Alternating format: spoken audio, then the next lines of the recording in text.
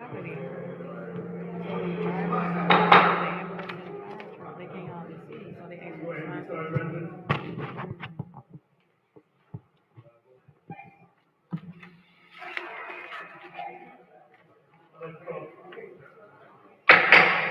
Next call for the regular city council meeting. Microphone check. Hello? Well, microphone needs to be down. I have to push it. There it is. There we go. A little bit.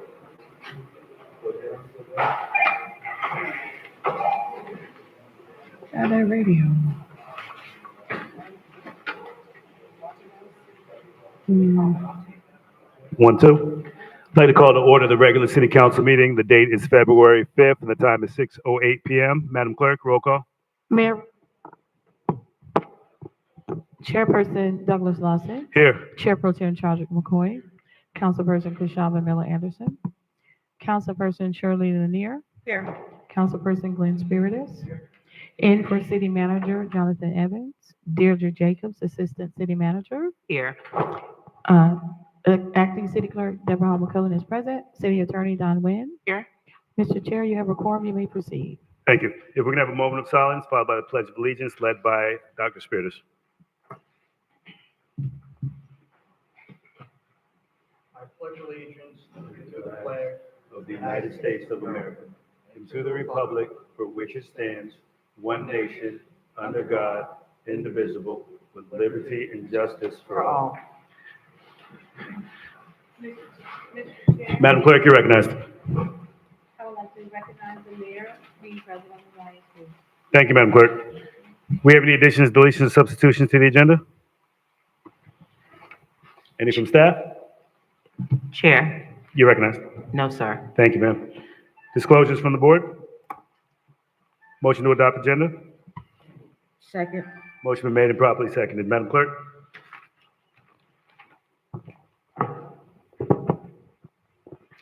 Councilperson Lanier, Chair Pro Tem McCoy, Yes.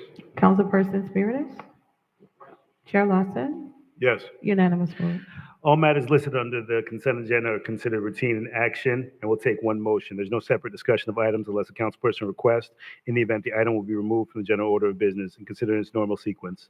Does anyone want to remove an item from consent? Can we have a motion to adopt consent? So moved. Second. Madam Clerk, do we have any public comment cards for consent? Do we have any comment cards for consent?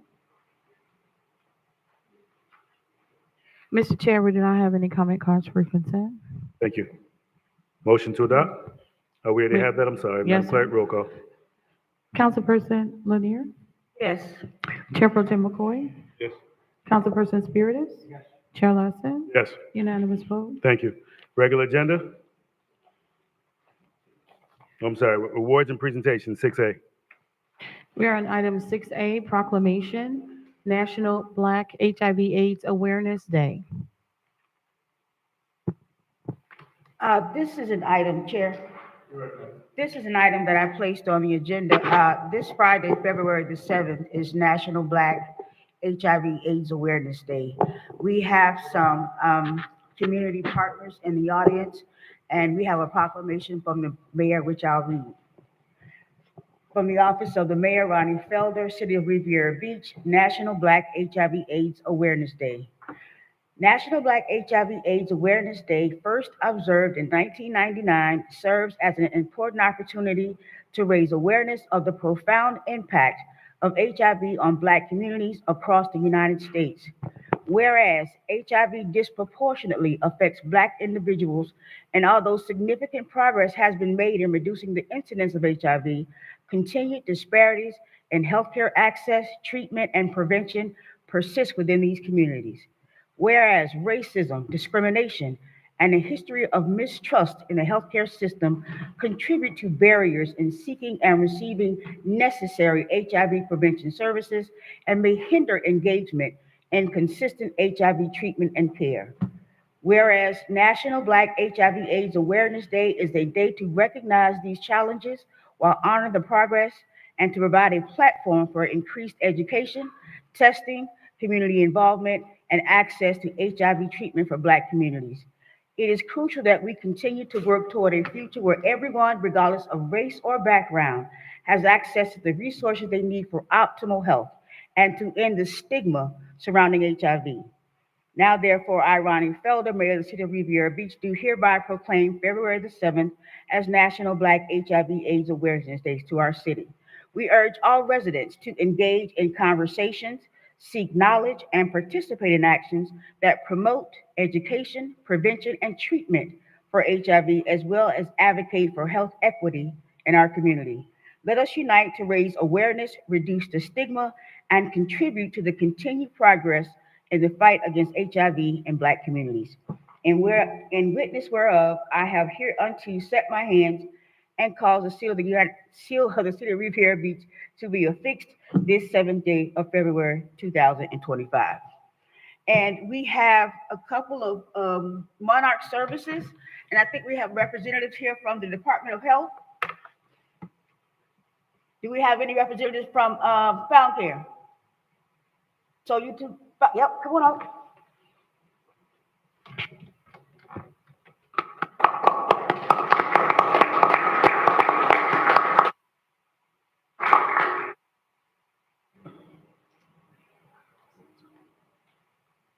We'll start with our Monarch services, and they will tell us about our services, their services here in Palm Beach County. And your addresses, the audience, the chair, all of us. Good. I don't know which direction to go from, sorry. All right, good evening, everyone. Thanks to the City of Riviera Beach for the proclamation. At Monarch Health Services, we're focused on preventive health care. And people who are diagnosed with HIV is just as important as finding those who are out of care and also keeping them in care. And our focus is basically on keeping those who are diagnosed in care. And I'm sure that with this commitment, with this proclamation this evening from the City of Riviera Beach, it is a testament of basically a pledge from the city to help us with the awareness that we need to spread amongst our Black community. Right now, presently, there's approximately 9,400 persons living with HIV in Palm Beach County. About approximately 1,600 are out of care. And when it comes to our Black community, between 40 to 50% of newly diagnosed cases are from the Black community. And this bringing awareness is part of their commitment, not only from the city, but I invite others in the community as well to make that pledge to make everyone aware. Thank you. Thank you. We'll have the health department. Florida Department of Health. There you go. Thank you. With me, I have Ms. Norma, who does part of our outreach. Thank you, everybody, for the invitation to participate here today. It is my first time, and I feel honored. Thank you so much. I just wanted to go over some brief information, just like Monarch presented in our demographic data.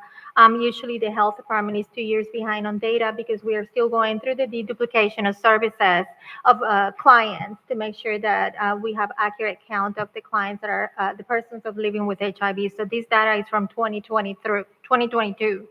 In 2022, 4,600 persons were newly diagnosed with HIV. 40% were Black, 37 Hispanic, 22 white, and 2% other races. Unfortunately, Black race, out of those 4,600, 79% were in care. Only 73% were retained in care. And only 69% acquired a suppressed viral load. We got a lot of work to do with our community to make sure that our clients receive care, stay in care, and acquire a suppressed viral load and maintain it, okay? And this is a very impactful statement that we provide to our partners. This is what we call the one-in ratio, rate ratios of adults impacted by HIV in 2022. I use this with my children because I want them to understand, and one-in ratios are very impactful. 1 in 154 adults were living with HIV in 2022. 1 in 343 people were living with HIV. 1 in 65 Black people were living with HIV. And 1 in 177 Hispanic people were living with HIV. The Black African American population is disproportionately impacted by HIV. And I'll leave you with our goals. What Palm Beach and the state of Florida, our goals are ending the HIV epidemic. Thank you to surveillance for the hard work they do, and I do believe we will achieve these goals. We would like for the state of Florida, 95% of our population to be aware of their HIV status, 95% to be in treatment, and 95% to be virally suppressed by 2030. I think we can do that. Thank you. Thank you. Last but not least, Found Care. Good afternoon, everyone. I am Jasmine Baker. I am the project manager for Found Care. On behalf of Ms. Millie Rodriguez, she is our outreach coordinator, and Mr. Chris Irizarry, he is our CEO. We want to thank you to the city for everything that you guys do. Thank you for calling upon us. We will always come no matter what. We appreciate you all. Thank you. Thank you. I just wanted to say a few words. I have worked in HIV/AIDS for the last 40 years. And originally, HIV/AIDS was a white gay male disease. 40 years fast forward, it is African Americans, Black heterosexual women over the age of 40 who are living with HIV. So it can be controlled, it can be suppressed, but people are not in treatment and they don't have access to health care. So what we want to do is make sure we raise awareness and to ensure that people receive care. Thank you.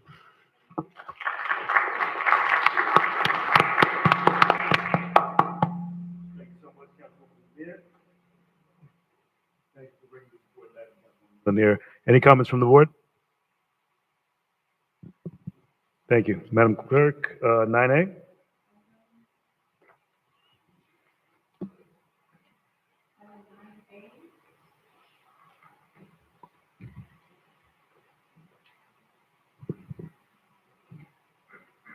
Testing.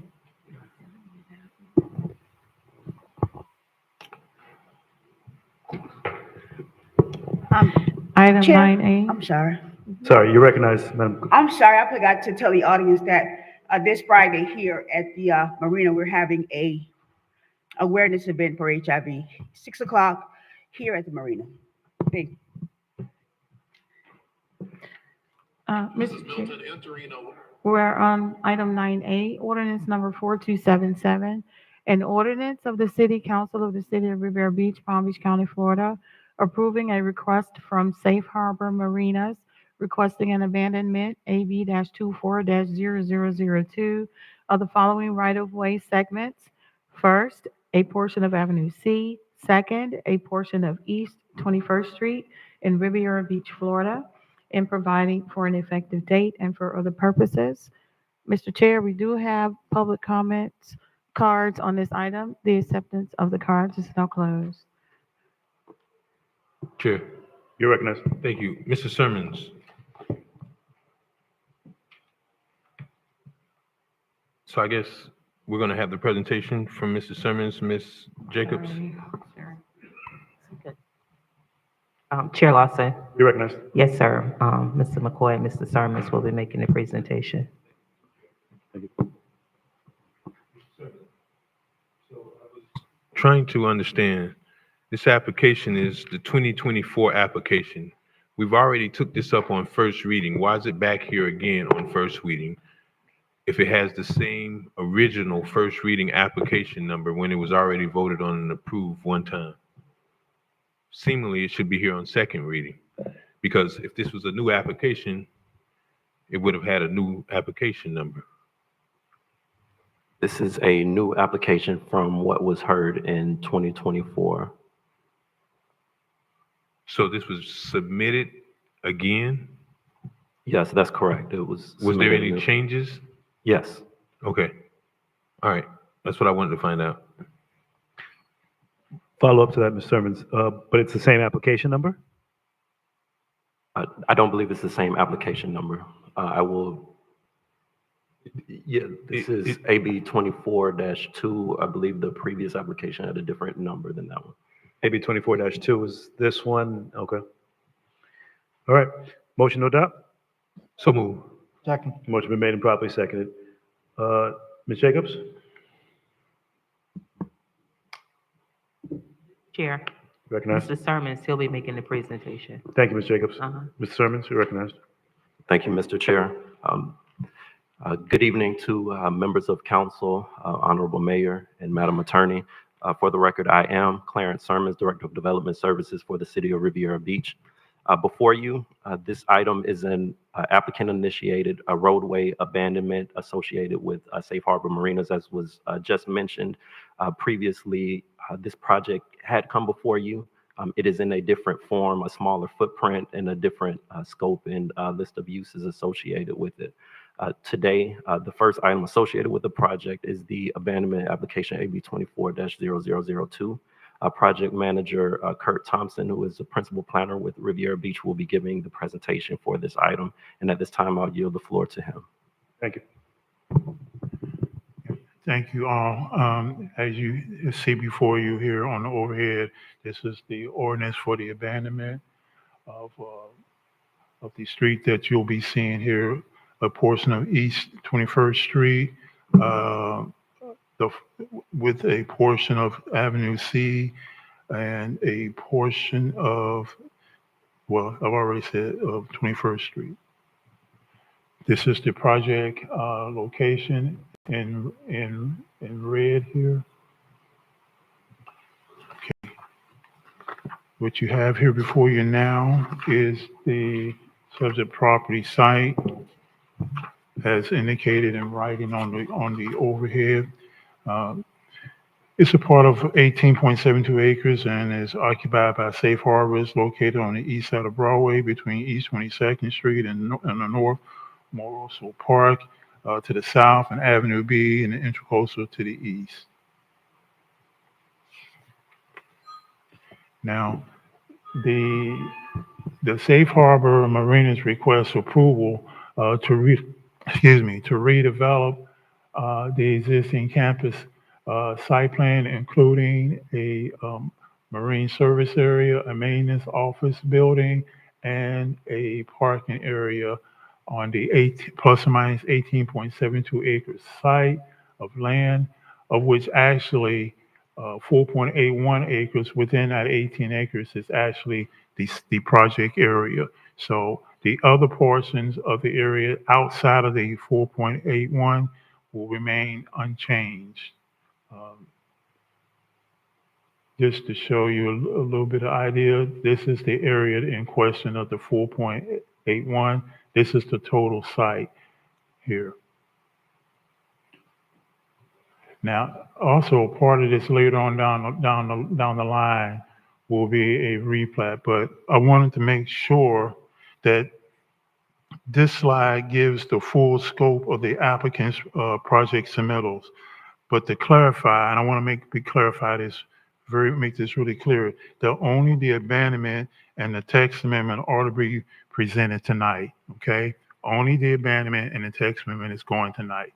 I'm just giving you an idea of what the entire request is going to be presented by Safe Harbor as we go along. But tonight, it's the abandonment and the text change. You have here, as you can see, the existing conditions of the property, along with the parcel ID, the lot size, of which 4.81 is the actual project area.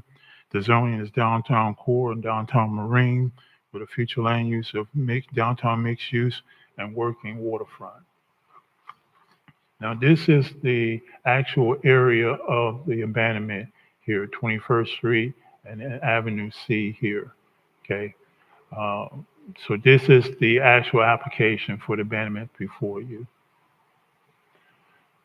The staff has determined that the abandonment criteria, which is a part of section 29 chapter 29, and it's section 29-66, which represents streets and right-of-ways, That is a part of the city code, chapter 29 of the city code, section 29-66, items 1 through 8 that you see here, where the applicant has shown compliance with each of these standards. This is, this is a layout of the privilege fee that is involved here. Again, you see, wrong, but you see here the blue area is the area of the abandonment, and this is the privilege fee, and the total amount is approximately, well, I went a little too far ahead, but the total amount is in the neighborhood of about 380 some thousand plus or minus. I'm sorry, 836,000 plus or minus. You have it in your backup, but that's the privilege fee calculation that they submitted, and we had that checked through our finance director to make sure that it's compatible with what the city has done in the past. Thank you, sir. Hold on one second. There's some commotion in the back. Okay. If we can ask staff to help us with that.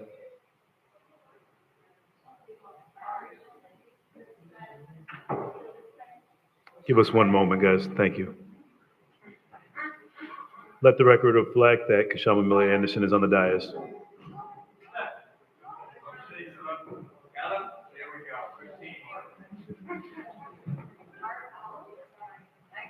Thank you, guys. Crisis averted. Thank you, sir. If you can continue, thank you. Thank you. So, where was I? Pardon me while I catch my location. Chair? You recognize Dr. Spiritus. Okay. So at this Hold on, I have a one question. moment for me, please. I have a Dr. Spiritus, go ahead. Do we get an appraisal on this? How did we come up with the number? I mean, how did you come up? I mean, I know the developer gave you a number, but how do we check that number? All right. Mr. Chair, if I may. You recognize that, Mr. Sermons? With that, the ordinance that was amended about 3 years ago dictates how the privilege fee is calculated. It is based on creating an average evaluation of that land. So the property appraiser's valuation of all of the adjacent properties to the roadway to be abandoned, all of that is added together and an average is created. So we have an average per square foot value of the land area. So the amount of square footage within the roadways to be abandoned is multiplied by that average valuation, and that's how the privilege fee is calculated. And we run it through multiple staff to verify the amount. Mr. Chair? I get it. Thank you. It makes sense. And that does conclude staff presentation, by the way. Thank you. If we can have public comment cards, and then we'll go into comments from the board. Mr. Chair, we have 3 public comment cards. The first speaker is Scott Lewis, Thank you.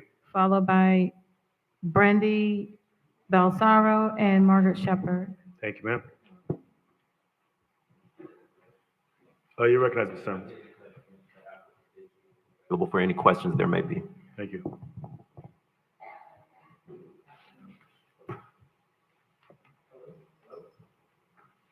Working, I'm sorry. You're working now. Thank you, Ms. Lewis. Yeah.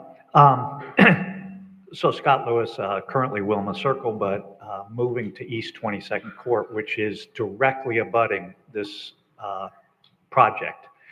We're just on the north side of it on East 22nd.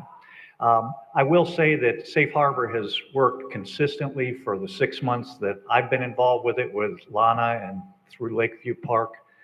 They've been very consistent in keeping in touch with us. We've, starting 6 months ago, and I know Councilman speared us with that meeting, we had ended up negotiating ways to get the traffic calm by reversing some major traffic flow that was coming down the residential streets.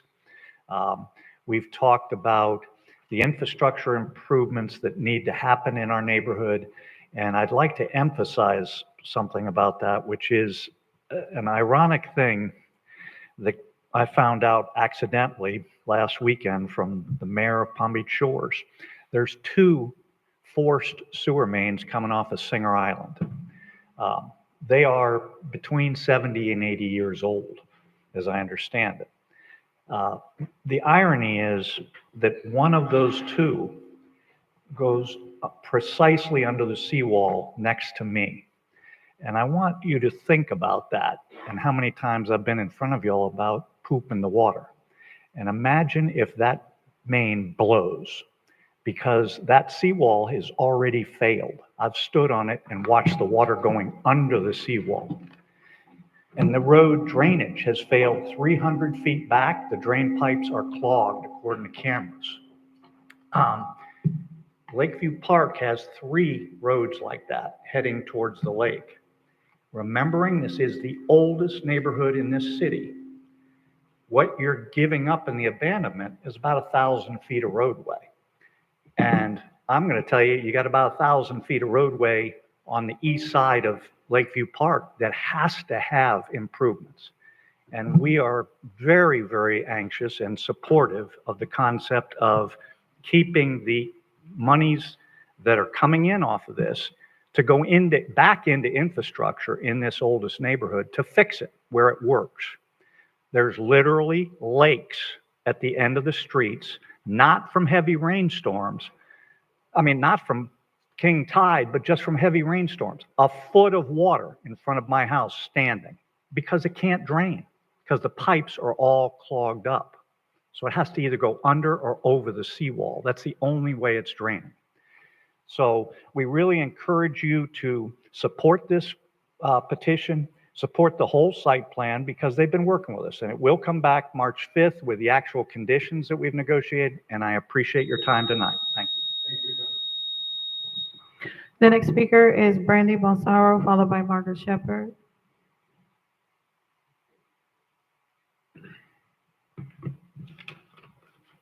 Good evening, Chair, members of the council. My name is Brandy Davis Balsamo.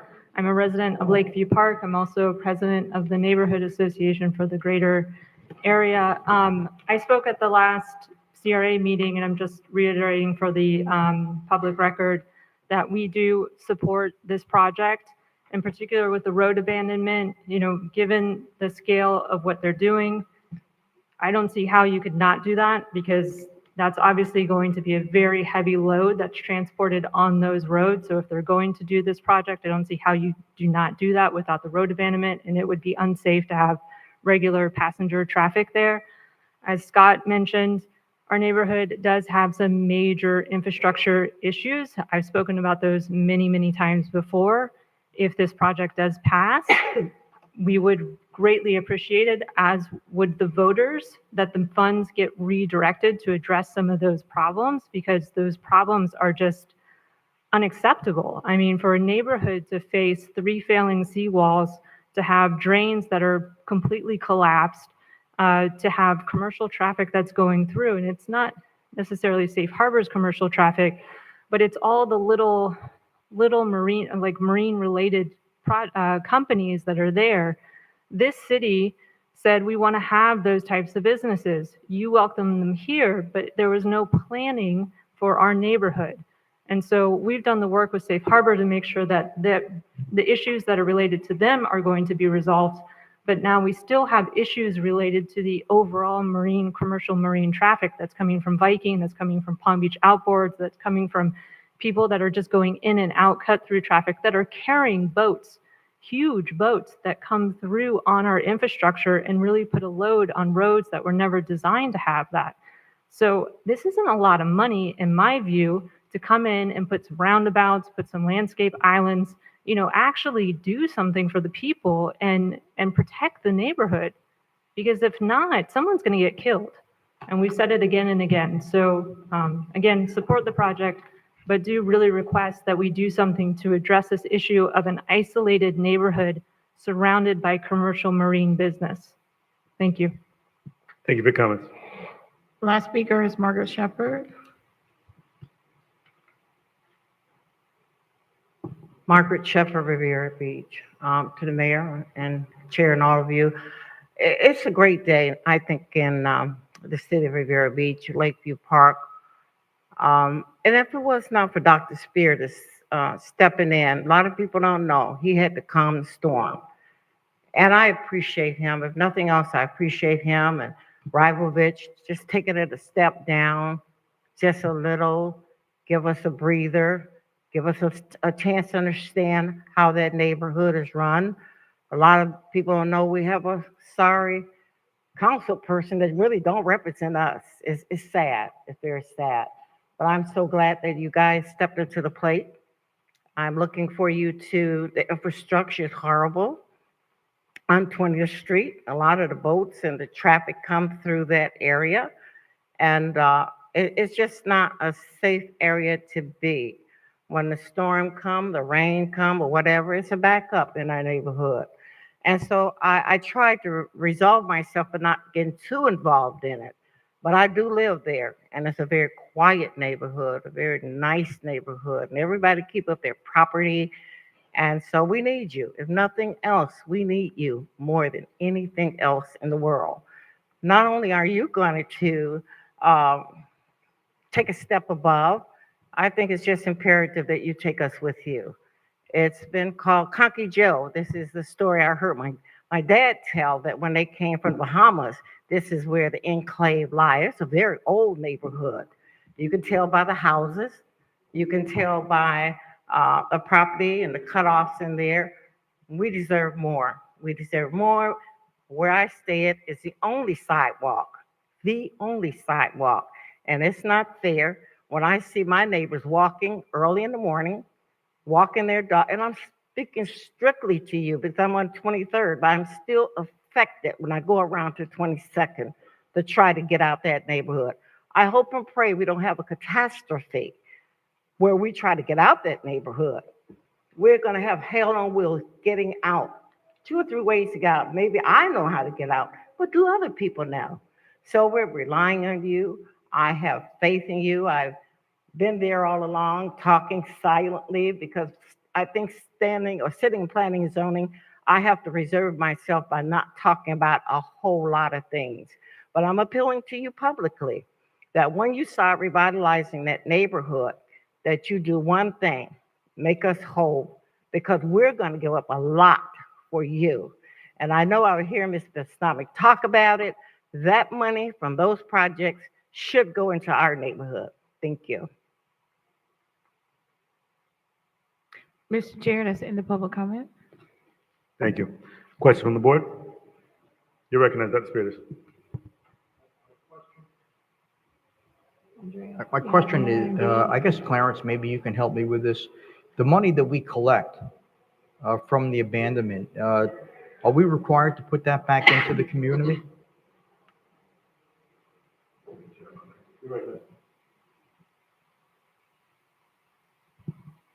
So to that question, the ordinance does not require it to be diverted to a certain community or the adjacent community or area. However, this ordinance is set up such that this privilege fee would go to specific CIP numbers for the Lake Park community as well as the greater neighborhood. So there are 2 CIP numbers in the capital project listing, and these funds would be restricted to that based on the language in this ordinance. Okay, thank you.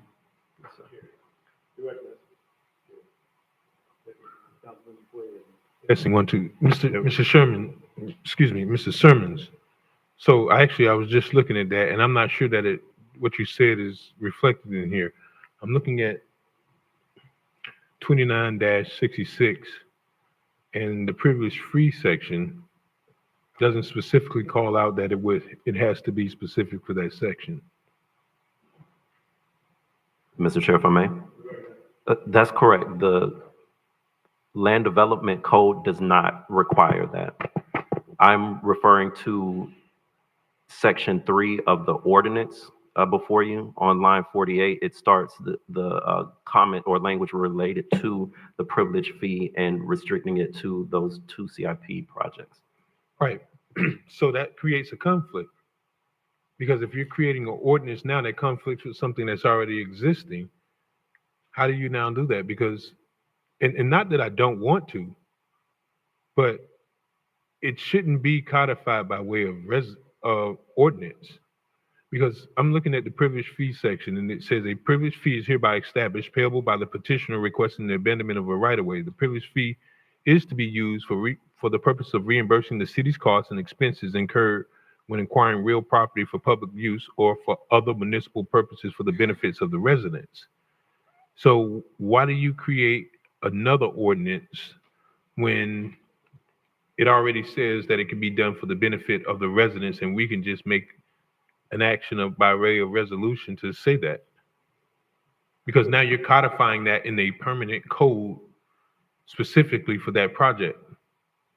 And if that was the intent, it seemed like it would have been in 2966. So what you're doing is circumventing what's already, this ordinance that you have before us is circumventing what's already in the code, that it's for the benefit. And I don't know when or wherever we've ever solidified the appropriations of any monies by way of an ordinance. The more appropriate thing should be a resolution, don't you think? Mr. Chair, if I may. You recognize? Because the, our land development code requires abandonments by ordinance, we do have to use this particular legal instrument to effectuate the abandonment. In the sections related to this ordinance, it speaks to the privilege fee, which is a part of the ordinance in itself. So, most of the things in the land development code are activated through resolutions, site plans, and plats, for example. However, in the case of abandonments, the vehicle used to execute that action is an ordinance. So in this case, the ordinance reflects the privilege fee, which is listed in the land development code ordinance, and where those funds will go. So right now, because of conversations with the elected body at city administration, the community developer, that section is included in there so that the community benefit that you mentioned that's in the land development code can be specific in terms of what community will benefit from it. So that's why that's in the section, but if the council does not want it there, it can be stricken to satisfy any concerns that there may be. Follow up. You recognize? So, Mr. Sermons, I appreciate that, and I'm inclined to do that, but I'm just asking, is it appropriate for us to create an ordinance when it's already provided for an ordinance? We don't appropriate funds by way of an ordinance. Historically, every other budget that has passed this city that directs the appropriation of dollars is done by a resolution. So I'm just simply asking, why would we put in a current or in this ordinance that's before us a permanent appropriation by way of another ordinance if it's a one-time thing? And the original ordinance already provides that it can be used for the community benefit. It seems like, to me, what you're doing conflicts with what's already in the code. And I was thinking that a resolution was going to be the more appropriate thing, since the original ordinance in 29-66 already says for the benefit of the community. Now you're creating a new ordinance that says it shall be used for that benefit. I would just say that this ordinance meets legal sufficiency, but if council does not want to pass it in the form that it's in, that you do have the right to remove that section from it. Ms. Nguyen, did you understand my question to Mr. Sermons? Okay. In the form of a resolution or attach it to some other document. We had this discussion about some other items where dollar amounts were in ordinances, and we said that that wasn't appropriate, and we found a way to address it. We can do that. We'll bring it back on second reading, correct it. If you approve it tonight, we can correct it, advertise it the proper way. And if we can't, we'll figure out the proper way to do it. Chair. You recognize? Thank you. I'm more inclined to just making a motion to just go ahead and direct that this be done in that fashion. Do we actually need to reduce it to a resolution, Ms. Nguyen? Mr. Chair, if I may. Go ahead, Mr. Sermons. I will say the accompanying site plan resolution for this project will have conditions in it, and this already is included in that, but it can, right now it reflects that privilege fee in both cases. If it's removed from this ordinance, then it would remain in the resolution for the site plan, so it can be accomplished through that as well. I like that better. Thank you, Mr. Chair. Mr. Chair. Ms. Nguyen, is this ordinance legal the way it's written? It's not that it isn't legal, it's a different way of approaching it. Typically, you would not have dollar amounts in an ordinance. And like I said, we've had this discussion within the last couple of weeks, Mr. Sermons and I, Because when it does go and it's published in Municode, you wouldn't really want the dollar amount there, and especially not if it's in the site plan. You can just reference the site plan in the ordinance or just in the resolution for the site plan. So you don't need that. It's not that it's legally insufficient, it's just not necessary. So are you saying that we should strike it, or are you saying No. that we should leave it the way it is? No, I believe we should strike it. Okay, thank you. Chair? All done, thank you. Yes, I want to be, Microphone. You recognize Councilman McCoy. yes, I want to be recognized for an amendment, please.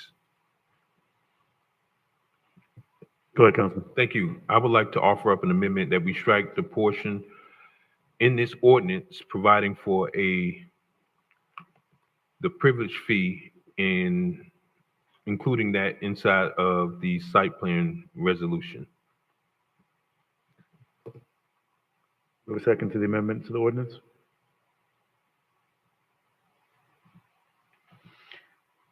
Motion dies for lack of second. Additional comments from the board? Mr. Chair? So Dr. Spirit, is you recognized? Okay, Ms. Sermons, I believe the community and Safe Harbor put together an agreement in writing of certain things that they were both going to do or accomplish. I didn't see that in the packet. Does the city have that? Mr. Chair, if I may? You recognize? Yes, the city did receive some list of requests from the community, and we did discuss that with the project manager, the project team, and city staff. So the site plan associated with this reflects, I believe, all of the requests and concerns of the community. So in the proper legal instrument, we would include conditions that address what we believe to be the concerns related to the project. So if you, Mr. Chair? You recognize? So if you could do that during the site plan review, I would appreciate that. Yes, we'll do. Thank you. Additional comments from the board? I did want to just thank the representatives from Safe Harbor and staff and the community working together to bring this project back to us, allowing for us to come to a resolution and to get this done and to move forward, to have unanimous support from our planning and zoning, to have support from the residents that were crying out to say they wanted to be heard and wanted to address the concerns. So thank you for the work that you put in, especially with our staff as well. So thank you. Additional comments from the board? Madam Clerk, roll call. Councilperson Lanier? Yes. Chair Pro Tem McCoy? Councilperson Miller Anderson? Councilperson Spiritus? Yes. Chairperson Lawson? Unanimous vote. Item 9B. One moment, Madam Clerk. Just want to get these microphones working so the record can be preserved. Hello, check. There we go. Walter, if you can do a check one more time on these microphones, mine's going in and out as well. I'll bring you another one. Madam Clerk, roll call. We're at item 9B, ordinance number 4278, an ordinance of the City Council of the City of Riviera Beach, Palm Beach County, Florida, amending City Code of Ordinances, Chapter 31, zoning, Article 8, Florida Friendly Landscape Regulations, Section 31-609, Development Landscape Requirements, in order to allow working waterfront projects within the downtown marine zoning district and projects within the Port Future Land Use District, to request to provide a contribution to pay in lieu of meeting landscape requirements for consideration by City Council at time of site plan consideration, with associated regulations for contribution calculation and reserve funds allocation for future landscaping expenditures, providing for applicability, conflict, severability, and codification, and providing for an effective date. Mr. Chair, we do not have any comment cards on this item. The acceptance of the comment cards is closed. Motion to adopt. So moved. Motion been made and properly seconded. Ms. Jacobs?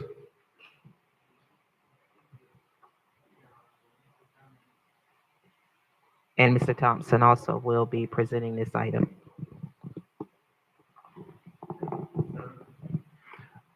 Thank you.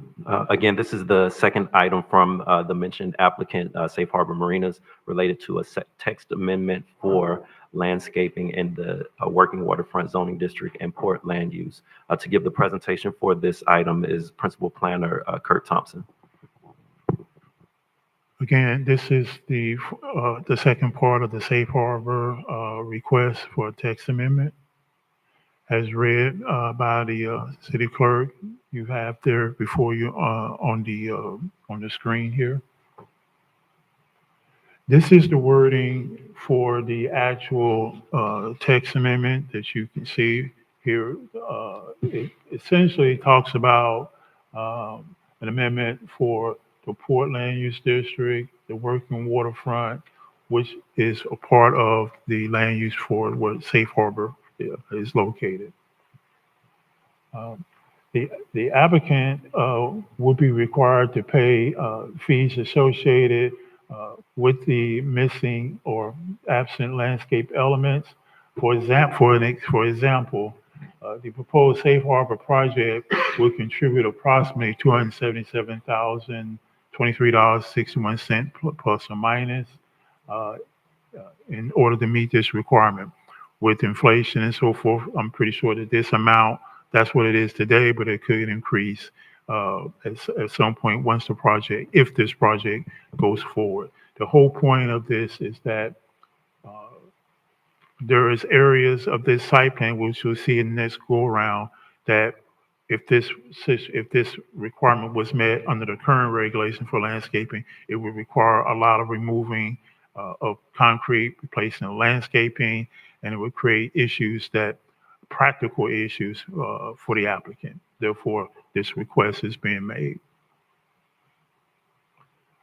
So with that, this is a brief presentation. Staff requests that the City Council approve the proposed text amendment. Staff feels that given the nature of the project and what they are trying to do, and what the staff is trying to do and work with them, that it would be an appropriate approval. So that concludes staff's presentation. Thank you, sir. Mr. Comments? Chair. Dr. Spirit, you're recognized. Mr. Sermons, I guess I'm addressing this really to Safe Harbor through you. On the site plan, I see about 200 feet and I know the residential property is not part of this project, but I am requesting that Safe Harbor, they did a great job in landscaping that entire block, except there's about 200 feet towards the end where the parking area is. If they can continue that landscaping for that extra 150 feet in back of the residential property, that would be great for the neighborhood.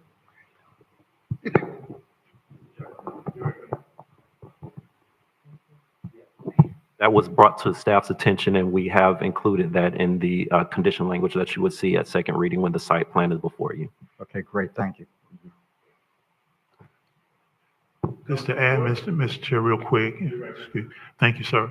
Check. There we go. You're recognized, sir. Thank you, sir. We have, generally, it's a cost factor. We lay out for like the cost for native trees. There's a cost for silver buttonwood, as an example. Different landscape items cost different things. And given inflation, it could go up. I doubt that it will go down. So the amount that you saw here quoted, 277,000 plus, could increase given inflation. That's it. Thank you. Thank you, Mr. Chair. Thank you. Additional comments from the board? Roll call, Madam Clerk.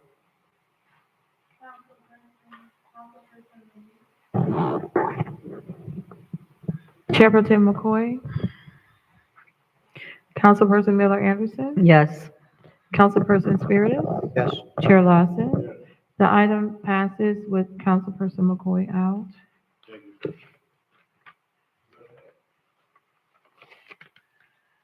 Item 11. There we go. 11A.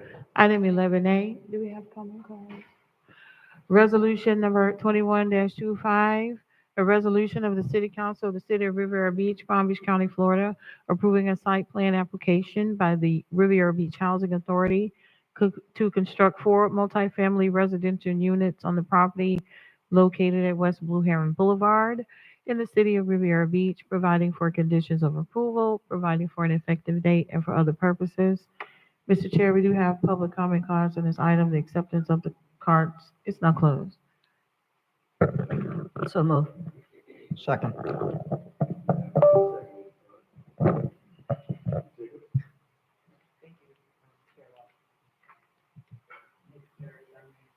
Thompson will also be presenting this particular item.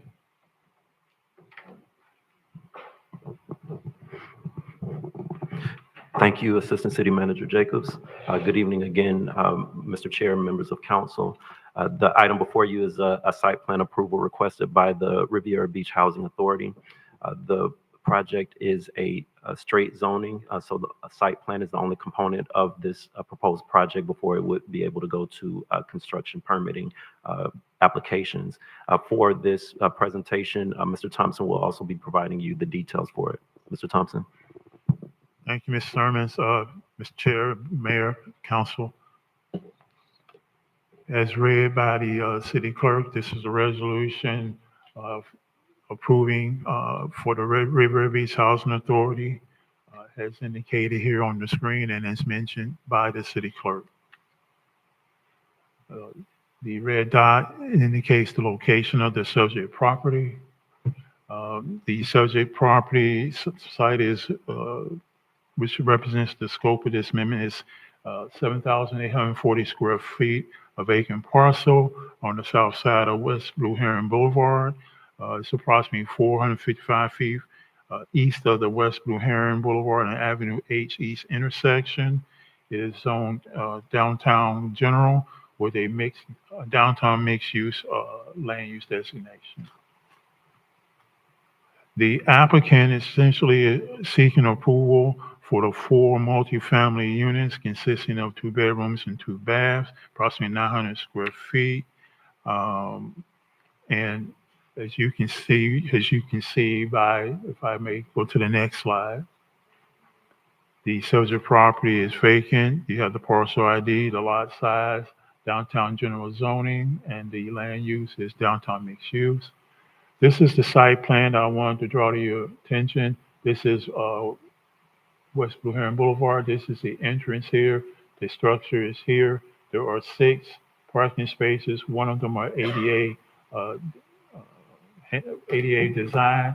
The 4 parking spaces under the zoning code for affordable housing units. The parking is 1-for-1. 1 parking space for each dwelling unit, and then 1 space additional for guest parking. Given the tightness of the space, there was a need to have the 6 spaces, 4 for each resident, 1 for ADA, and then 1 for visitor parking. There's floor plans. These are the elevations. What I want to get to, this is the landscape plan. The applicant has agreed to change these live oaks into either gumbo limbo or silver buttonwood. Live oak's root system is very shallow and tends to push up through concrete and would damage the parking area over time. So therefore, the applicant is requesting, or staff is requesting, the applicant has agreed to use silver buttonwoods.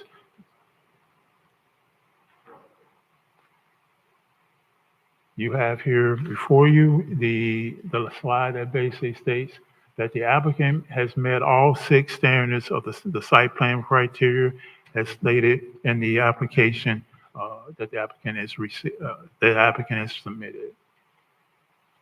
Staff now respectfully requests that the City Council approve this proposed site plan subject to the staff report conditions as stated in the resolution and in your backup. And staff would like to conclude their presentation and thank you for your attention.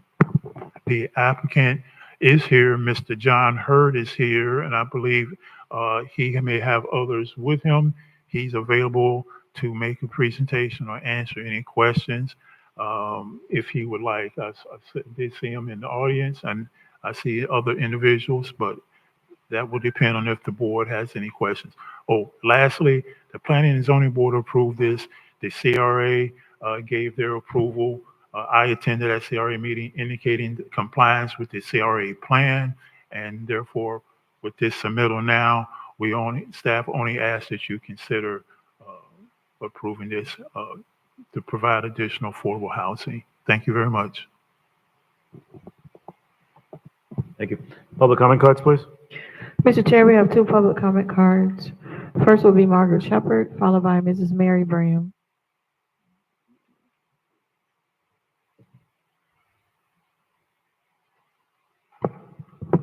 Margaret Shepherd, once again, this is a great day in the city of Riviera Beach. The Riviera Beach Housing Authority is really taking it a step above. Where else can you go and say that the Housing Authority has put forth such a great effort to make sure we have private housing? There's no more public housing, there's no more vouchers.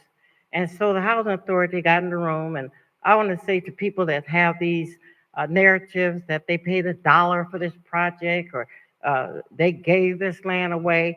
Mr. Jackson, I know for a fact, go up to Tallahassee and Washington, lobbying for your city to get the money to put on a project like that. Everywhere I go, people stop and ask me, Ms. Shepherd, how can I get into a part of the Housing Authority? I have to divert it all to Mr. Jackson or to Mr. Hurt to allow them to know that now is the time. Start putting in your application. Start making sure you come to the meetings. When I hear all these anecdotes about what goes on, I'm one of the only ones that sit in the meetings. I could tell you every word, everything that I feel like is important, because I sit there and I give my time to an authority that has been very good to me. They own not only this piece of property, the Alpha site, 23rd Street, 29th Street, 30th Street. If that's not a portfolio, then I'm sorry, I don't even know what a portfolio is. But we're moving regardless. And I say we because I'm a part of it. And to see this project go forth, it will help a lot of families. A lot of families, one bedroom, $2,900. If you go to Lindsay Davis across the street, 2 bedrooms, a bath, a sign out was $2,300. So when you get kind of hooked up with the Riviera Beach Housing Authority, you are going to be blessed. I ask you to pass this resolution. Once again, Mrs. Spiritus, I thank you. Horst Townsend, Ms. Lockhart, I call him my baby boy, Mr. Kelson, wonderful young man, and Ms. Thurman. This particular housing authority, they are moving. I ask you to pass this resolution. Once again, we have sorry representation. We have to represent ourselves by coming here talking about how the housing authority is moving. Thank you. Thank you for your comments, Ms. Shepherd. Mrs. Mary Bram.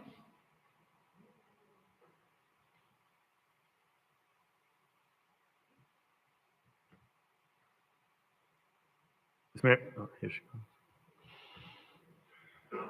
Mr. Chair, You're recognized.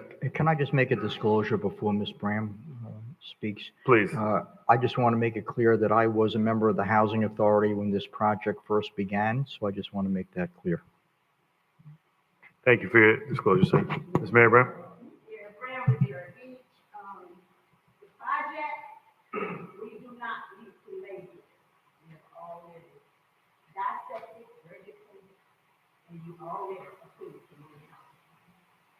How it is to be built, I've already told them. It is going to be on a corner, a very devastating corner. So I want that to exemplify exactly we as a city. They sit here, they look like distinguished men and gentlemen. And that is exactly the portfolio that this city needs. I sat on 3 forum boards, Dade County, Miami, week before last week. And we talked about how to move and what to move. We said rebuild, revive, renew our city. These are the flyers here because Ms. Brown took them with her. This is exactly what we're saying. And if you had any reservation about it in the beginning, it could have been worked out, ingurgitated, and whatever it needed to be done, you could have came back and did it. But now we're not going to jump stream in the middle of the stream here. We want to move projects along. We want to see shovels in the ground. Your architect, whoever is building, we want you to bring it in here so the general public can see exactly those beautiful complexes. Because, see, one of my neighbors in this arena, see, I live in a community where it is homeless, but it is some renters up in there. Her rent has gone up to $3,000 a month. So if this going to be advantageous for the city, we must put perimeters in place because I want it kept up. And not only me, the whole city, because housing is a priority all across the land. Like I say, week before last and week before that, everybody was facing the same issues because we are in that pickle jar with our backs against the wall. So this is a project that we will build it, and we will build it to the utmost beautification because this city of Riviera Beach, it is on the move. And it can only stay on the move if we apply ourselves, each individual, to be accountable for moving projects along. And if it's any gaps, before those gaps fall in the crack, then as leaders, we intervene and we do these things to help them. So thank you very much. I know you're going to vote on it. So please. Thank you for your comments, Mr. Graham. Madam Clerk? Thank you. Comments from the board? Madam Clerk, roll call. Yes. Yes. Councilperson Miller Anderson? Yes. Councilperson Spiritus? Chairperson Lawson? Yes. Unanimous vote. Thank you. And congratulations to the organization, Housing Authority, for the work, and thank you for what you brought to the organization. Before we go into discussions and deliberations, how many general public comments do we have?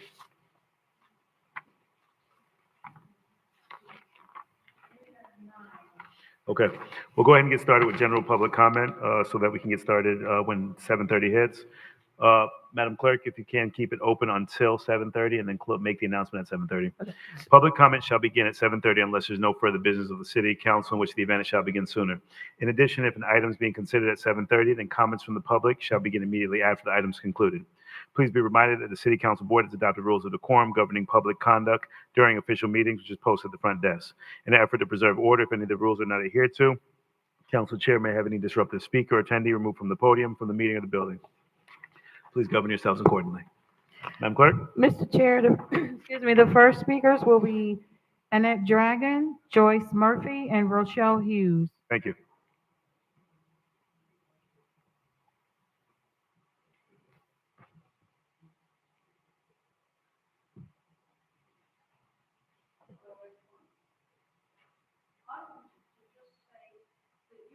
To vote against anything that removes the voice of the people, as in item 12B of this agenda. It's not right that you are even considering taking away the voice of the people. We live here. We want to have a voice. So please let us have this voice. Thank you for your comments. Joyce Murphy, Rochelle Hughes, followed by Margaret Shepherd.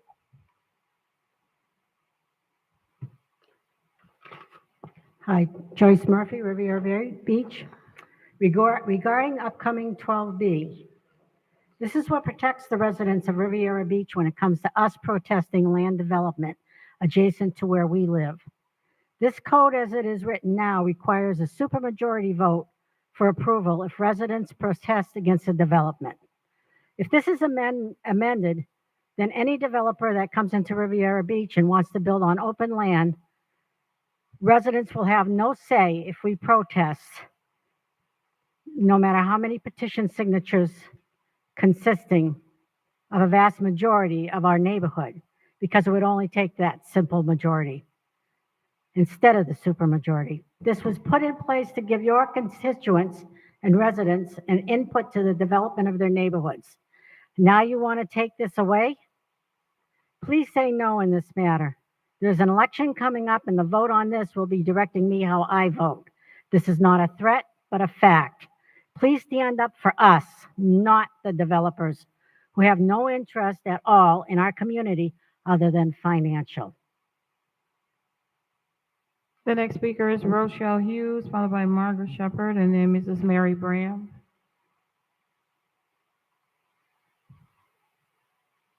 Good evening. My name is Rochelle Hughes, Lone Pine Estates.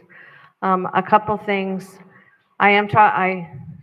I do want to mention something on 12B because I wasn't sure if I was going to be here when it was read, but you guys are going pretty fast. But anyways, in regards to item 12B of, I guess, getting rid of it, I do hope that the city does not remove that from the charter. This is the one thing the residents of the Riviera Beach have on their side if they are against a future land use change or zoning change.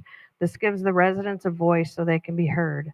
Amending this section or deleting it altogether will take away the residents' voices, especially in a situation like we had in Lone Pine. So what if other municipalities do not have this in their charter? They should. Riviera Beach can stand out as the city that does care about its residents, their voices, and concerns. And if there is a protest to something, require a supermajority is a form of democracy. We can't let developers dictate to city council and staff what should and should not be in the city charter. If that is the case, then residents should have input on what should be in the charter as well and what can be amended and what can be taken out. Thank you. Thank you for your comments.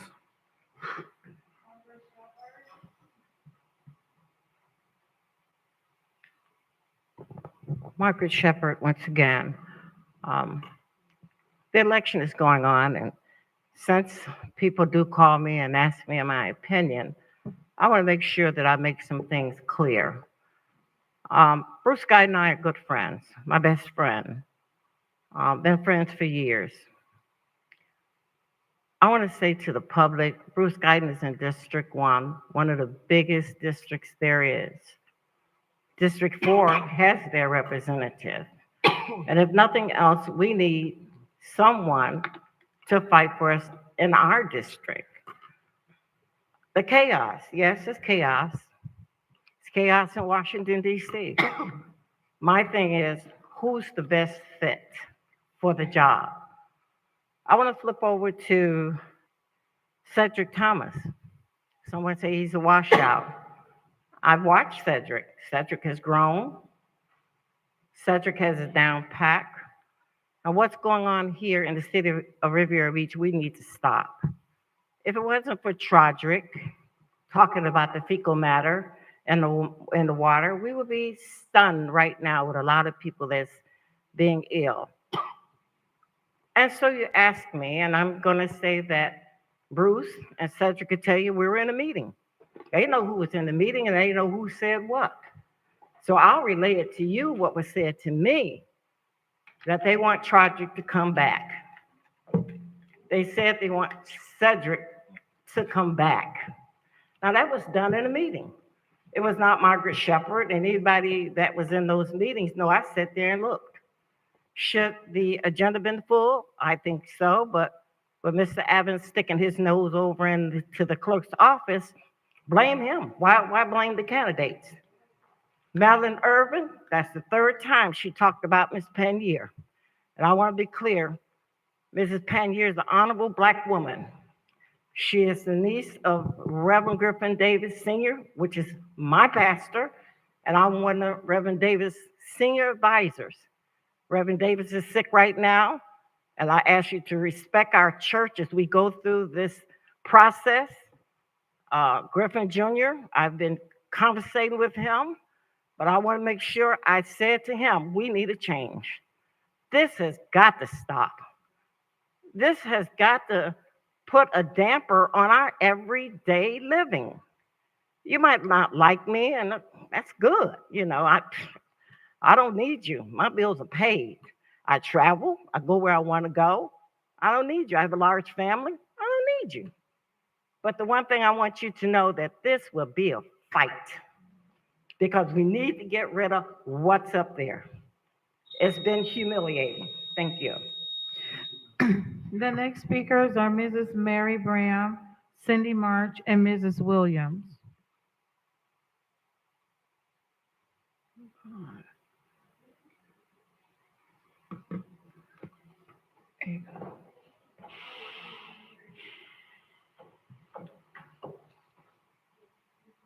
afternoon, Ms. Mary Brown, a longtime resident of this city of Riviera Beach.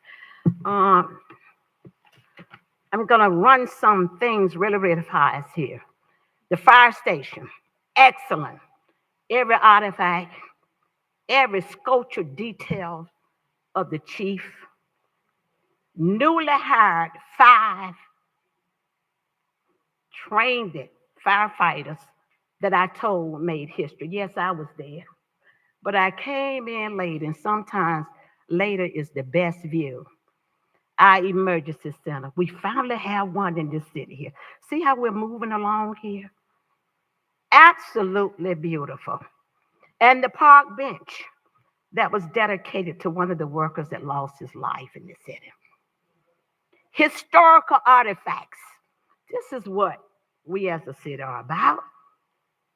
Before and ending. For the generations to move this place along. Mr. Troy McCoy, whether you like him or not, our government is broken. And to have voices to speak that language there matters. That's what they said about it everywhere that I went. They talked about this city and they admire each and every last one of you. But if you look now, the government is broken because there's nobody there to speak that language and speak that power. He brings that accountability. He brings that transparency. Yes. Ms. Bram, Ms. Bram, he said, well, Ms. Bram, it's how we dialogue with each other. Yes, Councilman Vice Chair McCoy, is that okay? Yes, Ms. Bram. This is how we communicate without all of this bickering back and forth. If we are out of line, then I expect for the chair to bring whoever back in line to where we're supposed to be. He brings that transparency. He brings that clarity. And there's nothing wrong with you, all of you all up on that board. Shirley speaks. She speaks from the heart. She's passionate too. So this is where we are here. This is where we are. But you as a general public, you will make that decision. But what our government needs is somebody to speak some language here. Not to say that everything is okay and honky-dokie when it is not. And Mr. McCoy brings that accountability. Yes, he is being endorsed about all across the landscape. And re-elect Tay Edmonds. He does the same thing too for you. Thank you So for your voters comments. get up and vote. Whether chair Thank you for your like comments, it Ms. or Brown. not, whoever like it. Thank you for your comments. Thank you too. And thank you for your message, what you said. You're welcome. Welcome, Ms. March. Am on. Good evening, council, mayor. I'll be remiss. I sat there and didn't do a public comment for Housing Authority. I'm so blessed that I got a chance being homeless for a year. I'm in a new development and I just love it. It's just a little small for a 1-bedroom with a closet full of clothes and a storage. But God gonna bless me again. I'm gonna work on it. Dr. Spiritus, I have to give you your props. You're doing an excellent job, a very excellent job over there on Singer Island. Even you reach out over here on the west side of town as well.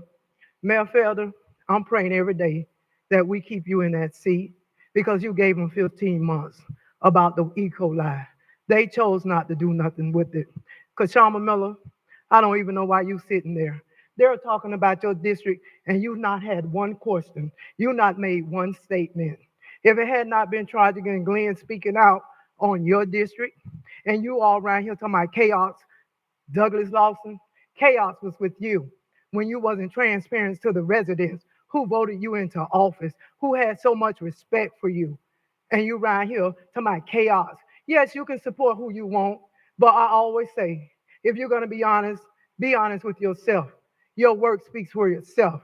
Stop blaming Tragic about what happened, that you got disqualified. Blame Evans because he went and got the mystery woman. Can someone tell me, Deidre Jacobs, who the mystery woman is? Because we still don't know who this mystery woman is. This lady here been sitting in her seat as a position. When are you all going to make her the permanent city clerk? I mean, it's overdue. It's out of respect. You all have to ask yourself this question. What if it was me? What if I had been treated like this unethical in a sandbox? Enough is enough. Yeah, we can move this city forward, but we still have a voice, and we're going to make our voice known at the ballot box. It's enough already. Doug, you are deplorable.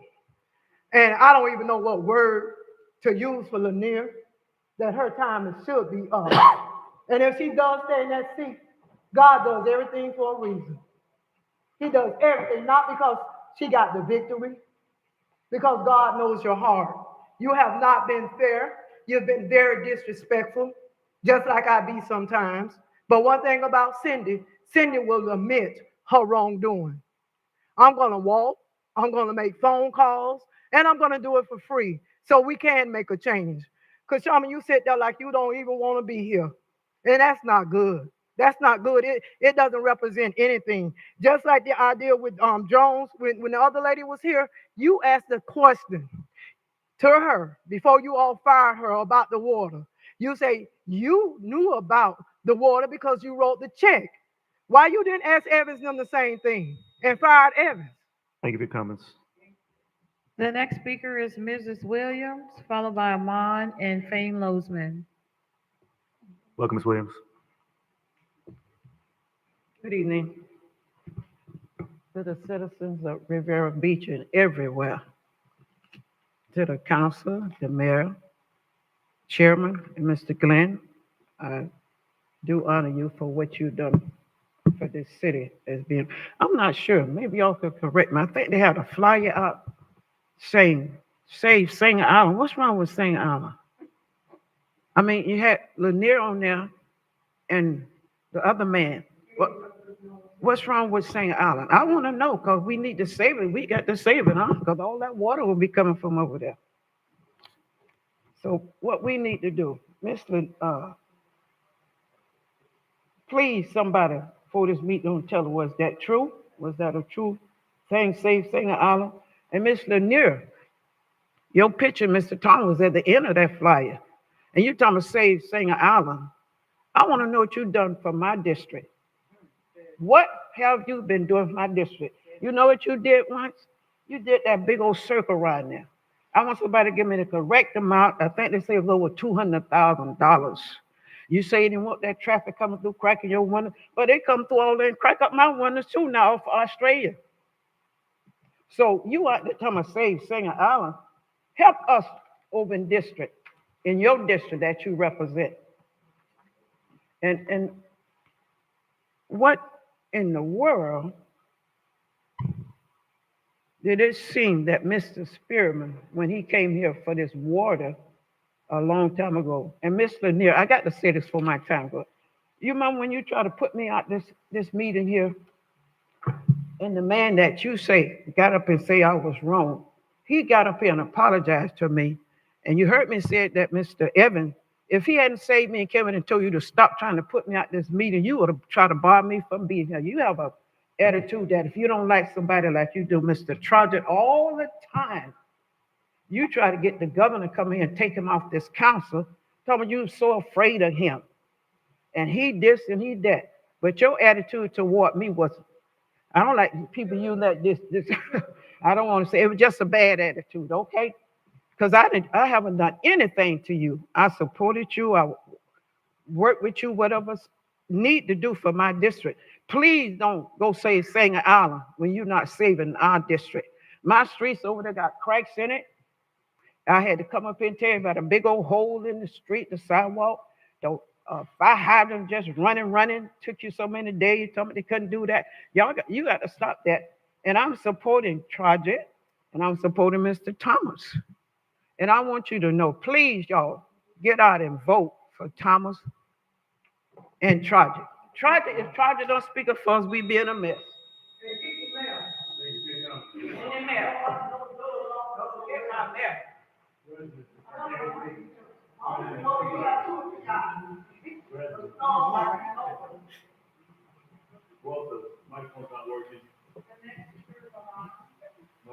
Walter, open microphones because we can't hear the clerk. Thank you. Amon, followed by, And before we go into the next comment, residents, please, if we can't stick to the time, and please not outcry from the public, we want to get to the business of the city.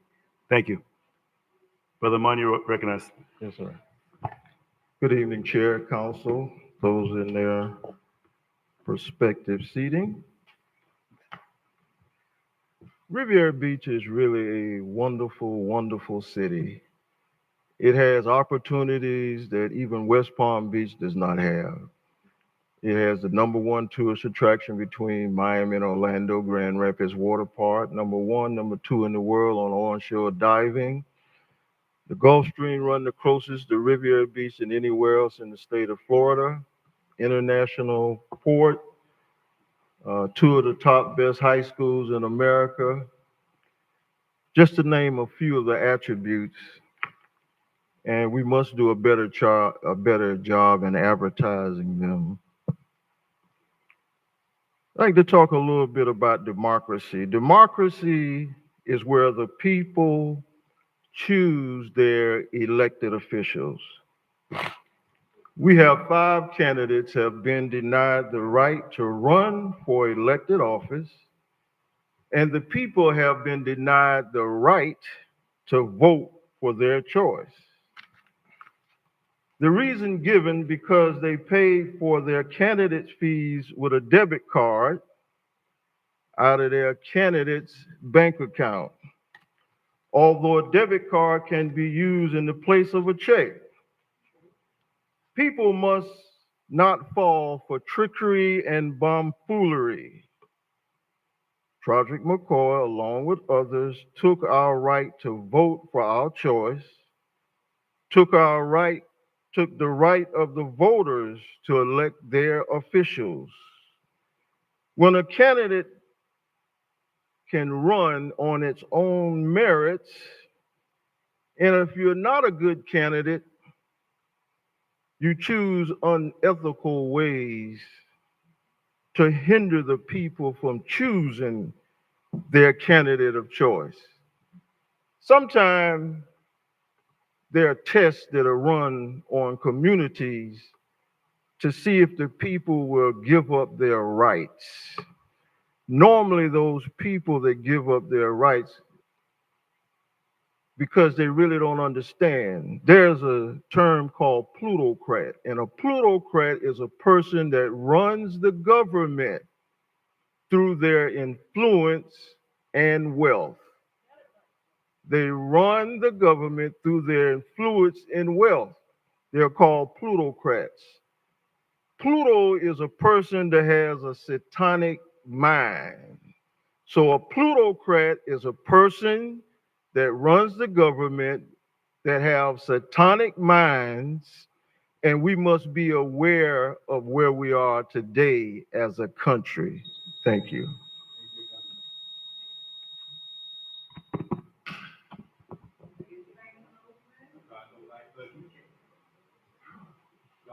Van Lozman, God doesn't like ugly. you're recognized, Councilman McCoy. You heard that?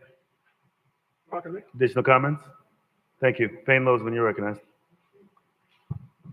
Thank you, Fane Lozman. I'll say something to them.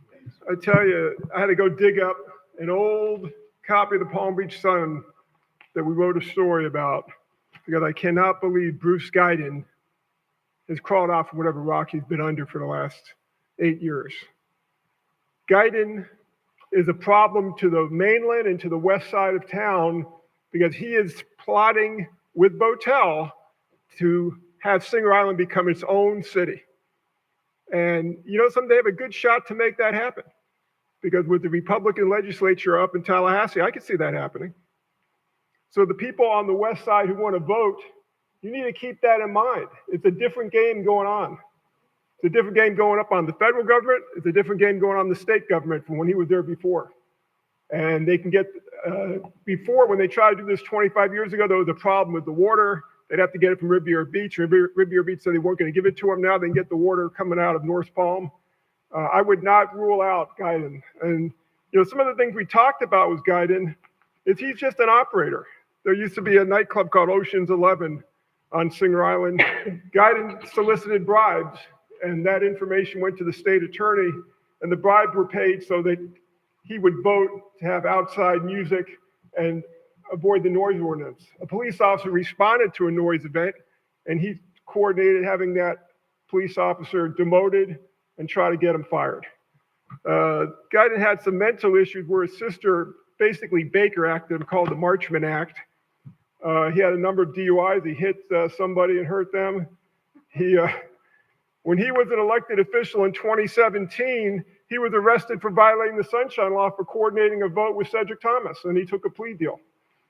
Governor Rick Scott issued an executive order against him for fining him. He still owes the city a $1,900 lien from 25 years ago, accumulating interest he never had.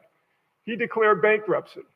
He is just a total dirtbag. He made my life a living hell and some other people, and I think it's in the best interest of the city. He's had 2 chances at this job. He doesn't need a third, because this third chance could really impact the city. You know, I don't like you, Ms. Kashama Miller Anderson, but I bet you like the revenue that's coming off Singer Island in the city's coffers. If you let Botel and Guyton play their game, there's a good chance that may not happen. What's a good chance? Maybe 20, 30%, but that's a hell of a chance that doesn't have to happen. Guyton should not be reelected, and we should continue on with McCoy, who has no ambitions to take Singer Island and make them into their own city. Thank you. Thank you for your comments, Mr. Logan. Mr. Chair, the accepting of public comment cards for general public comment is now closed. The last speaker is Priscilla Davis Paneer.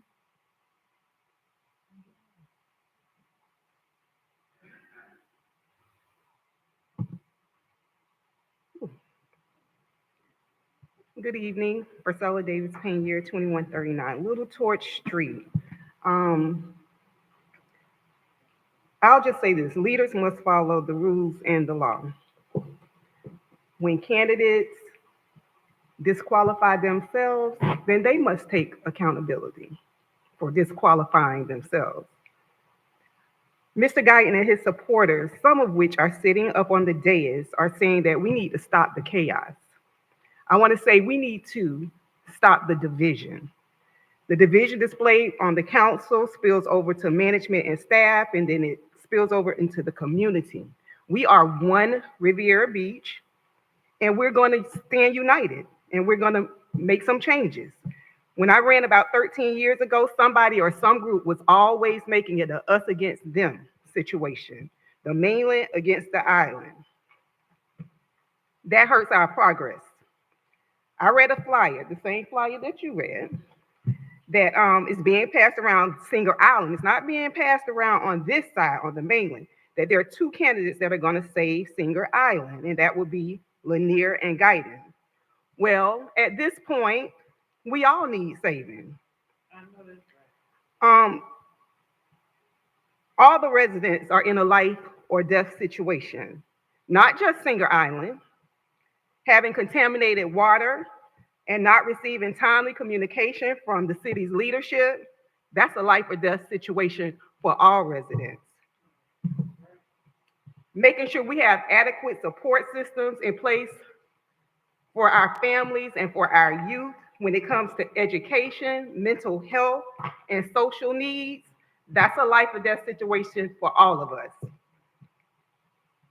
Having the police patrolling the streets, especially when our students and our children are going to and from school, that's a life or death situation for all of us. Attracting development that increases our tax base, that is life or death for all of us. Being able to afford to live here in Riviera Beach, it's life or death for all of us. The way things are going locally and nationally, everybody, I'm asking everybody, especially on the mainland, especially on Military Trail in Congress, please come out to vote on March 11th for candidates that care about the life or death situations for all of the residents of Riviera Beach. And when I take office, I will serve all of the residents of Riviera Beach, Singer Island, the mainland, the Western Corridor, Congress, because we all have potential. We all want to see our city move forward. Please vote March 11th. Thank you for your comments. No. Thank you. 12A? Item 12A, discussion and deliberation, proposed land development code text amendment related to civic open spaces. Mr. Chair, we have one public comment card on this item. The acceptance of the cards is closed. Thank you. Ms. Jacobs? Thank you, Mr. Lawson. These are, the next three items are discussion and deliberation items that are being presented by our development services staff, Mr. Sermons in particular. All of the items were put on the agenda at the request of the council. Thank you. Thank you. Civic open space, Mr. Sermons.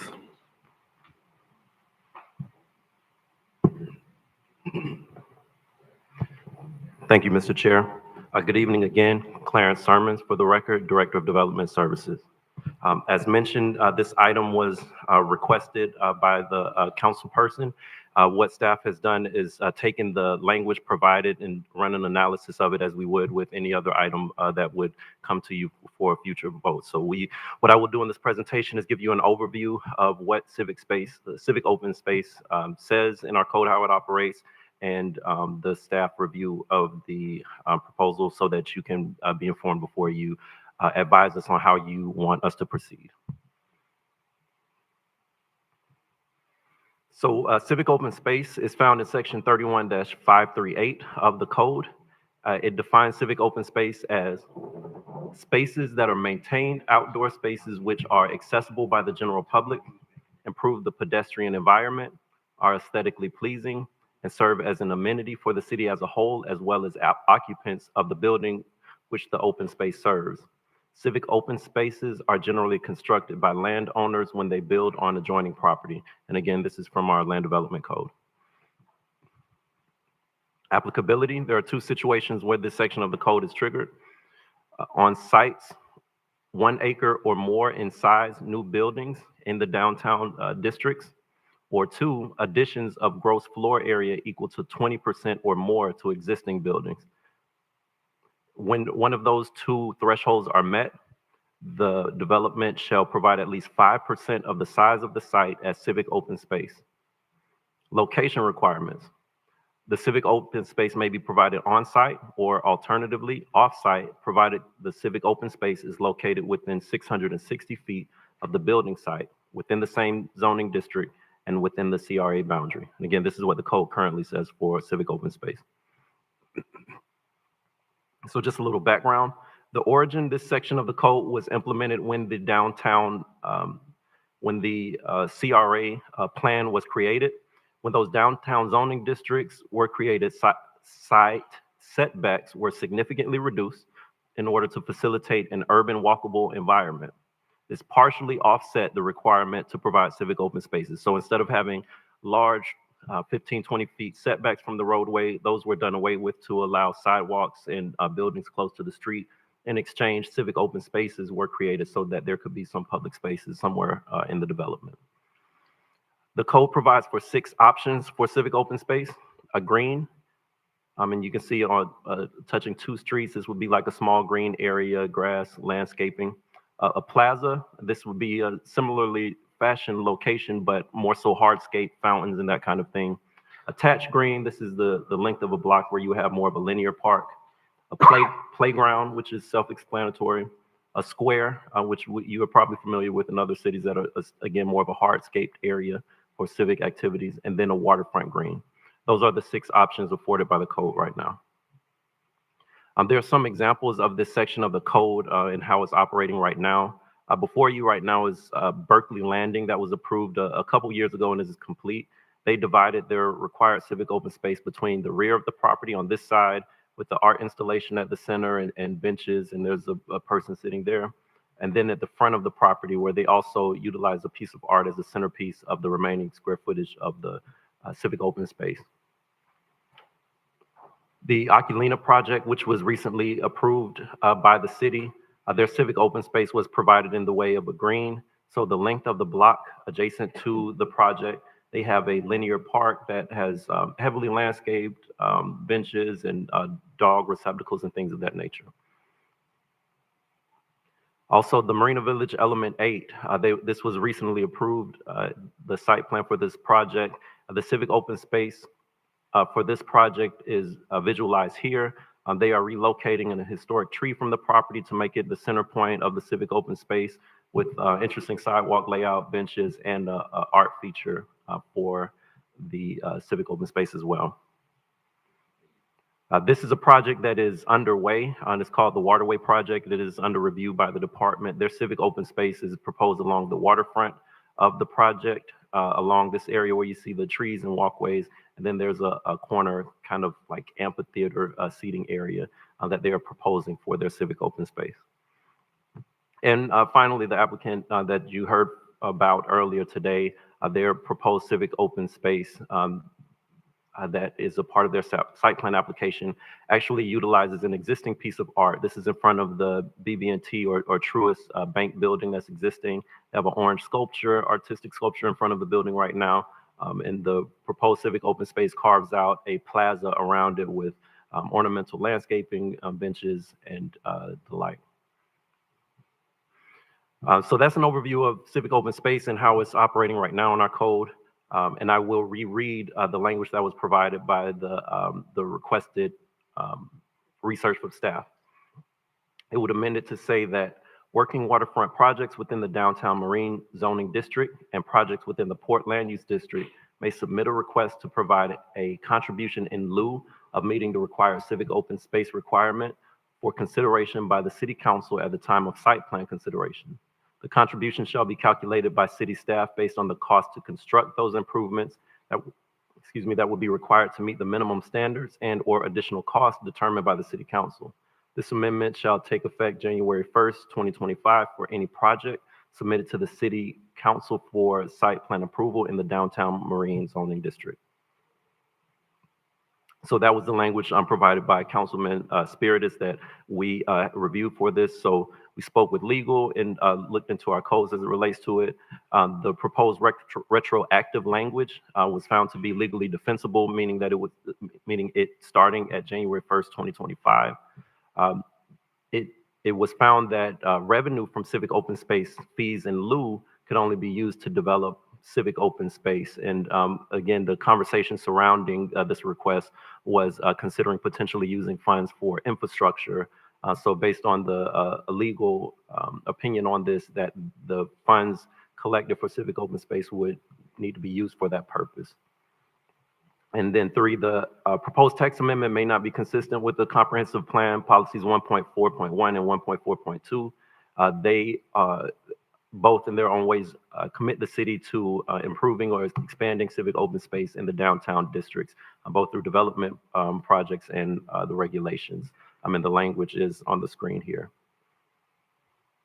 And so in looking at them advantages, the proposed language would allow for additional options for developers as they move forward, and it would create additional revenue for city-led improvements in the city.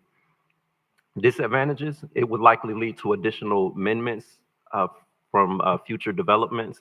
We do believe that it could lead to additional requests from other zoning districts in downtown to also want to do a fee in lieu. So that would be a concern if we start down the path of allowing a fee in lieu for this requirement. It removes the guarantee of citizen spaces in our future downtown. We believe that if a developer is given the option of buying out of a requirement, that 9 times out of 10, they would take that in lieu of dedicating land. So this is one of the few aspects of our code that does give a clear guarantee of citizen spaces in our future downtown as it's built out. So that is a disadvantage if this is elected. It creates additional projects and long-term maintenance costs for the city. So we do have a very busy CIP docket for the city. So this would be additional projects for the city to find land in the downtown and implement the civic open spaces. And then the maintenance of it as well would be shifted to the city as opposed to the developer. So that is another disadvantage. And then the revenue, again, would be limited. And so the thought was infrastructure. Based on the legal review, the funds would need to still be used for the civic open space purpose. Staff recommends that City Council retain the requirement for civic open space, but consider exploring other options to achieve the goals that were stated during the discussion when this amendment came up. So as it relates to infrastructure, of course, we know that it is important and expensive to make infrastructure improvements around the city and in our neighborhoods. So investigating the sufficiency of our existing impact fee rates, because these projects are required to pay that as they come in. And if those are not sufficiently giving us the funds for infrastructure projects, looking into that. Second would be strengthening requirements for development impacts and off-site improvements. So if a project comes in and there's infrastructure needs in the area, by condition or adjustments to the code, making sure that we are able to account for those impacts on the neighborhoods and get funds that are needed as it relates to infrastructure for surrounding neighborhoods for development projects. And then for flexibility, if the goal is to increase flexibility or options for the developers, expand location options for civic open space. As I said earlier, right now it has to be within 660 feet of the development project if they want to do it off-site. We could consider making anywhere in the downtown acceptable for providing the civic open space, or timing options so as not to slow down the development of project. If the civic open space may not need to be in place at the same time as the structure, but maybe they get a window of time in which it must be installed. But these are some recommendations from staff of things that could be explored. But at the end of the day, of course, we're here to serve council. So whatever your direction would be is how we would proceed. And that is the conclusion of the staff research on this item. And again, we are looking for your feedback and direction on how to move forward. Mr. Chair. Thank you. Dr. Spirit, you recognize. Hey, Mr. Sermons, do we have any other ordinances that permit a payment in lieu of? Yes, we do. We have a few. There's one that you just heard earlier this evening that on first reading that was approved that would allow for a fee in lieu for landscaping. The MEHOP ordinance allows a fee in lieu of providing affordable housing. And there is also another application that is queued up for the Planning and Zoning Board in the near future that would be requesting a fee in lieu of open space as well. So there are some on the books and some under consideration, and that staff would express, concern that we're not creating a development environment where developers can just buy out of our code if something is not desirable for them. So we would want to ask you to make sure you're considering the balance between development friendly and quality of life friendly when fees in lieu are considered. So yes, we have some on the books, and there are some in the multiple ones in the pipeline. Okay, Mr. Chair, can I follow up? Recognize, please. Okay, so this is being proposed for a specific zoning district, correct? Right. Yes. What is that district? As was in the language provided to staff, it was working waterfront for this one. Right. That's a very limited area in the downtown. Okay. I had meetings, you weren't there, but one of your staff people were there, your planner was there, when the community said to us that they would rather not have the open space. They would rather see the money put somewhere else in the community. That was, this is a single family, community. There's no place really. The only place I could see is a vacant lot that the CRA, I believe, owns at the end of, I think it's the end of C, I'm not sure, but it's a dead end. I'd like to see maybe the CRA build a house on there, because then right in back of it is a shopping center.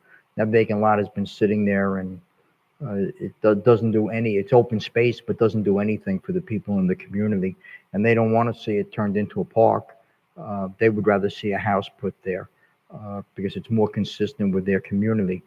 I have a question for council. Is that okay, Mr. Chair? You recognize. Okay. Ms. Nguyen,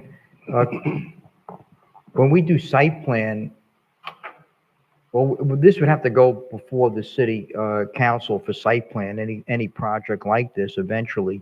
So we would be able to see whether or not we think that there's enough open space, whether it's required or not required. we would have that ability to approve a project, whether it specifically states in the ordinance or in our code, whether there is open space required or not. We could say we want to see more open space, whether it's required or not. So we would have that ability on a case-by-case basis when the city council and planning and zoning reviews site plans, on specific projects. So I don't think that we really need an ordinance to tell us that. People can see with their own eyes and look at plans and make decisions and make recommendations to developers based on that. I'm just looking at this particular thing, Council, when my question is pertaining to this ordinance, could we say that the money collected can be used for open space or for infrastructure? We did not consider infrastructure at the time. I'd have to look at that. We just considered civic open space. Okay, so we can look at that. Yeah. We're just here for discussion now. We can Right, look at that and right. get back to you. yeah, if you could look at that, because the community is more concerned with their infrastructure right now, which has been, ignored for years and years and years, and they need major work on that, and that's their number one concern. So I just feel it's important for us to take care of the community's needs before we take care of open space. It's like having clean water before you put up a swing set. There's certain things that are priorities and other things that are not. So I would just appreciate it if staff would look into that.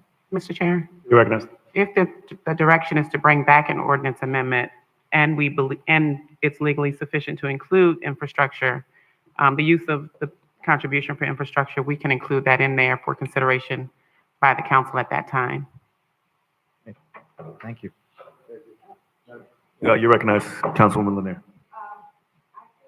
The comprehensive plan was very, very clear about open space. That was the reason why it was put in the comprehensive plan, because of the potential future development of downtown Riviera Beach. So the open space is certainly needed. It wouldn't have been put in there if it didn't. A lot of the neighborhoods, for example, Long Pines, in terms of open space, in terms of green space, they are losing these spaces. They have to fight for it every single meeting almost, because people are picking at the code to be able to allow developers to come and do what they want. And the issue here is that if it's a part of the comprehensive plan, if it's a part of the city's plan, then it needs to be considered, and it needs to be considered in addition to making sure the neighborhood that we're talking about, the areas that we're talking about, have a say. So I'm for making sure that this open space stays in the comprehensive plan. Mr. Chair. You recognize Dr. Spears. So, Mr. Sermons, the comprehensive plan, our projects have to be consistent with a comprehensive plan, correct? You said, does the code have to be consistent with it? Right. Yes. When was the last time we updated our comprehensive plan? We did a EAR amendment in the last 4 years. Right now, we are in the process of doing a full overhaul of the plan. So that has been going through staff and the community and the planning and zoning board. So, Right. What was that amendment that was done in the last 4 years? the EAR amendment is required by state to ensure that the comp plan is still up to date with any state regulations that may have changed since the last update. Right. But the comp plan itself wasn't updated. They're supposed to be updated, what, every 10 years? I believe that's correct. Yeah. How old is our comp plan? I can't say the exact year the current version was put into place. It does predate me, yes. My guess is it's more than 10 years. My guess is it's probably closer to 20 years. I believe the comp plan was done in about 2000, around that time. So clearly we're way overdue for our comp plan, and our code is supposed to be based on the comp plan and consistent with the comp plan. But the comp plan has to be amended and updated from time to time because things change every year. Economics change every year. The zoning ordinances change on a pretty regular basis. Projects change. So I would recommend that the staff move forward As you said, you're going to update the comprehensive plan. But if we do a site plan, does the site plan have to be consistent with the comprehensive plan when we do site plan review? Right, Yes. so we don't need an ordinance telling us to have open space for us to say, the comp plan says it has to be open space, so we want to see open space when planning and zoning reviews it and the city council reviews it, correct? I would say that your comprehensive plan language usually is going to be so general that it would be difficult to create review standards from it. And that's where the comprehensive plan translates into the land development regulations. So they would need to be consistent with each other. You can enforce something that is in the comprehensive plan, but not in the land development regulations. But typically the level of details, the regulatory details that are needed would not be found in the comprehensive plan, more so just the policies. And that's where the code will come into Right. place. Does the comprehensive plan talk about infrastructure? It does, yes. It does. What does it say about infrastructure? There's an entire chapter on infrastructure, so it does have a lot of Yeah, language so related if to we it. did this, if we use this money for infrastructure, we would be consistent with the comprehensive plan, correct? No, I would not agree with that because the code language is what governs the fee itself. So you don't think that if we were using money to put into infrastructure, we're not being consistent with the comp plan that's asking us to keep the infrastructure up to date? In this case, the language in the code right now requires the space be provided. If it was changed to create a fee in lieu, the legal comment is that the fee in lieu would need to address the same purpose of the section of the code, which would be civic open space. I think that's as much as I can weigh in on that one with what we have in front of us. Mr. You recognize that Yeah, space. I think that council said that she's going to look into that she thinks that maybe we can use it for infrastructure. So I would leave that for council to give us an opinion on that. But what I'm saying is we're talking about a very specific small area of the city right now that is basically boat yards and marine repair. And there is one small community that's directly adjacent to it that does not want, they have plenty of open space in their area. They're not looking for more open space. They would rather see it for infrastructure. I'm just saying that we should give that option to the developer. We can, when we go and review it, when planning and zoning reviews it, when staff reviews it, you could say, we need to see more open space. We'd like to see open space somewhere. You have that option. We have that option when we approve a site plan. We just don't rubber stamp a site plan because someone puts it in front of us. We're looking at the site plan. We're looking to see, is there open space? Is there a need for open space in this particular area or for this specific project? I think we have to look at it almost on a case-by-case basis in this zoning district. I'm not saying change it into other zoning districts, but in this specific small zoning district, I think that we should give that option to the developer and to the people in the community and let them make that decision, what they want to see in their community. That's all I'm saying. I just would like you to take a look at this and think about it and what is better for the community in this particular area in the community. I think that should be what's the most important thing for us when we make our decisions on these projects. Because I don't think it closes the door for open space just because there's not an ordinance saying it. We have a site plan review process, which gives us the ability to ask for anything we want and before we approve a project. Thank you, Dr. Spears. Do we have any public comment cards? Mr. Chair, we have one public comment card. Thank you. That would be Brandy Balsano. Thank you.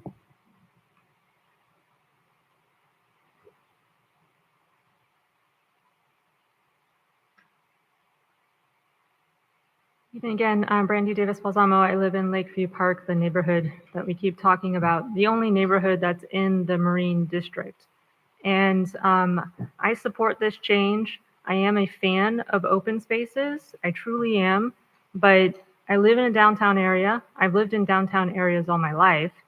And I lived in San Francisco when that got really scary. And it got scary because you had homelessness increase and you had an area where it was mostly engineering and people went home and there wasn't much activity around.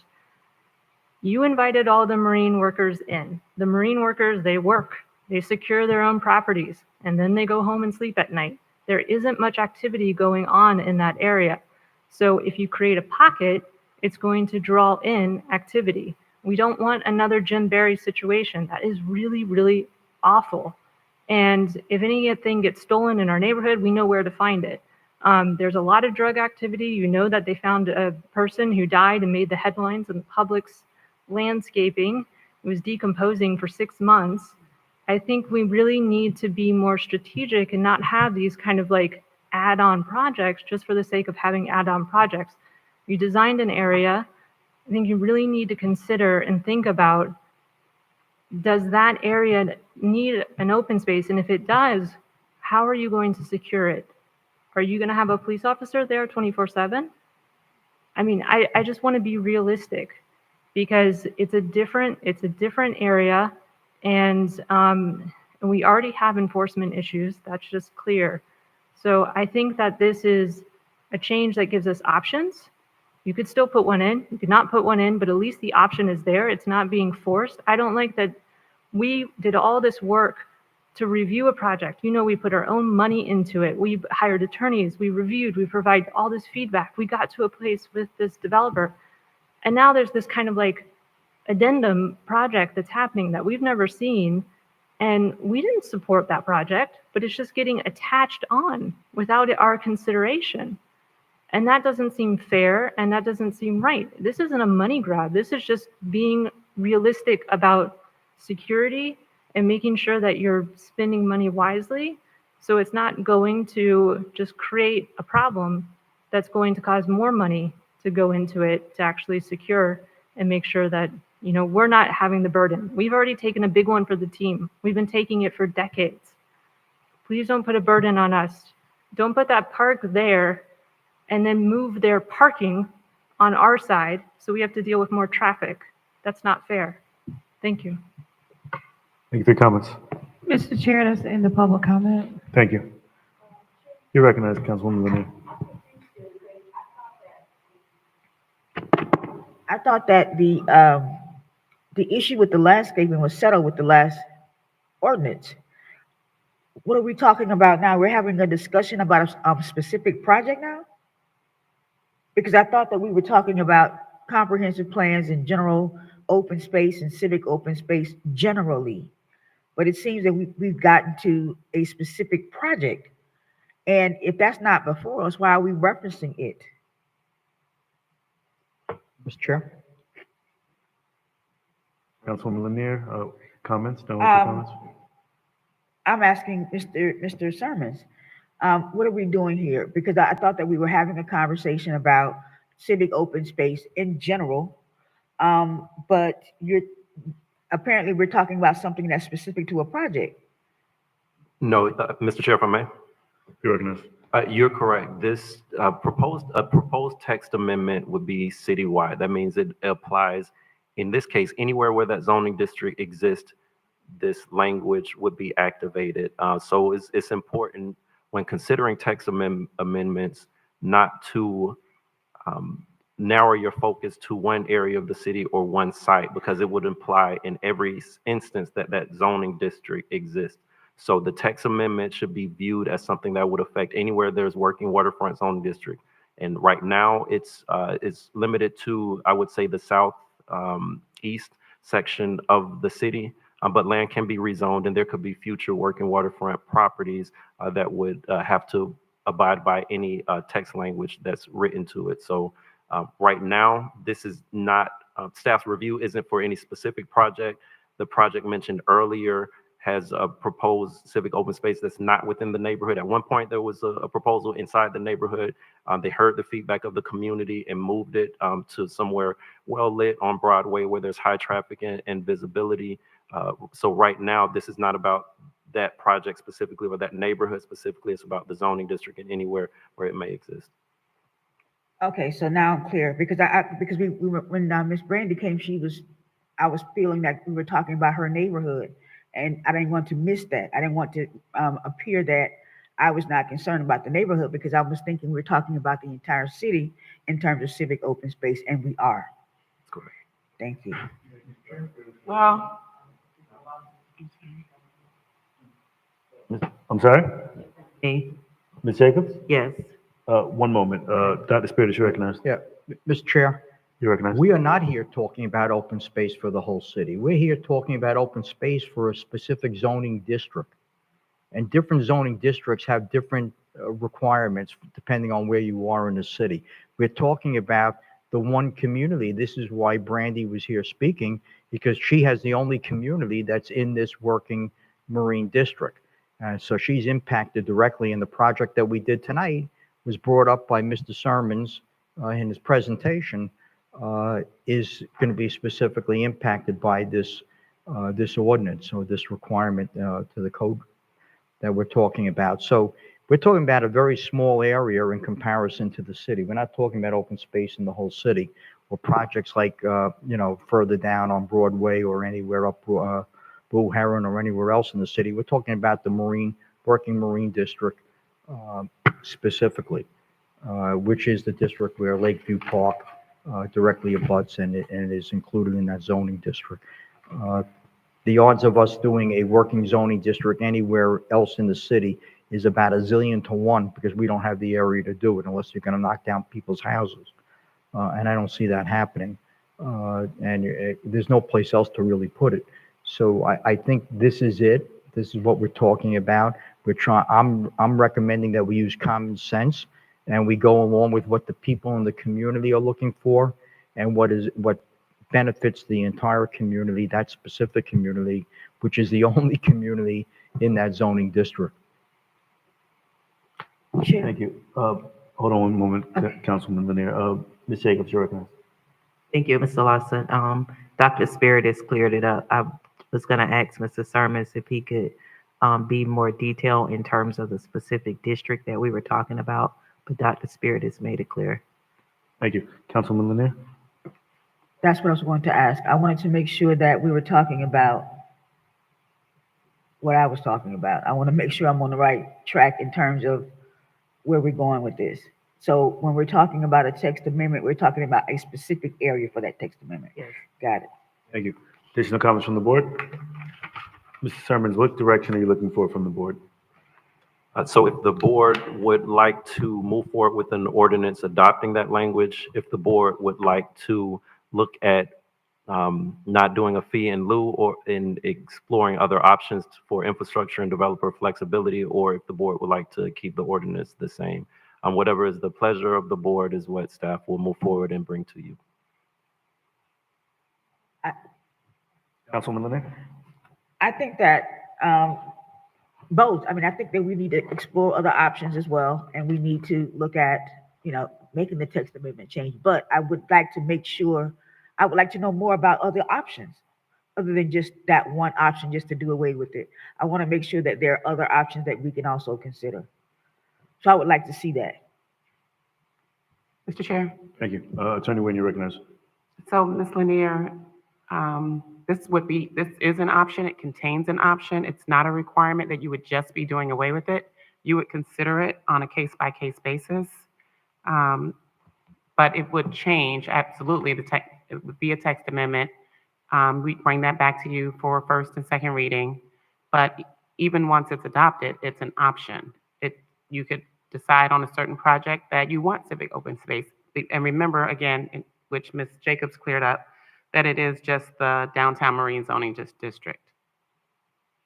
Chair? No, I was asking that if we do this, and you said that we have an option to do it, are those options available? That's what I'm asking. So the way it reads now, it's that the projects may submit a request to have a contribution in lieu of. They might decide they don't have a problem with civic open space. They can submit it. Just because they submit it doesn't mean you grant it. I see. I got it now. All right, very good. Thank you. Mr. Chair? You recognize. So do we need a motion or is this going to be a consensus?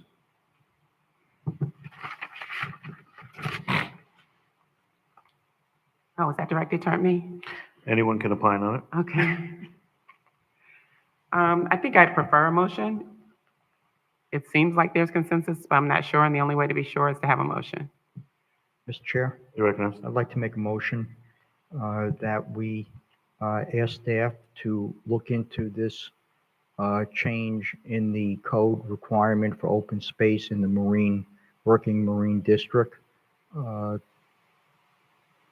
with respect to giving options to the developer and using those funds for possibly infrastructure in lieu and payment in lieu of where funds will be used for infrastructure or other open space. Do we have a second? Second. Additional comments from the board? Sure. You recognize? So the part about the infrastructure, do you need to get clarification on that before he adds that to his motion, or you can still just? Well, if we can do it, we'll add it. Okay. Because again, we're bringing it back on first reading. You have the option to change it. Okay.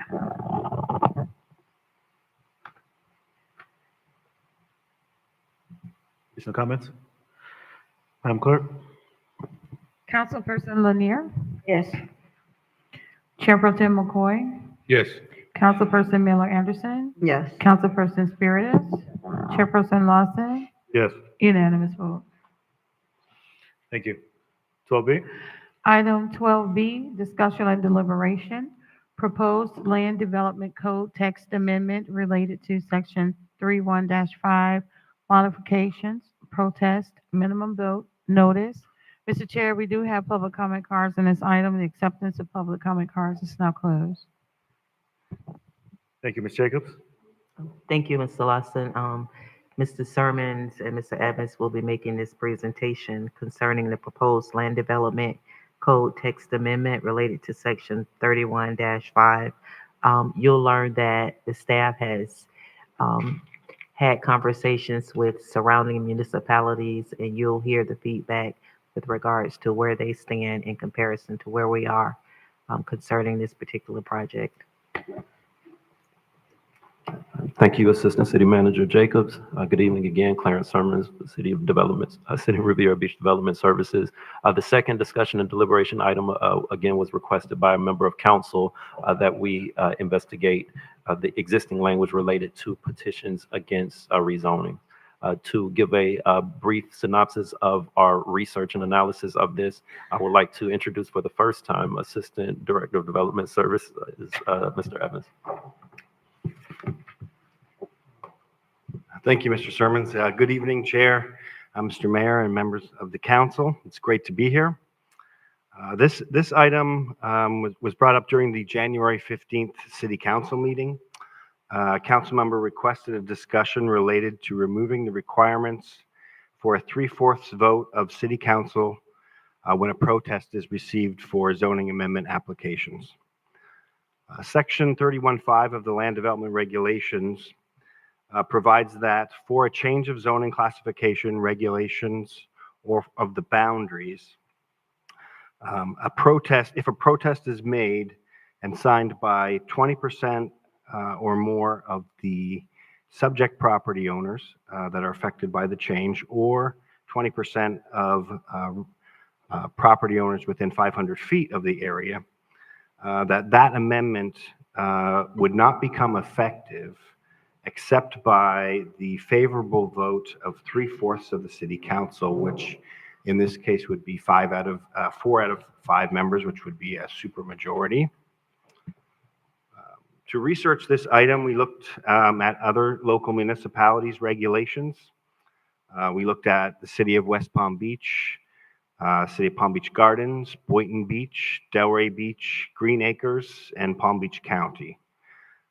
During those reviews, staff found that no similar voting regulations were found in the codes of those local governments similar to this. An ordinance to amend the land development code would be required if the council elected to remove this language. And that concludes our summary, Mr. Chair. Thank you. Thank you. Public comment cards? The first speaker is Rochelle Hughes, followed by Joyce Murphy, and then Fane Lozman.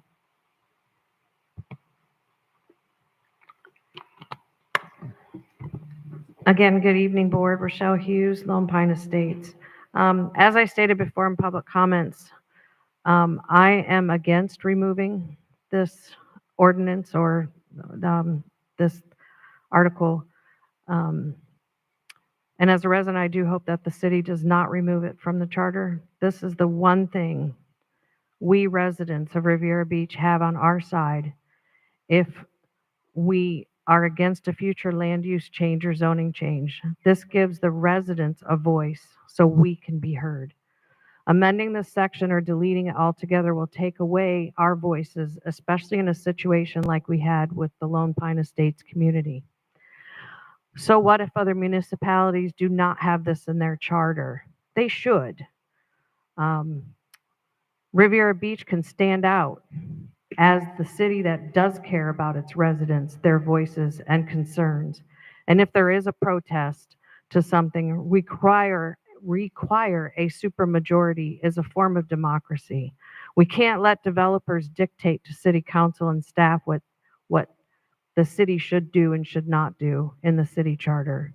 If that is the case, then residents should also have an input on what should be in the charter, what can be amended, and what can be taken out.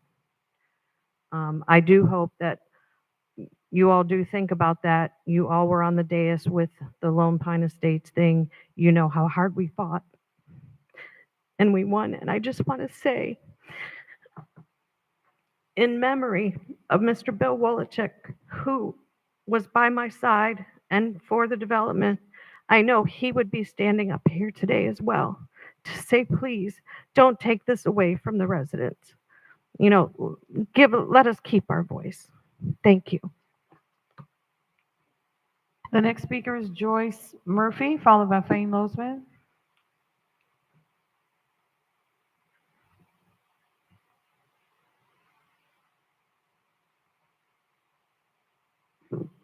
Again, do not remove this.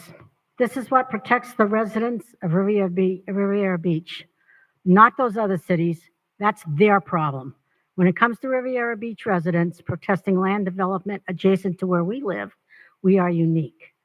This code, as it is written now, should require a supermajority vote for approval for change if residents protest against the development. If this is amended or removed, then any developer that comes into Riviera Beach and wants to build on any land can.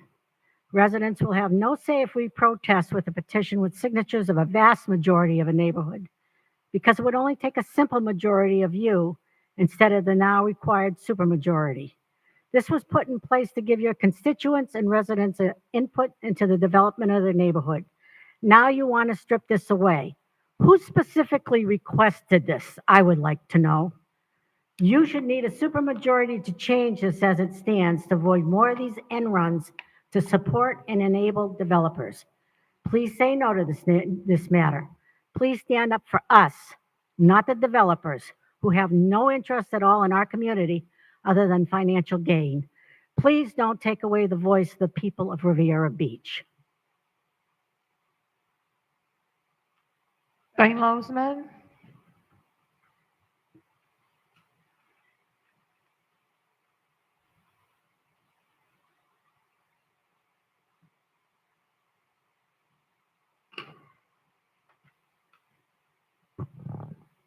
Fane Losman. Need to preface my comments, Mr. Chair, that when I made similar comments to my public comments back in 2012, 2013, I was threatened with physical violence. And Miss Sylvia Blue, who was guidance assistant at the time in 2009, came to my floating home with some wild guy screaming, yelling, I'd be found dead under my floating home. So I want to feel comfortable when I come here to the next meeting if guidance around. You know, the Florida legislature has a 60% threshold for constitutional amendment. Everything else is 51%. So if we're changing the charter, maybe you could have a supermajority, but otherwise a simple majority should be the way it goes. And just like these other municipalities, it should be, you know, a simple majority. So I disagree with the earlier speaker. I think if you want to change some of the basics of, like the constitution of the charter, something like that. But when it comes to anything else, I think we should be in step with the other municipalities in Palm Beach County. Thank you. Mr. Chair, that's the end of public comment on this item. Chair, do we have any more? Chair, thank you. I just wanted to make sure that I share this because I'm not the only one that has noticed this, but I just shared with our CRA director. That electrical cover has to be made flush because at least 5 people tonight alone has tripped over that. And I would hate for that to be a problem. So if at all possible, can we get an ambassador to put at least a cone? Because when you turn around and walk over, that's just an accident waiting to happen. And it's been recurring, but this clearly is something where somebody's going to misstep and then we're going to have more problems than we need. Thank you, Councilman McCoy. If we can't have an ambassador, maybe a cone or a chair just for the rest of the night, and then we can have our director address it moving forward. Comments from the board? Chair. You recognize Councilwoman Lanier. I want to keep this minimum vote notice. I want to make sure that there's a supermajority. The Lakeview Park neighborhood has exercised it. The Long Pine residents have exercised it. Even with the Oculina project, Plamosa Park residents have exercised it. We have to, and even with the Plamosa Park issue, the project still went forward, but we did that amendment makes sure that people who are in their neighborhood and that there are businesses and that there's development that is happening around them, it gives them the opportunity to band together and say no, which means that you have to convince 4 people up here other than 3. And that's a big deal. Which means that this needs to stay absolutely not. And I just feel like it's a roundabout way again. We're coming back at Lone Pines. I mean, we've had different ways in which we come to this development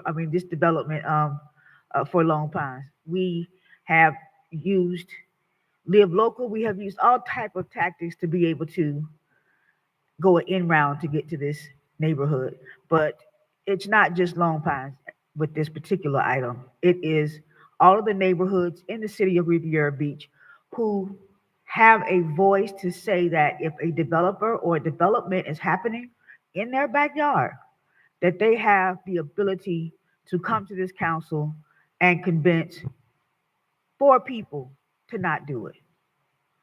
So I don't want to take away that right of the residents of this city. Chair. You recognize? Okay, so I agree with my colleague. I think that maybe if we were starting from scratch, I would not have wanted this included, in the requirements in the ordinance. But since we have it, it seems to be working well here in the city of Riviera Beach. We've seen it, as my colleague said, at least 3 times, and it's worked well.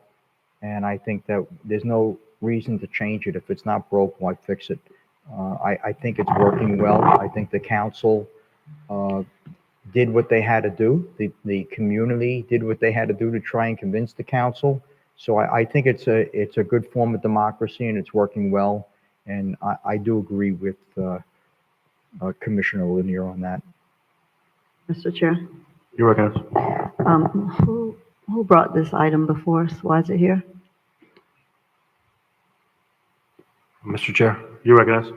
On the January 15th meeting, we were discussing potential code changes. I think the original discussion was related to the IHC PUD. That's a good one. And so 3 different codes were discussed.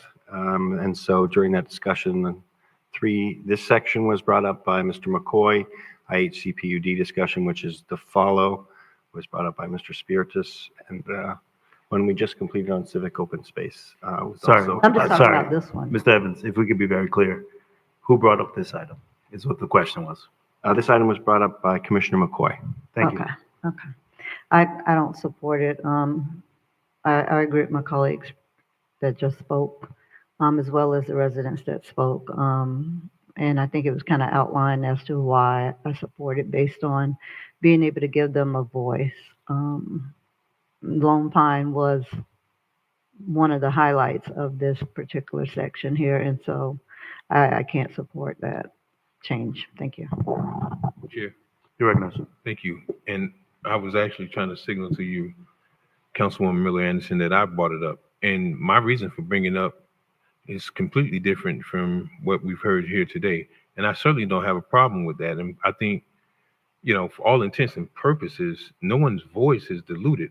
I think certainly that changes the convention of the number of votes that's required. But my concern, and I've heard this time and time again, is that this has been used as a tool to manipulate developers to the point of asking developers for things that aren't conventional or threatening developers to the point that I can deliver you X number of votes in order for you to succeed. And if you don't adhere to giving me a project, giving me a job, paying this person or paying that person, I can convince 2 council members here at the city of Riviera Beach to vote against your zoning application, and you won't have it. And to me, that creates more graft and opportunity for people to be bad actors in the city of Riviera Beach. Quite frankly, I've always made my doors open to have conversation with people reasonably. Like, you can't call me the day before the meeting and expect that that's the case. But some of the things that I've heard from the development community, when individuals approach them and says, well, I can deliver you 2 votes. I can bring 2 votes to block that project. For me, that is the epitome of corruption. I want a process that's fair, where everybody can come in here and know what the playing field is, whether it's a protested zoning application or not. Regardless, a person has a right to petition and contact their council people or council members to say what it is that they want. But I think it's utterly disgusting, and it goes against our very oath of office when we have to stand up and follow the statutes, and when we got people that will come here and use this as a tool to shake down the development community, which I've heard multiple times, to the point that it's really disgusting. And that's why I bought it, because I don't want another developer to come and tell me that this creates more problem than it's worth. So whether it's a 3-2 or a majority or a super majority at all, no reason at all is anyone from the public disenfranchised from coming to contact their local elected officials and let them know how they feel on the issue. Now, I certainly understand how this has been used in the past, but certainly I'm not here to play games. I'm certainly not here for any of my benefit or specifically for developer benefit. I really try to take this very serious, right? And when I walk into a project, I look at it on its own merits. And that's how I make a decision. But certainly, I think there's another side of the coin that we all have to remember, because, too often people use this as a tool to do unscrupulous and nefarious acts. Mr. Chair. You're recognized. But how does the number go 3 and 4 make it? I mean, it could still be that way, right? Even if it's a 3. I mean, how is it for the purpose for you bringing it?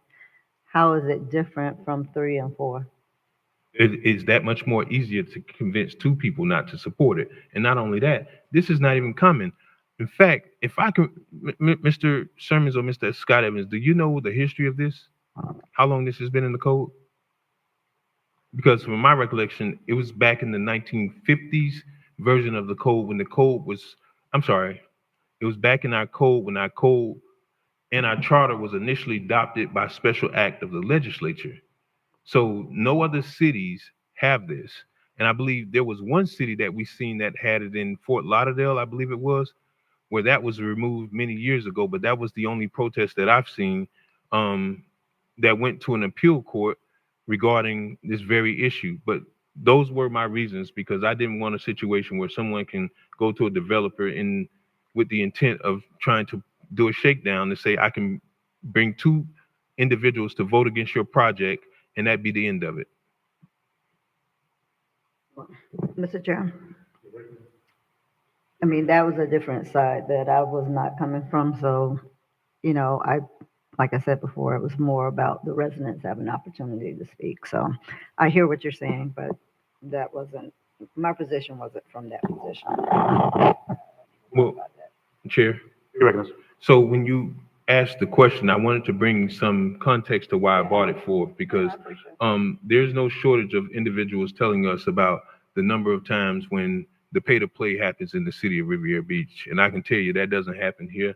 And I certainly won't take part in it. And it disgusts me that we come here and we swear oath to do the right thing, and people just turn around and do, whatever they can. So in many cases, it's not even the board per se, it's people that seem to have or believe they have the inroads with certain council members or certain elected officials that use this as a tool to shake down developers.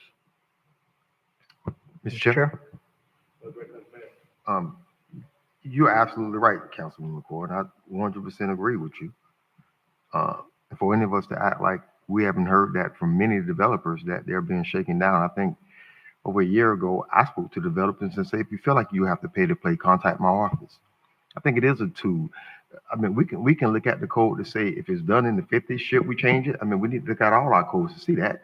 But us as a city, if we say, it gives, and I think the young lady that spoke for Long Pine that said, we can stay unique, right, and keep it.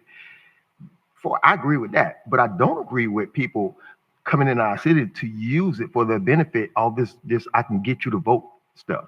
And I have not heard it from one developer, two developers. I heard it from 3 and 4 developers. And it has been used for that purpose. And so we as elected officials, we have a responsibility.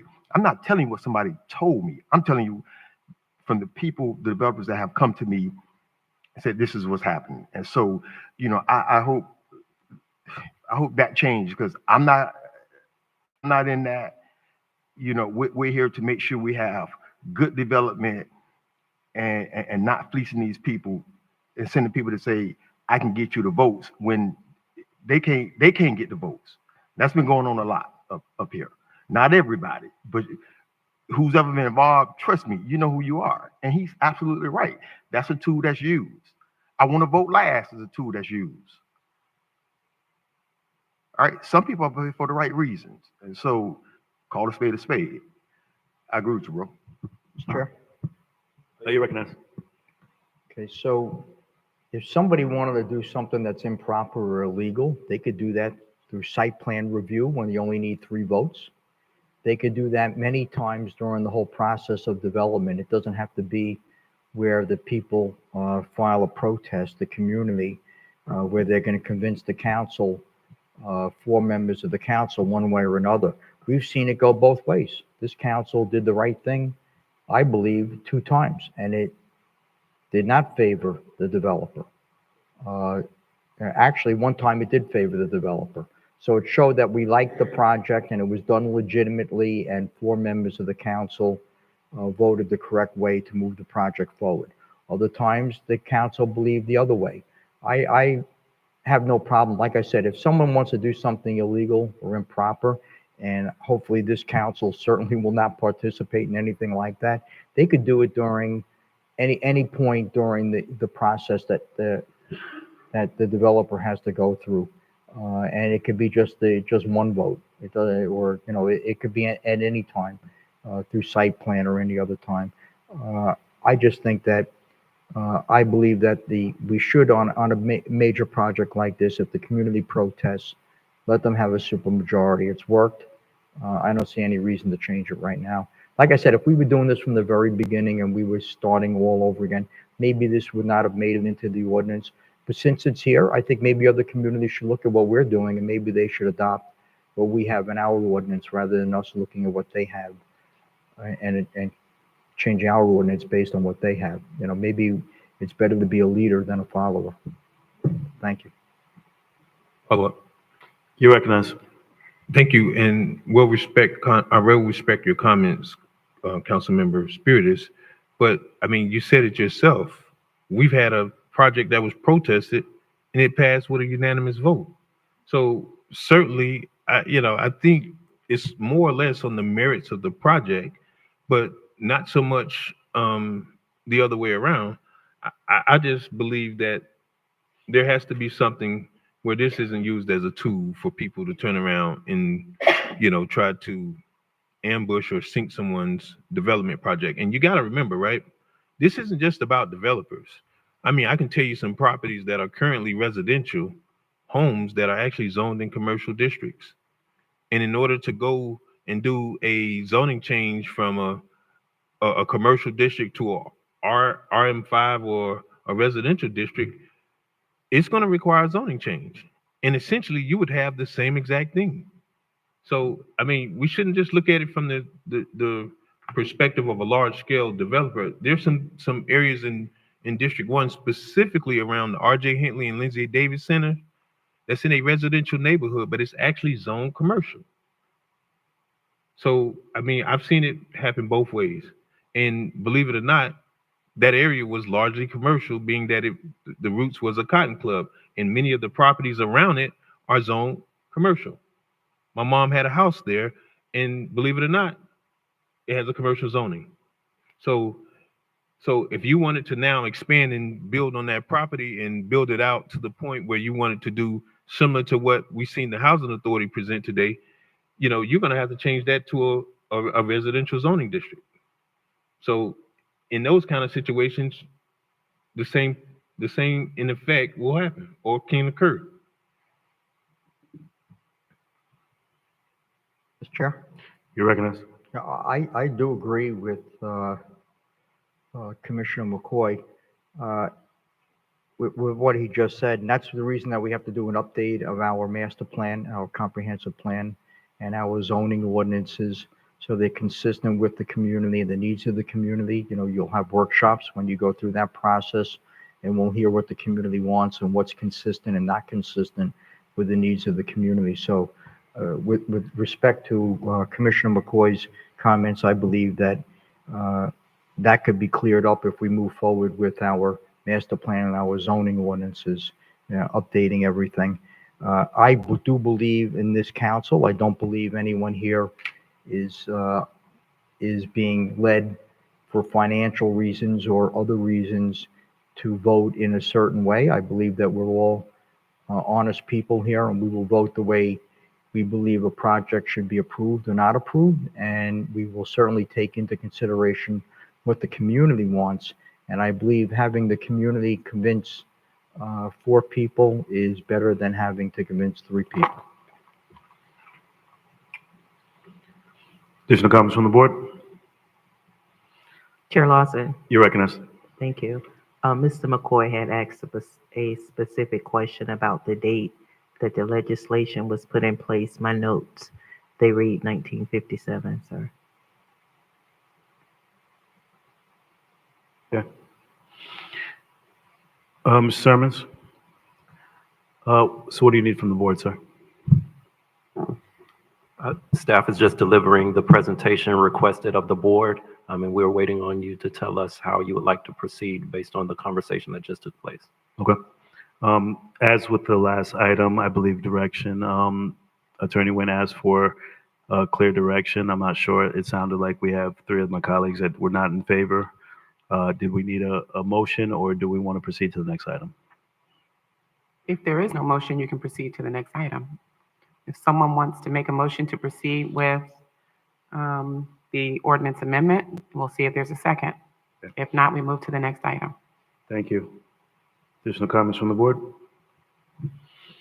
Thank you, staff, for bringing the item to the table. 12C? Well, I mean, wait, hold on. So you're going to allow for a motion or what? I asked for comments and it was silence. You asked for comments. Is there a motion? I think was what I was looking for. Okay. I make a motion that we direct staff to bring back an ordinance to remove this provision of modification, protest, and minimum vote from the code. Okay. Do we have a second? Thank you for your motion. Dies for lack of second. Thank you. 12C? Item 12C, excuse me, discussion and deliberation, IHC PUD moratorium. Mr. Chair, we do have public comment cards on this item. The acceptance of the public comment cards on this item is now closed.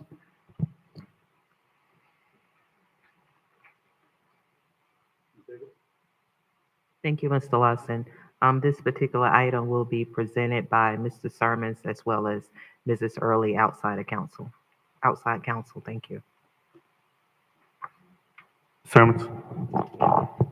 Thank you, Mr. Chair. As was mentioned, this is the third item that was requested by City Council for staff to come back with a discussion and deliberation item to advise you on.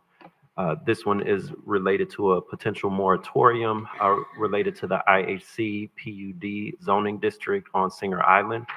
As moratorium is legal in nature, I will be yielding to outside legal Ms. Tanya Early to present the staff research on this item. Ms. Early.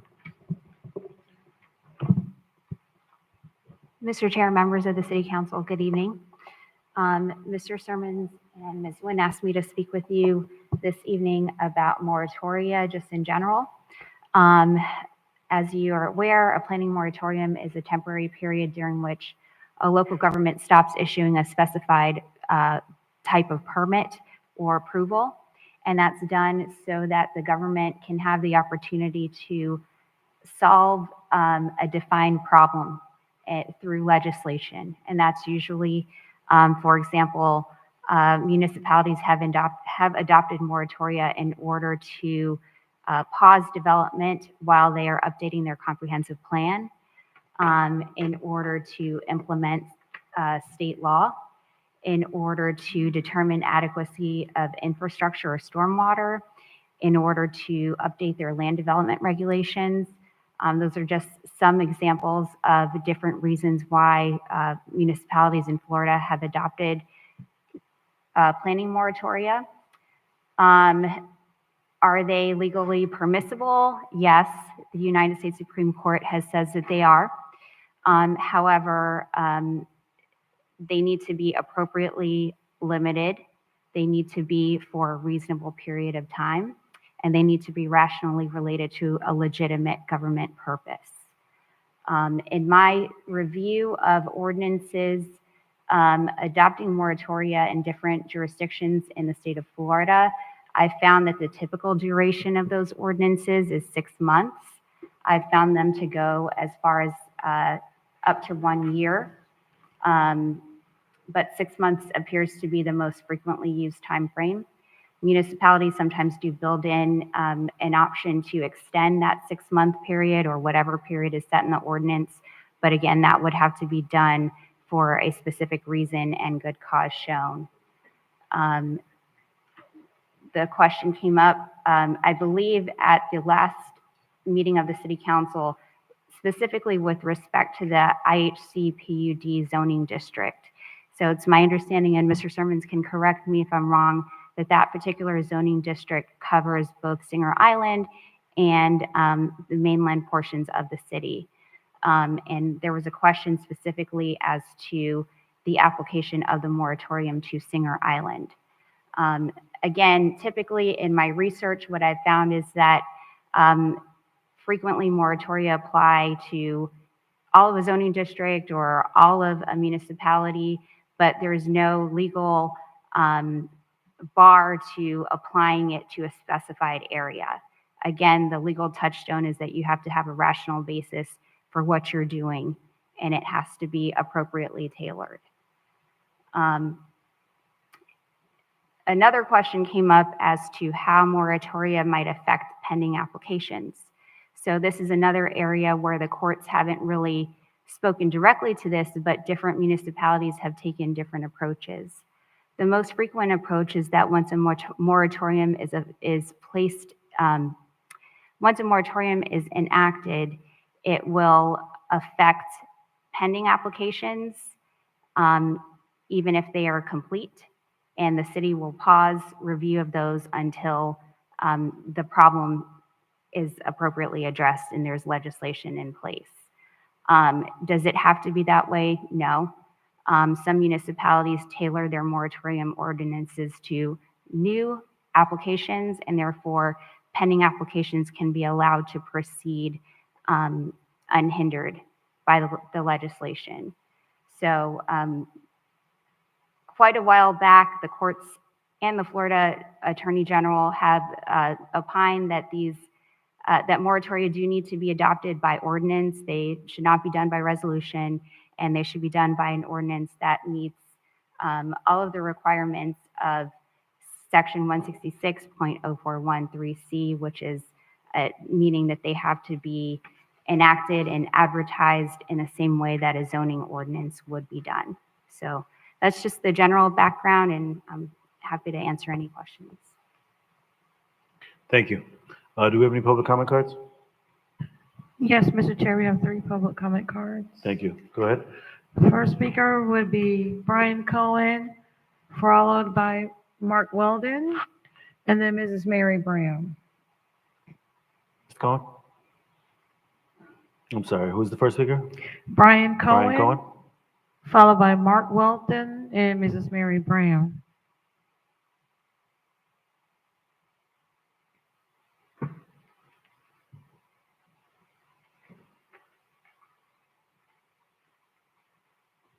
Good evening. My name is Mark Weldon. Brian asked me to speak first. So I live at 2323 Lake Drive. Some of you may know the project that we completed on Singer Island called the Driftwood.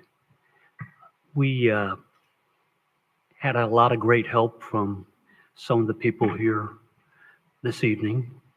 And I know the job you're doing is a very difficult one.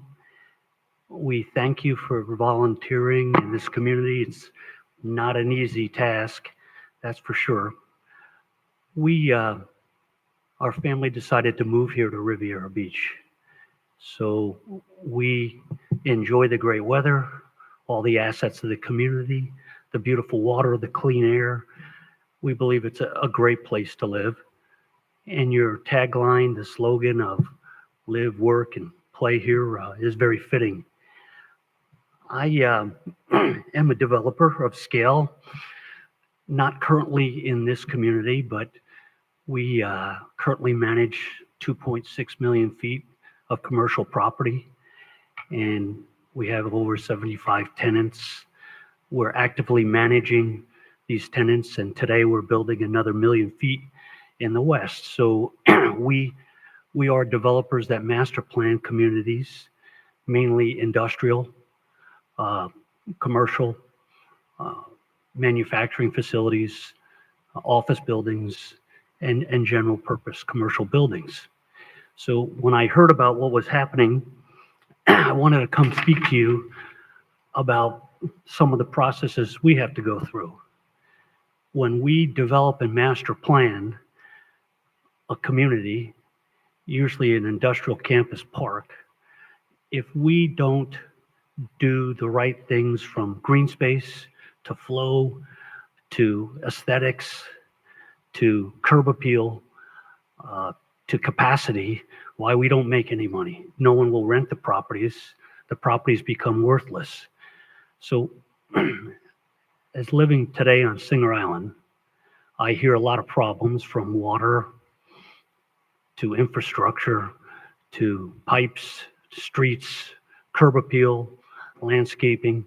I would urge you not to provide any type of decision to limit capacity. And I would urge you to look at every project on its own merit. A timeless design, whether it's 25 stories or 50 stories, is a timeless design, and it leaves a great footprint on your community. So for that reason, I urge you to please choose wisely. Thank you. Thank you for your comments. Brian Cohen.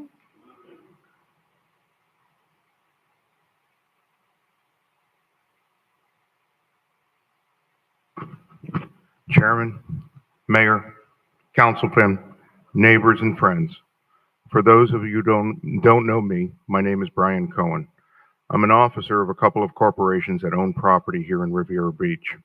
Approximately 5 years ago, my associates and I set out on a journey and decided to invest in Riviera Beach. During that time, I have made Riviera Beach my home. I guess you can say that I live, work, and play in Riviera Beach like the city slogan states. Myself and my partners, as well as our lawyers and professionals, have worked on bringing iconic, revamped resort residences, restaurant, and super yacht marina to our property in Riviera Beach. This is being made possible by working with the Riviera Beach City Commissioners and staff. During our journey, we supported the amendments to the city code that resulted in the current version of the IHC PUD and MEHOP regulation.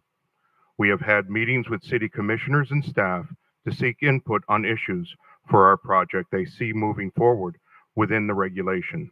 The IHC PUD ordinance allows someone with 2 or more acres to apply, and if the city agrees, after we bring it through the submittal process, which includes public outreach, the City Commission of Riviera Beach will decide if the project, as presented at that time, will move forward. This process retains control over the project within the City of Riviera Beach City Commission, unlike a Live Local project. The existing IHC PUD regulations still give the Commission control over development. The IHC PUD ordinance calls for a maximum of 20 stories, and the MEHOP ordinance allows an additional 5 stories in which funds would be paid to a trust account overseen by the city board that would be used to fund housing projects within Riviera Beach. In our case, if the project moves forward, we will be paying millions of dollars into this fund. Under the IHC PUD ordinance, we would have to hire a percentage of minority contractors, which includes certified apprentice programs, creating jobs for our youth learning a trade while the project is being built.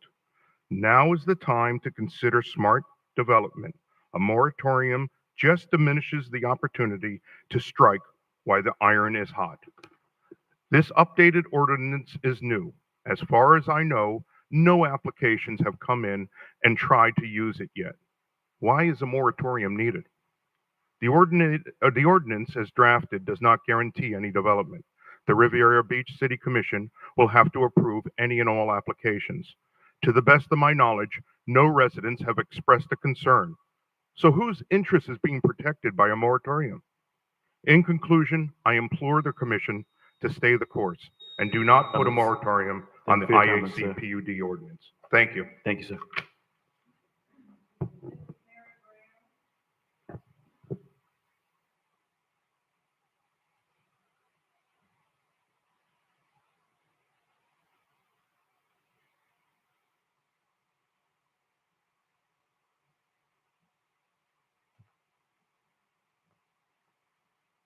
It's Mary Brown, Riviera Beach.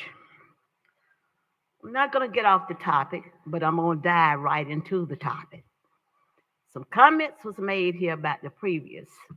Yes, Mrs. Spiritus, you have not been around long enough to see exactly how the boards play some of these games with these developers. Yes, they do.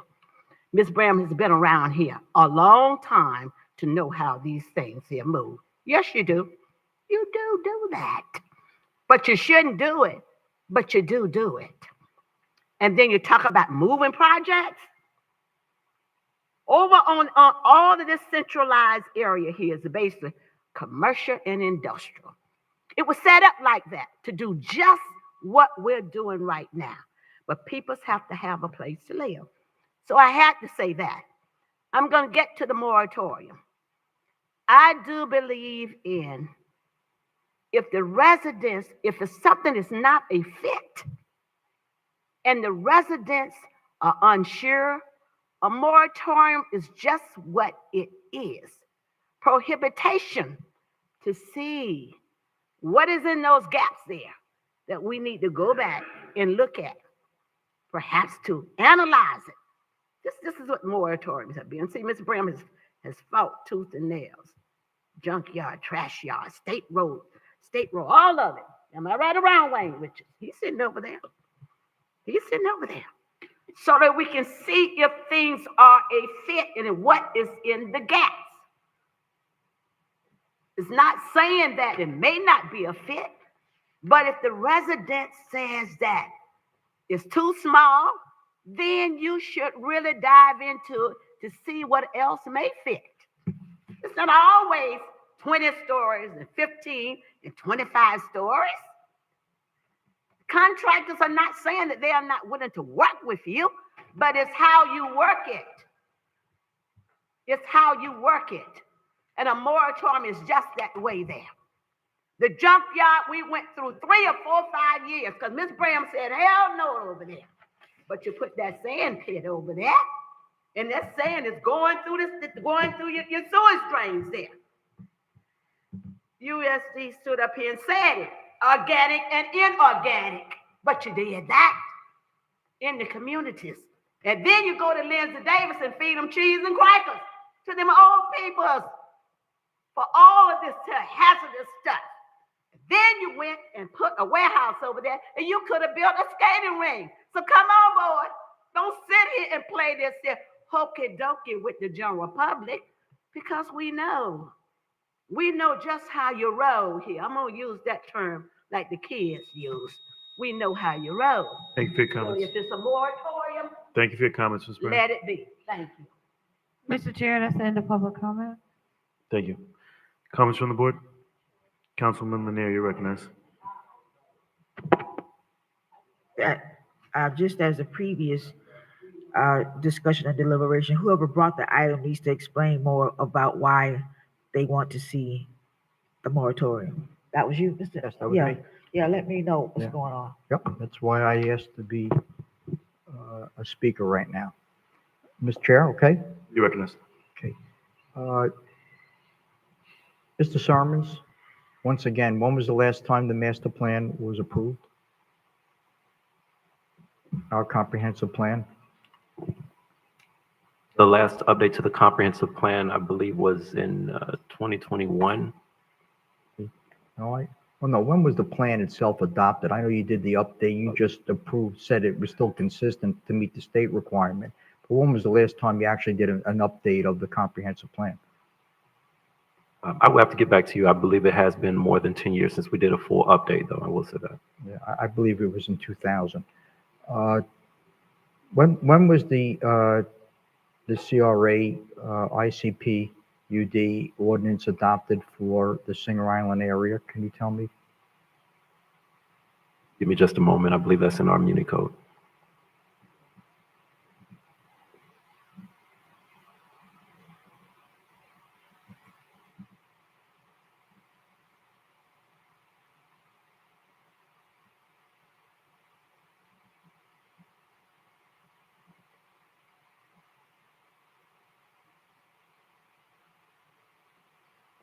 It was implemented in 1982 originally, and it was amended a couple times after that. Yeah, but when was it amended to include 25 stories and the MEOP? It initially included 25 stories. Originally, when in 1980? Yes, when it was originally implemented in the code, it was up to 25 floors, and it was adjusted upon amendment that the top 5 floors would only be available through bonus of contribution That to was done in public housing. 1980, you're saying? The change that required the MEHOP contribution or participation to get the top 5 floors, that was, I want to say 2023, around that period.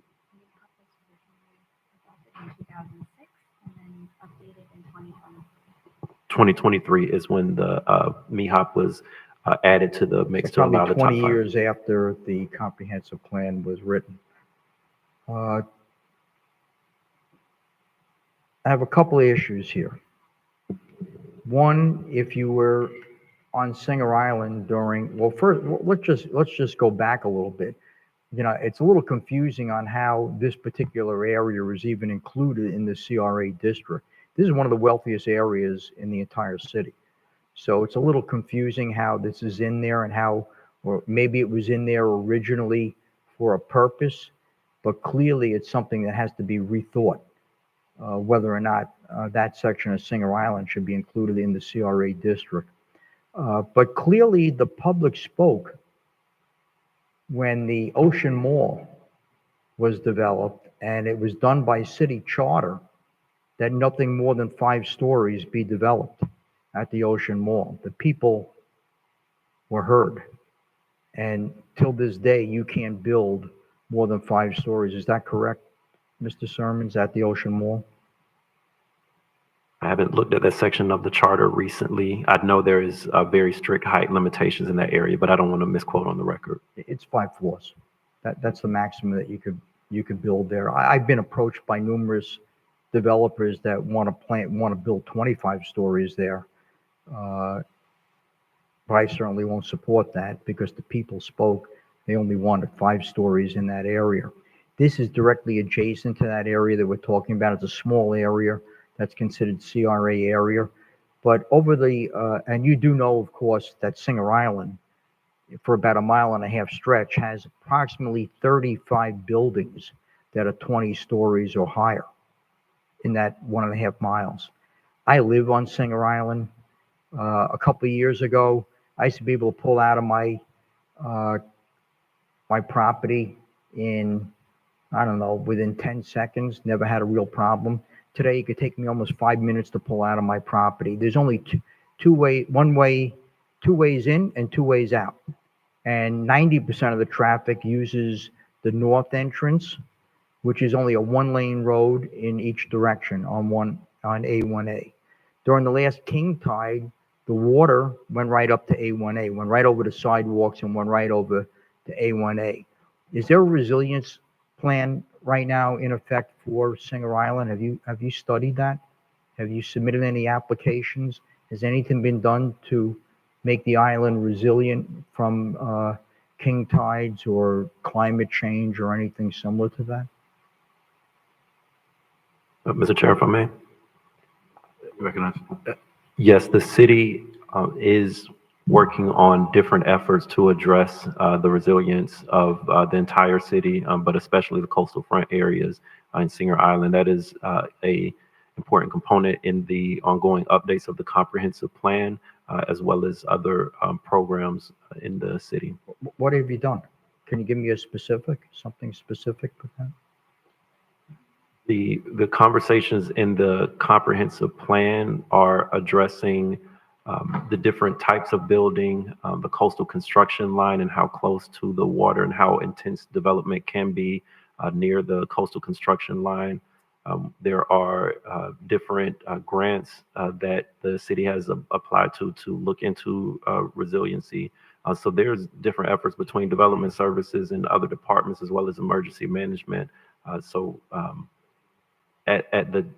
the moment, there are multiple things. I don't have any specific projects that I can name off at the moment, but it is a part of our master planning process. I'm sure you're thinking about it, and I'm sure that it's on your desk somewhere. But I could tell you, I represent the city on the TPA board. We have not submitted any applications when there was millions and millions and millions of dollars available for resiliency. We did not submit one application. Unfortunately, I had to sit there and approve applications from communities 1/3 our size, getting $20 million, $30 million for resilience projects. We were not there, unfortunately. Hopefully, we're going to be there now that we have a new person on board, an intergovernmental affairs person. Hopefully, in the future, we're going to be there. As a TPA board member, I made sure that A1A was listed on the long-term plan for resiliency to raise the height of A1A, but that's a long-term plan. That could be 20 years from now. I'm going to do my best to try and get it on the short-term plan, but right now it's on the long-term plan, which is a long time from now. I don't think we can wait that long, especially after what I saw happen during the last king tide. It was pretty amazing to see where that water went, and that was without a storm. It was just a king tide. I can't imagine what would happen during a Type 4 hurricane. You do know that we don't have any riprap or any bulkhead along the intracoastal from MacArthur Park all the way to Pine Point. That's a long stretch. That's a 1 mile stretch, by the way. That water doesn't stop there. If it gets over there, it covers the whole island. A building is only as strong as its weakest point. We have a 1 mile weak point on Singer Island. You do know that we only have one water sewer line under the intracoastal providing water sewer to Singer Island, which is probably, I think the city manager Order said. humanity. Well, this has a lot to do with what we're talking about. The reason As council said, we have to have That's a cause. question for the chair. And to that point, I believe Dr. Spiritus, the concern is that I hear where you're going, but I want you to kind of get to that idea of the reason for it, because Okay. we want to make it germane Well, to the moratorium. Our infrastructure right now does not have the ability to handle this type of development. Our water sewer line going under the intercoastal is a perfect example. It's over 50 years old. We put it in our budget, but we're way, way, way short money-wise what we're going to need in order to develop a new line, water sewer line underneath the intercoastal. We know the issues that we're having with our water right now. We know what's going on right now on the ocean. We know what's going on the intercoastal. I think we know what's going on with traffic. I think that we have to take a break and study. That's what your comprehensive plan is all about. You have to update your comprehensive plan and look into all these issues before we approve 25-story buildings in an area where you only have 2 ways in and 2 ways out.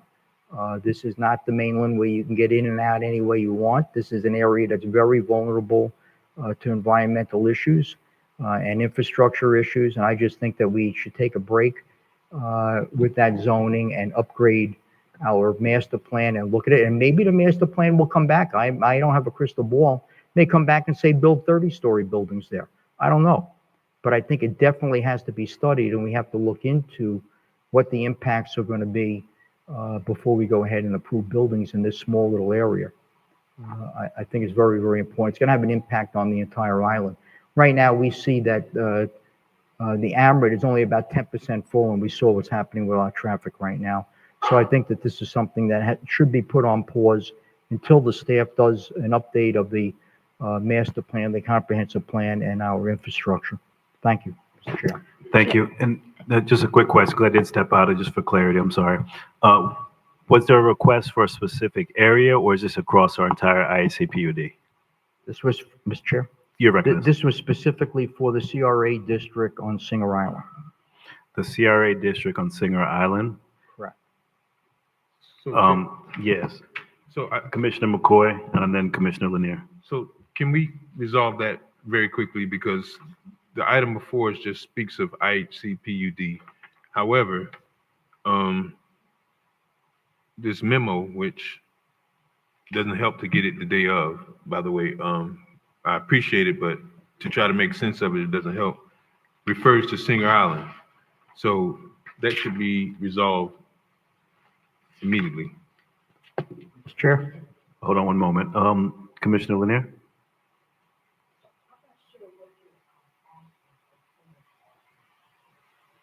Well, I'm not sure what you're asking or saying. Are you saying that Singer Island does not want luxury? Luxury doesn't have anything to do with height. The Breakers Hotel is not 25 stories, but it's an icon building. It's a luxury building. It has nothing to do with the height or density.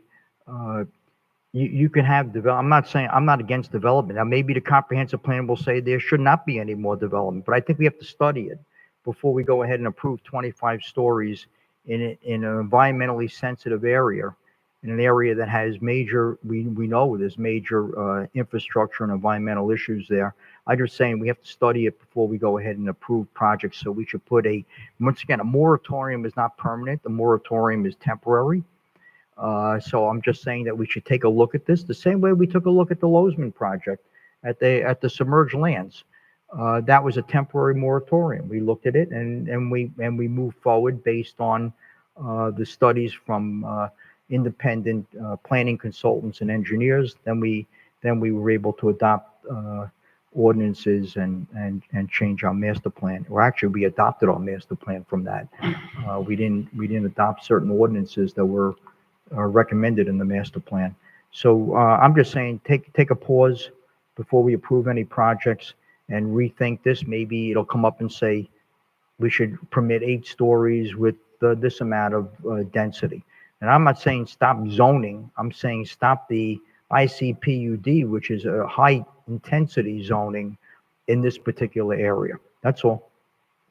Okay, I just want to correct you too on the part that about the grants. We did get a grant to do a Resiliency study, yeah, resiliency study. A study, We- yeah, but yeah, we we- didn't do any projects. I'm saying, but we did get a grant to actually do that study. So I guess a quick follow, hold on one moment, Councilman. There was a request tonight because the item was just the IHC PUD district, but Dr. Spirit has recommended that it's just on Singer Island.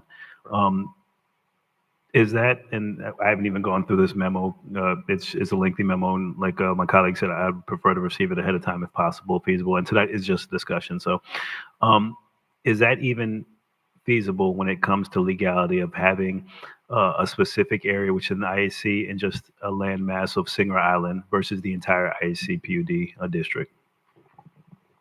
So, Mr. Chair, You recognize? the short answer is yes, as long as you can justify it and explain as a basis for your legislation why you're limiting it to the island and not other areas of the city where that zoning district exists. Okay. And I guess that's my concern because I wouldn't want to limit it just to one area because there are concerns across the entire district in regards to development. But I do believe that we have been doing a good job of addressing infrastructure. And I hear my colleagues' concerns with the waste main, with some of the needs of Singer Island, but there's also the same needs on Broadway. I think we've done a few years of studying and preparing for the IHC PUD, the increased densities, and I think staff is capable of proceeding and moving forward. I don't know if we want to put a moratorium currently in place. Do we have any current applications? Mr. Sermons? Is the question, are there any IHC PUD applications on Yes, sir. Singer Island or in the entire city? IHC PUD applications in Singer Island, because the legal recommendation was that we could, if we decided to just identify Singer Island as the piece, we could, but do we have any IHC PUD applications on Singer Island? We do not have any active applications that we're processing for IHC PUD applications on the island, only pre-application meetings. Okay, and so my other concern with that is to the entire development community as well, Dr. Spears. I wouldn't want, and I don't know if we have any applications or anything pending. We did hear from some speakers tonight, but also just across the entire board. I wouldn't want to discourage or dissuade some of the individuals that have been looking to possibly invest into Riviera Beach with a moratorium when we've spent, just me personally, the last 5 years and this entire board council many years trying to establish and develop increased densities. We as a board asked for it. We went out, we had joint meetings with Lake Park, who actually set the foundation of creating the increased density up Broadway corridor, and then also into the IAC PUD, which is encompassed in Singer Island. So I wouldn't want to discourage the development community from still wanting to look into investing into Riviera Beach. So I guess my question to you is, what time frame would you be looking for some type of moratorium? Mr. Chair, once again, I got to clarify this. We're not talking about Broadway. We're talking about the CRA district on Singer Island. This will not impact Broadway or anywhere else in the city where we have many, many proposals and many developers looking.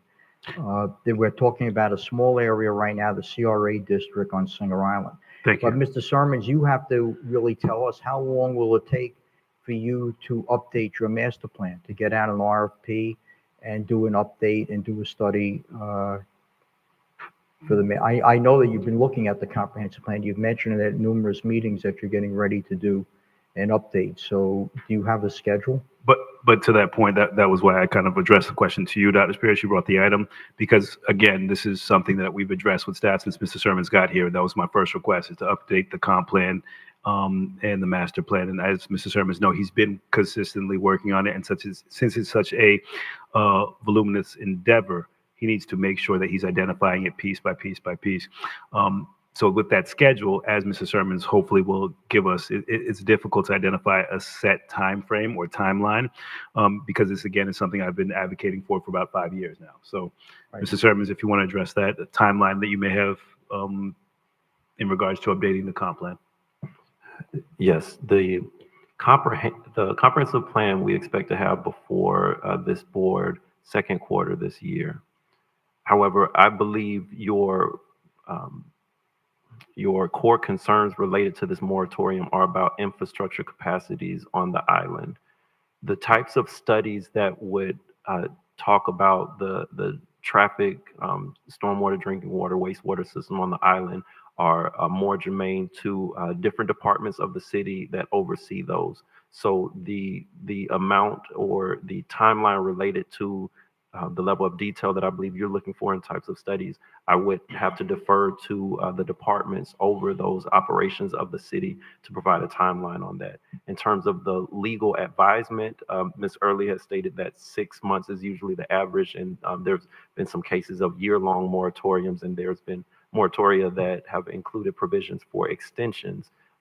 So in terms of precedent for moratoria, those are the timelines we will be looking at, but I wouldn't want to opine for our utility district or for our engineering components of the city and how long it would take to see detailed studies specific to the island. Mr. Chair? You recognize. Okay, so I could just tell you that from my own standpoint as a former director of planning and development, I recommend that you include the infrastructure studies in your comprehensive plan. I did that 2 times, and I can tell you we won the American Planning Association Award for our master plan because we included the infrastructure studies in the comprehensive plan. So I suggest you do that. I could tell you that the submerged lands, the city council adopted a 6-month moratorium, and they extended it to 1 year. They did extend it, and yes, you're right, you can extend it. I don't know if we're going to need to extend it or not. Maybe we should be, while you're doing a comprehensive plan, certainly you're going to have workshops, and you're going to have community surveys, and you're going to know what the community really wants to see in their neighborhood. I don't think the people on Singer Island really understood that this area is zoned for 25 stories. I think if you went out and had a workshop, you would see the people going in the opposite direction, because I've been speaking to a lot of people about this, and I haven't had anyone come to me yet and say, yes, I would like to see a 25-story building over here or there in the CRA district, not a single person. So I think that the council should, especially in an area that's as densely populated as Singer Island already is, you should speak to the people. We should have workshops before we start approving 25-story buildings in the CRA district. You should find out what the people really want. I think you're going to be surprised when you hear what they want. But I think it's important that we move forward with the master plan as quick as possible. And I do suggest that we do a moratorium so that we don't have anyone, because it's much more difficult when someone submits their application to stop it when it's already there, whether you do a moratorium or not. When you go to court, it's a lot more difficult. I was involved with a moratorium in the city on a whole oceanfront area. We did that for 2 years. We did our master plan. You know what came out of it? We actually increased the height, but we changed the open space requirements and other things in the meantime, because we had a Chinese wall effect prior to that.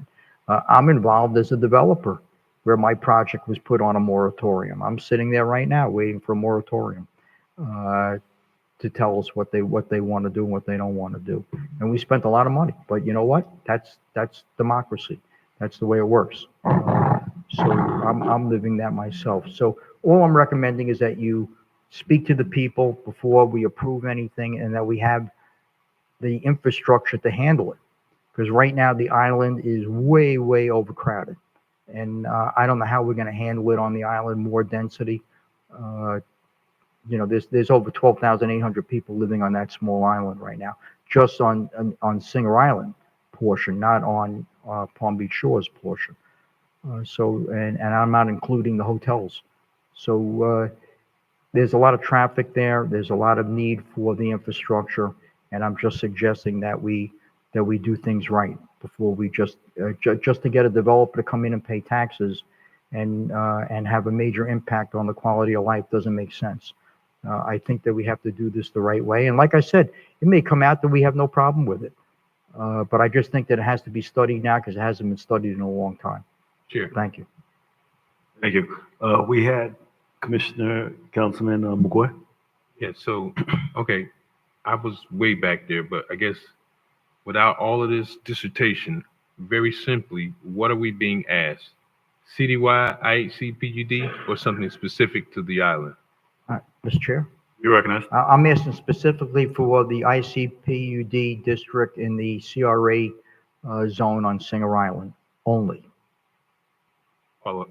Recognized. Okay, so Mr. Sermons, I'm gonna take you back to 2022.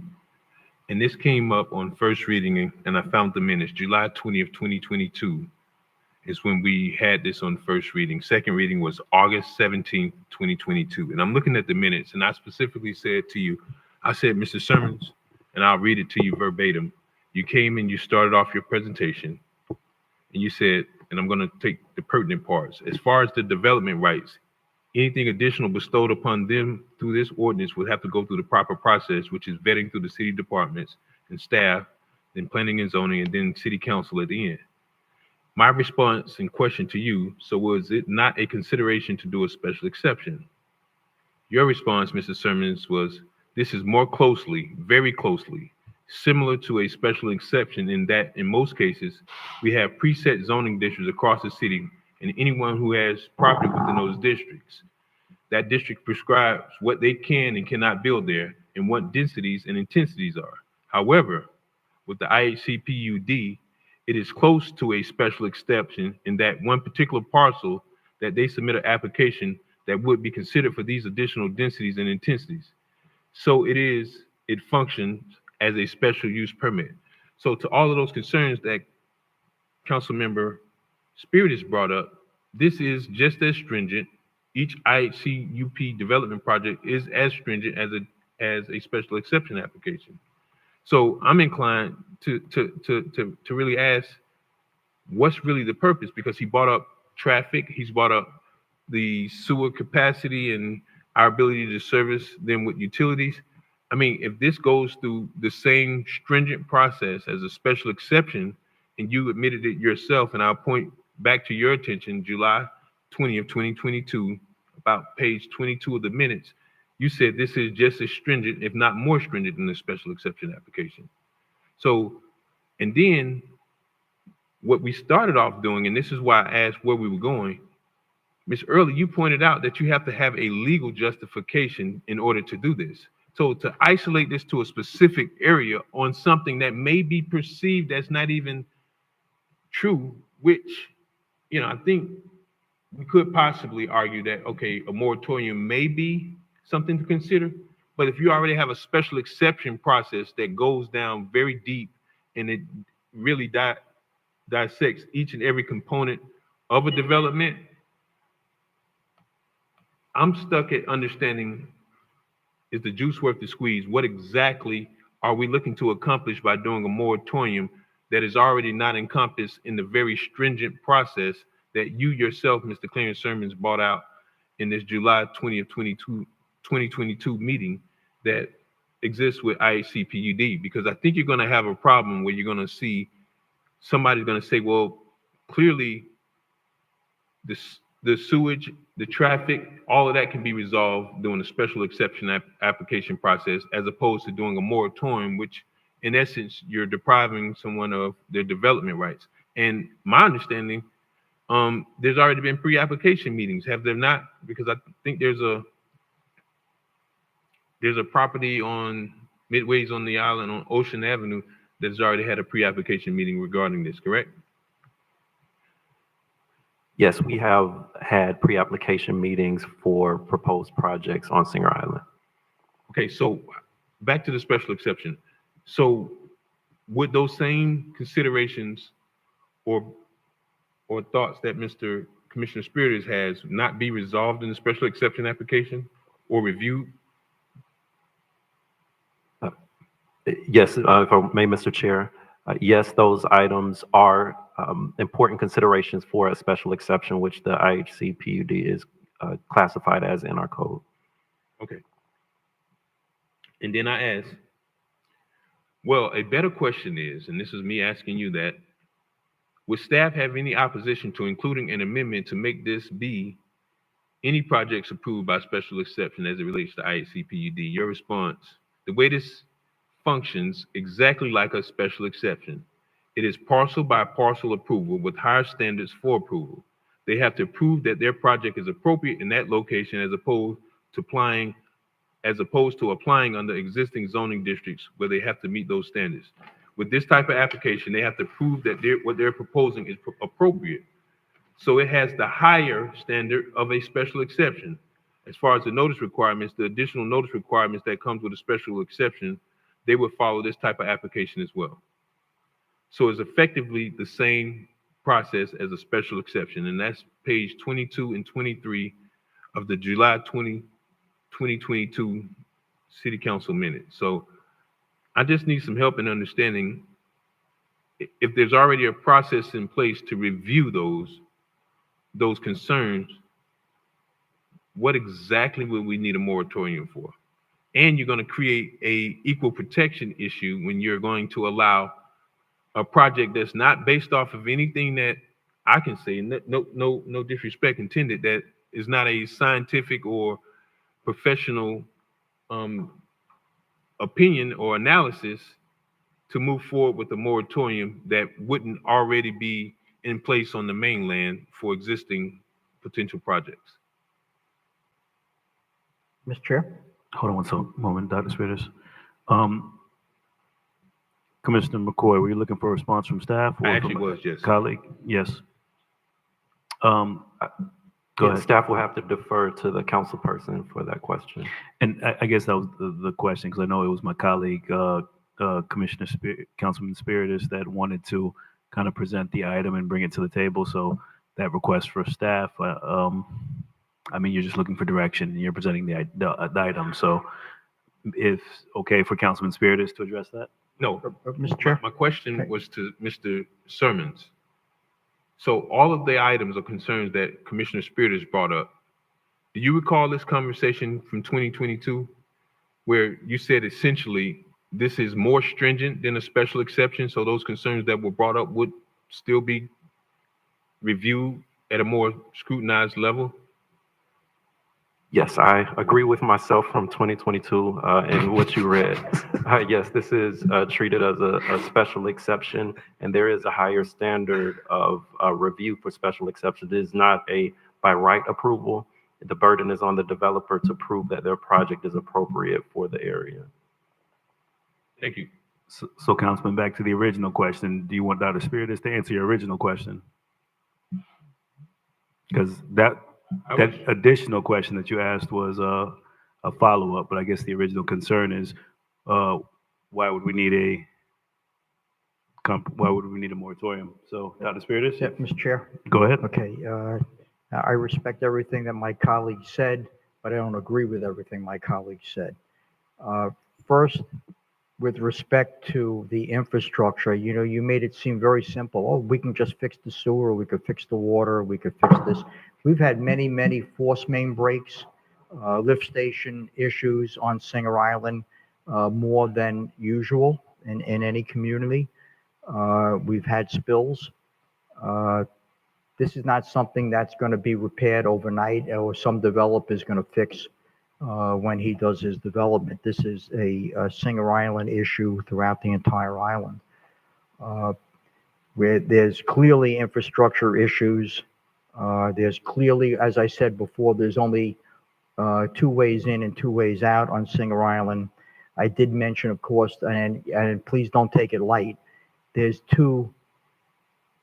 a water line and a sewer line under the intercoastal that are probably 50, maybe 60, 70 years old that need to be replaced. If they go out, Singer Island is out of business. Would you, as a city planner, Mr. Sermons, knowing that, would you recommend that we zone the area and hand out permits for high-rise, high-density projects, knowing that?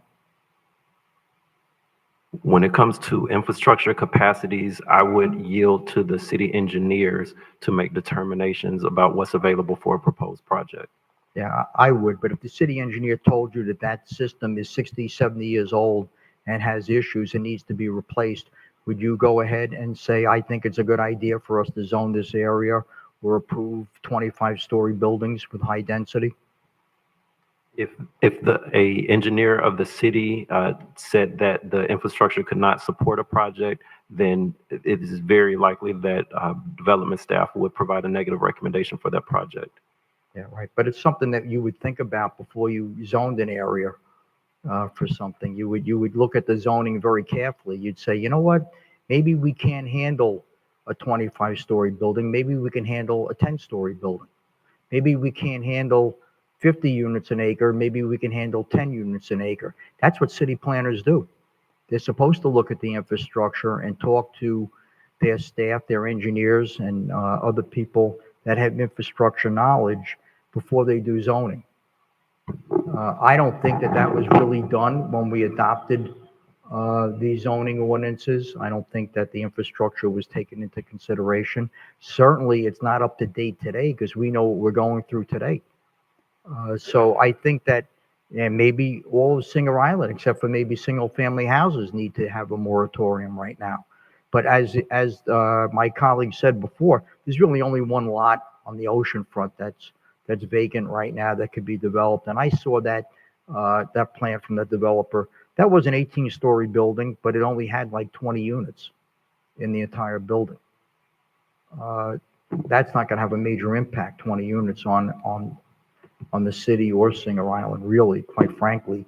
But it's something that we have to look at. We have to take all these things into consideration because it does impact the quality of life, and it does impact everybody's quality of life, as far as the infrastructure and as far as the roads, as far as right down to the divers that, we talked today about how great the area is near Phil Foster Park, where the beach is there, where all the people come from all over the country to go diving there. We're talking about a zoning ordinance that's within 50 feet, maybe 100 feet of that area. Mr. Chair. So these things have to be taken into consideration. That's all I'm saying is we should take a pause, study it, and then adopt zoning ordinances that make sense. Thank That's you. all. Ms. Miller Anderson? Are we to a point now where we can just decide whether or not we're going to bring this back? I would like to know if we could see if someone's going to put a motion on the floor so we don't continue to belabor this point. Chair? You're recognized. Okay, I make a motion that the city staff move quickly in updating the city's comprehensive plan and zoning ordinances pertaining to Singer Island especially, and that we adopt a moratorium until this is completed. 6 months to start, possibly an extension for 1 year. That'll be up to staff. Move to strike, that's not germane to where we're at. We're not speaking of the comprehensive plan, we're speaking specifically to a moratorium, so. Thank you for your point of order. Mr. Chair? I disagree. I think that this is very germane to the ordinance. The comprehensive plan and the ordinance are one and the same. They impact each other. They're directly related to each other. When you do a moratorium, it's temporary for a reason. The reason is to study the infrastructure and the comprehensive plan. They're all one and the same. And to that point, I do agree, but I believe the item that was actually presented and noticed was just on the moratorium, separate and apart from the comprehensive plan. So I would ask that you could put that on the floor, but I wouldn't combine those motions, Commissioner Spiritus. Mr. Chair? You're recognized. This is a discussion. Absolutely. This was not specific for anything. This was a discussion about a moratorium. So we discussed today the reasons for the moratorium and what I'm making the motion for. Okay. We didn't come here to vote on a specific resolution. Well, you're putting a motion on the floor now. Right. So to that point, we are voting on a specific resolution based upon the item of discussion. So, and that's why the move to strike was brought up by my colleague in reference to what item was noticed. So with the discussion item, I believe that we should be just addressing the moratorium. If you want to bring back the comprehensive plan discussion within your commissioner comments, I think it'd be germane to separate the two items. But if you want to leave the motion on the floor, that's fine. Mr. Chair, I do want to leave the motion on the floor. Yes, sir. Any city planner can tell you that a moratorium is put into effect until you update your comprehensive plan or your The study moratoriums of are for the area. Commissioner Spiritus, moratoriums are put in place for multiple reasons, so not that only based upon your comprehensive plan. So for whatever reason we as a board determine that we want to put a moratorium, it can identify all of the issues versus the one you've identified today. Okay, so since we were discussing the moratorium, that's the reason that I'm discussing the Thank you. moratorium, and I would like that added as part of my motion. Yes, sir. Thank you. Do we have a second? Motion dies for lack of second. Additional comments in regards to the item? Just one comment. You're recognized. I just Go want ahead. to say that my understanding is that the burden of is it safe, or that is on the developer. I mean, it shouldn't be all on us to do that. That should be something that the developer does as well. That when they come to the city, they have done their due diligence to say that it is appropriate. Mr. Chair, Hold on one moment. I just want to respond to. Of course, but Commissioner Lanier, are you done with your comments? Yeah, I just wanted to Councilwoman. just add that point, that I think that it's a two-way street. Thank you, Councilwoman. Councilman Spears. Okay, so Commissioner Lanier, it is the city's responsibility when they adopt the zoning ordinance that we have the infrastructure in place to handle the zoning. That's our job. That's our part. We can ask a developer to add a lift station or do something similar to that, but we're not asking the developer to build us a new water plant. We're not asking the developer to change all our transmission lines for our sewer, or to build a new line under the intracoastal, or to handle the resiliency for floods. That's the job of the city. That's not the job of the developer. And I'm just saying that we should have everything in place before we encourage developers to come in and have a major impact on a community. We should just make sure that we have everything in place for them to come and do it. And like I said, maybe the comprehensive plan is going to say everything is fine the way it is. I doubt it, but it could say that. Who knows? But I just think that we better have a good idea, because we're going to all be sorry if we build that line, if we approve another 25-story building, and that puts additional demand on that water sewer line underneath that intracoastal, and it blows, and the city and Singer Island is out of business for years. We'll all be sorry. You don't want to be in that position. Thank you, Councilman. And to that same point, we just want to make sure whatever projects are brought before the board, that our entire staff has reviewed and vetted every item of the project. So I'm going to entrust our city engineers, our staff, to bring a fully cooked, vetted item to the board. We don't have any applications. We have pre-applications currently. So the one point I do agree with is the comprehensive plan and master plan. I'm not going to put a moratorium in place to have staff do their job. I have been asking for this since I've been here, and I do want to see this done and completed. So, Mr. Sermons, if we can have some accountability as to what date you said is coming before us. At the moment, this month, we'll have the last element before the Planning and Zoning Board for workshop. After that, it will go to our consultants to put together the final draft versions based on all those conversations. The most specifics I can give you right now is that we anticipate second quarter this year. So April, May time period is when we expect to be able to bring that before the Planning and Zoning Board and you. But again, we are working very diligently to get this to the adoption point. So if you can put some fire under that to get it back to us as quickly as possible. Understood. Thank Mr. you. Lawson, may I- You're recognized. Mr. Sermons, not to belabor the conversation, but could you share with the council and the public the definition of concurrency and what it means whenever applications come to your department? Let's move on from this item. I believe we're done. Do we have any additional comments about this moratorium before we go into that? Because I want to close out this discussion item. We're going to go into actual discussion from the city manager, and we can go ahead and address that now. Go ahead, Mr. Sermons, based upon the request from our city manager or our assistant city manager. Yes, concurrency is built into our comprehensive plan already. It states that a project cannot be approved without adequate infrastructure being in place, and that the burden should be on the development to put in place any infrastructure that is needed for a project to be viable. So there is language existing in our comprehensive plan that requires that. Thank you. Ms. Jacobs, comments from City Manager? Yes, sir. Thank Go you. ahead. I've been asked to share with the council and the public 4 different publications, their activities that are taking place over at the library. One deals with projects to assist our the attendees of the library with legal services. Another deals with children and being able to assist them with learning through cartoon experiences.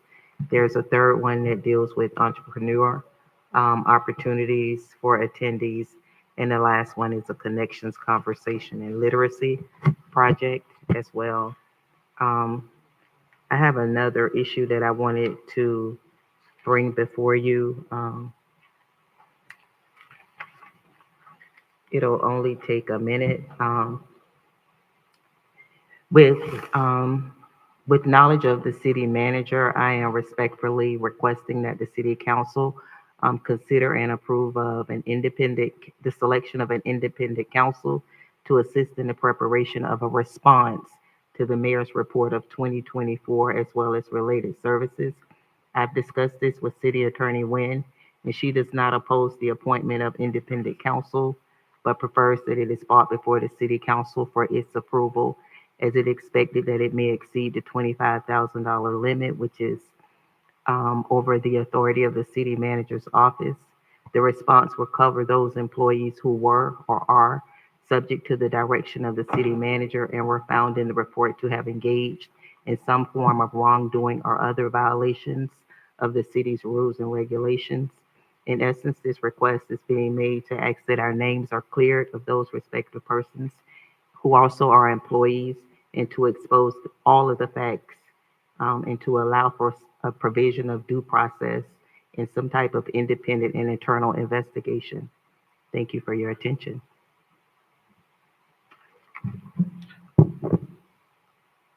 Comments from the city attorney? Yeah. Comments Mr. from the Chair. board? Councilwoman Miller Anderson. Is there an answer from the questions that I've been asking about with what we're waiting on, dates or something like that from HR or the mayor? Or are we not doing that Lawson, anymore? Huh? The HR director is here and she can begin to answer that question. Okay.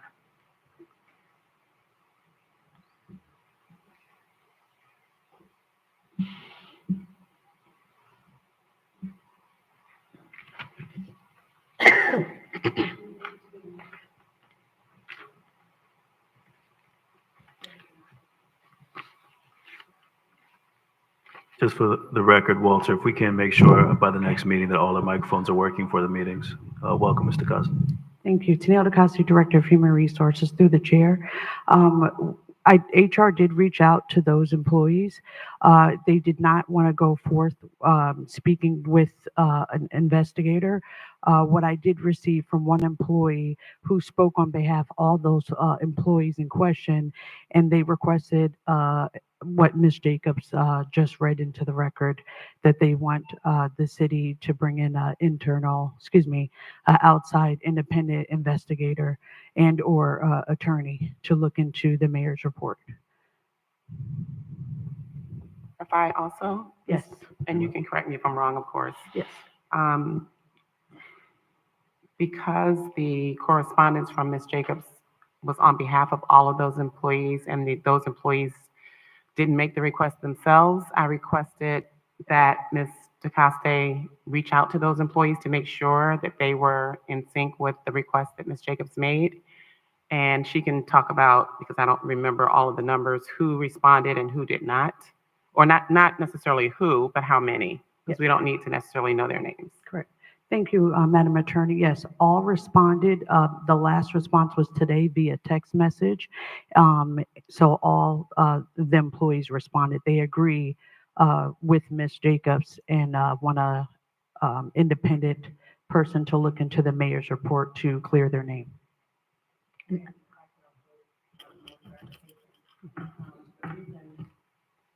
That, am I on? Okay, thank you. That I asked that when Ms. Jacobs and I talked about it, that I suggested she bring it to council wasn't because of the $25,000 limit, it was because initially at that special meeting we had, we thought that the issue was closed because no one came forward. And I think we told you that at that meeting, that said they wanted to be interviewed by the investigator. And that is true. Now they're asking for an external investigator. And so because we thought it was closed, I didn't believe that I had the authority to open it back up and spend the money without bringing it to you all for you all to make the decision. Okay. But I am not opposed to it. It's whatever the council wants to do. Thank you. Ms. Miller Anderson? I don't think it's been closed because I mean, I know you said they didn't come, but my point has always been that we didn't get both sides of the story. So if this fixes that, then I would support that. I do feel that we still have a whole nother side that has not been explored, and the employees have a right to be able to get their side out. And if doing so is us getting an attorney to look into it, then I certainly will support that. Earlier, Councilwoman Lanier and then Councilman McCoy. Yeah, I certainly wholeheartedly support that. And if allowed, I would like to make a motion in that direction. Thank you. If we can hear from Councilman McCoy. So, first of all, I want that in writing because I'm not even clear what I'm hearing. Did I hear someone say that they wanted a name clearing? And then I'm also hearing that they wanted someone independent to do an investigation. We're not even, can this be clarified? Because you seem like you're running two different things together. Are employees looking to have their name cleared? Or is there an ask for an additional investigation? Mr. Lawson, You recognize? are you familiar with another way in order to get our names cleared if it's not investigated outside and independently? Okay, so wait, so that's what we need to talk about. So if this is a name clearing, if you're asking for funds to go toward legal counsel for your defense of what has been alleged, that's something different. Now, if you're talking about a separate independent investigation, you said both all in one sentence. So we need to be very clear as to what is being asked and what is the purpose and what is the expectation of the outcomes that's going to come forward. Because legal defense is one thing, and I even heard the statement of due process. So we need to start back over and start from the very beginning as to what is expected from this ask of 25,000, because there's conflicting things that have been stated, and I want to make sure that I write them down so I can make sure, because clearly there's another guy that I know wasn't even afforded due process and not even a name clearing opportunity with notice. So I want to make sure I write this down. So can you get that pad out that you was reading from, and I'll make sure I can write this down very clearly.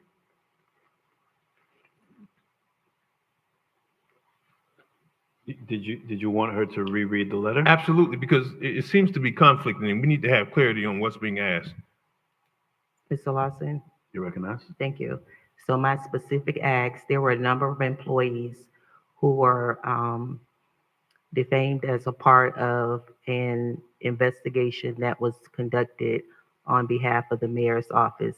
The request is, I'm asking on behalf of myself and the other employees that were defamed, that were unfairly put in positions that they were not allowed to defend themselves. I'm asking that they be afforded the same opportunities that the employees who were the accusers, if we're afforded the same opportunity and provided with legal services as well in order to clear our names with regard, and actually just to put forth the facts as opposed to hearsay. Okay. Pause for 1 second, Ms. Jacobs. I appreciate that. Now, Ms. Wynn, so now your response was just a little bit different about there's going to be another investigation of another attorney. Help me understand what that means, because what she's saying is legal defense because she wasn't afforded due process, and her and others. My understanding, and again, they know what they want. Okay, but they know what their it's not what request they is. want. What's being asked of us? Because you're saying another investigation. No, I'm not saying anything. What's being asked of you is what they're asking of you. My understanding was that they did not want to talk to the attorney investigator who handled who produced the initial report, and that they want to have someone outside do an investigation. I'm assuming And I was Well, going to ask. hold on. She didn't say investigation. You said investigation. She's saying legal defense and clearing her name and due process. This is what I wrote down. Okay, then that's what they want, a name clearing, So, I guess. Ms. okay. Jacobs can clarify. It's not my request. I This can't is put why words in her mouth. but this is why I'm confused. I think it's appropriate that this be put in writing so it's very clear as to what we can expect. Because if you want to be asking the board for legal defense, cool. I understand that you're asking. I'm not saying I agree, but this whole idea of doing another investigation is something completely separate. So My understanding, and Ms. Jacobs can correct me if I'm wrong, is that they want an outside person to take the report, look at it, get their side of the story or of the facts as she stated, and produce what it is that they've given them to refute what was in the initial report. If that's not your understanding, Ms. Jacobs, please speak up. No, it is, Mr. Lawson. You recognize? We're just simply asking that we be afforded an opportunity, just as the other employees were who made the accusations. They were afforded an opportunity to have, to have an attorney to speak with them, to learn of their thoughts, ideas, opinions as to what occurred in whatever situation or environment. We're asking that we be afforded the same opportunity with a different external attorney, someone that is independent of what occurred initially. Mr. Chair, let me ask this quick. And very simply, when you have that, Ms. Jacobs, what is going to be done with that? What's the outcome? What are you looking to do with whatever you guys accomplish? And is that person representing you, or are they operating in an independent fashion to gather facts? So that person would be presenting the facts. Okay, so again, are they going to be independent in reviewing this, or are they going to be providing a legal representation? I'm sorry, Mr. Lawson. This is why it needs to be in writing. You recognize Of course it would be independent, and we're looking for the facts. We're not looking for anything else except facts. Right. I understand, but are they doing a independent fact investigation, or are they giving you the opportunity to make a legal defense or due process so you can present your position? Because there's a difference. If they're presenting your defense, then they're representing you. If they're going to be independent, then they're just going to be taking your perspective and comparing it to what has already been established. So we need to have clear expectations here. So, Mr. Lawson, You recognize? it would be the former. They'll be representing you? No, you mentioned that as the latter, right? I believe you did. Okay, Ms. Jacobs, I would rather have something in writing because this is not clear at all. And actually, it is in writing, Mr. McCoy. Well, can we, I mean, this kind of ask should not be something that just comes off, because we need to know what the expectations are. If we're going to hire somebody, are we hiring them to do a supplement to the investigation that was occurred, or to defend them and to provide their statements? And Is that a question for me, sir? it's for anybody that's here. And even Ms. Wynn is shrugging her shoulders because she's not sure. No. It's not my ask. They know what they want, and they have to convey that to you all for you all to make that decision. I can't say what they want. Mr. Chair. Hold on, Dr. Spears. Councilman McCoy, you finished? I'm no clearer than you start. Agreed. Mayor Felder? Yeah, and so the question, we gave those individuals an opportunity to tell their side. Did we get some type of letters or something that stated that they didn't want to be involved? Through the chair? You recognize? Yes, Mayor, we did. They So we sent did- an email advising they did. So we did give them the opportunity. Yes, sir. Because the way it sounded like we didn't give them opportunity. And I just want this to be on record that we gave them opportunity to share their side of the story. Yes, sir. Thank you. Mr. Chair.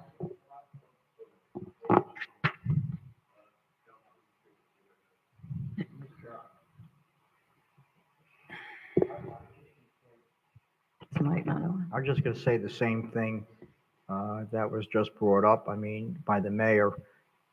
We do have an independent counsel that did this study.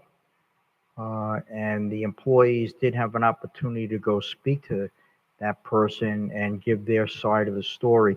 I'm not sure why we need another independent attorney, why we're not just using, I mean, I have no problem with extending the existing study to include the new employees giving their position to the independent counsel that's already done this study. I don't understand what the need to go to another attorney, another independent counsel, unless they're stating that they don't believe that this attorney was really independent. Um, I just don't get it, why we would change attorneys in the middle of this, the person who did the study. Ms. Jacobs, then Ms. Miller Anderson, and Ms. Lanier. Go ahead, Ms. Jacobs. Thank you, Mr. Lawson. So we were afforded the opportunity after the document was released. We never knew about what was in the document until after it was released. So technically, we were not afforded an opportunity to speak to anything that was in the document before it was released, and that is the difference. Mr. Chair, I want to address that because she's absolutely right. But we've given them several opportunities. Miss Miller Anderson asked a couple times. We put it out. How many people would like to speak? They chose not to speak. But here goes the bigger issue. Mayor, I was next. Okay, well, go ahead. Go ahead. I speak up. Second.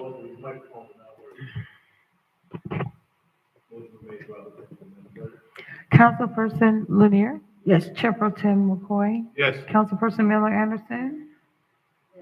Councilperson Spiritus? Yes. Chairperson Lawson? Yes. Unanimous vote. Sorry, Mayor, hold on. We did have the order, and it was Ms. Miller Anderson, and then I'll come to you after Ms. Lanier. Go ahead, Ms. Miller Anderson. The opportunity for them to speak was after the document was released. As I said before, I thought that was, first of all, that's not how you do investigations. You get both sides and then you come up with a conclusion. Giving them the opportunity after the fact and attaching an addendum to it, it does not have the same effect. So technically, yeah, they were afforded the opportunity after the fact, which is not how investigations are done. If we just extend it only to continue to go around in circles, because it sounds like at least two people are saying they aren't clear. If it's in writing, can we get it in writing? And then if it's the next meeting, we make this decision. I mean, we've gone this long and haven't addressed it. Get everything cleared up, put it in writing, submit it to us. We have it on the next agenda to discuss, because right now we're just going to keep going back and forth saying we don't understand, or you had an opportunity and we don't get anywhere. Or we can just say you either want to do it or you don't. But to continue to sit here and go back and forth, I mean, we've done that for the past 2 hours. So Thank you, Councilwoman. Thank you, Councilwoman Miller Anderson. Councilwoman Lanier?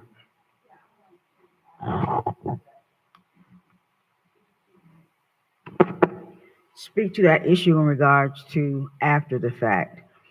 When you run an investigation, which we spent $65,000 on, of taxpayer dollars, $65,000 on an investigation that employees were asked about their environment, they name names, and you don't go and ask the person whose name was named. An investigation is both sides of the story. If someone says something about Joe, and then Joe said, well, I didn't say that. Why would you not go to Joe and ask him, somebody just said this about you? That's an investigation. You go and you talk to these people and they give you their heart in terms of what was happening to them. You don't go and ask the people that they're blaming. That is not an investigation. How do you come up with a conclusion when you talk to nobody First of all, nobody you talked to that was named in that report. Secondly, the people who were making the accusations never went to HR, never went to their boss, never went to anyone. All of this information, when we seen this report, this is the first time we all had saw it. And that is outrageous that you can print a report and spend $65,000 of taxpayers' money and don't talk to the people that are being blamed. That is the very nature of an investigation. Somebody shot somebody, and the person that said, it was justified, but you don't ask the person who was shot. Nothing. You just assume that because they were shot and the person who shot them was justified. But you ask the person who was injured not one word. That is not an investigation. And to spend $65,000, I'm going to keep saying that, $65,000 of taxpayers' money, and don't ask the other person in the scenario, it is egregious. It is egregious to do something of that nature and don't put an end to it. So I will still like to offer a motion, because we know what the deal is here. We know exactly what has happened. The people who were in that report did not get an opportunity before the report went out to give their side of the story. So you publish a report and don't ask them nothing. It's a whole report that's on the people who in the report don't even know anything about it. So now you want to come back a year later and say, well, we'll get the same person who actually did the report to talk to you. What? It is egregious. That's all I can say about this. And if once we're finished, I can offer a motion, we can put this to bed. Because this is outrageous. Mr. Chair? Thank you. Mayor Felder, you recognize. What's outrageous? They had 17 employees that you did a fictitious investigation to come at a council person, and their names ended up on the news. We're talking about one. No, you can't tell me what to talk about. We're talking about your investigation. We're talking about nothing else. Listen. Those employees that you guys conjured up ended up their names on the news, right? Let's go here. And I really don't even have to say anything. I did my part. The charter told me what to do. It's just amazing, though, how the charter states after the mayor does his investigation, he turns it over to the CM, the city manager, and he shall do an investigation. Isn't it ironic that you guys never asked Mr. Evans to do an investigation when the charter states that? I done my job. It's on the CM to do his job. And I happily done my job. I did exactly what the charter told me to do. Now, what I found out, this council has not done their job, because you never held your city manager accountable, and the charter tells you to do it. Once the mayor turns his investigation, read it. But if you guys spend less time trying to get lawyered up to diminish my authority, maybe you'll get something done. Stop trying to get lawyers and lawyered up to diminish what I can do, because if you was doing your job as a council and say, city manager, he done his, it's over, it's on you now. The charter says you shall do an investigation. Maybe we'll get answers, but you know what y'all do? And guess who's tired of it? The public tired of it. I hear it every day. They tired of visiting this because y'all ain't doing what y'all supposed to do. So I really don't have anything else to say. I wasn't gonna say nothing tonight because I've done my job. And I don't care if y'all get a lawyer, 2 lawyers, 3 lawyers, whatever y'all feel like y'all want to do to put the bed whatever you want, fine. I done my job. Yeah, and don't get tired when y'all bring this up. Because the issue is you never held the man accountable that's supposed to take the next reign to make sure and to come back to us and tell us what's going on. And I'm never going to stop saying that because it's in the charter. Thank you. Thank you. Additional comments from the board? Councilwoman Lanier, you said you wanted to make a motion? Yes, I want to offer a motion that the same opportunity, and the mayor is saying that, the city manager didn't, you put a report on the street. You know what? Okay, all right, fine. You're right. I'd like to make a motion that we afford the employees who were accused in the mayor's report the same opportunity and the same amount of money, if necessary, to have a rebuttal to what was put in the report and sent out to everybody without them actually responding. That is my motion. Response. Second, I'll second. Okay, so I carefully took notes. There was nothing in that request that stated a rebuttal. I heard due process and I heard defamed. So what exactly are you asking for, Ms. Jacobs? There's a Because it's motion not, on the floor and a second, Chair. okay, didn't you have debate? Then you ask questions. There's parliamentary procedures here, and I'm asking for clarification because rebuttal was not even anything that she brought up. And I guess one of my colleagues, I believe Ms. Miller Anderson, I think she said something about just putting it on the agenda. And I'm not sure what the motion is fully entailed to because I know Ms. Jacobs read a letter. I still want to kind of read it so I can understand the exact request. I know that they want to possibly do a investigation with an outside. I just want to see what this looks like, have a little bit more clarity as to what's being expected of us. I do support because from the moment this report came in, I did ask for just complete closure. We did give the employees the opportunity to respond. At that time, the employees did not want to respond to that investigation. So I understand where we are today, but I do want to get clarity before just kind of expending up to possibly $65,000 if that's the request that's being put on the table. So if we could possibly bring it back at the next meeting to understand what we're looking at, that would be my ask, similar to what one of my colleagues mentioned earlier. See what we're looking at, see what the request is, get all of the information, and then we vote on it at that time. Mr. Chair? You're recognized. I agree with the mayor. I think we should follow the charter and we should request that the city manager do an investigation, regardless of whether this comes back or as a motion or the motion gets approved or disapproved. I think we have an obligation to ask the city manager, as per the charter, to do an investigation. Okay. Thank you, sir. In reference to this motion, additional comments? So is there an amount that was asked for? Or do we just got an unlimited?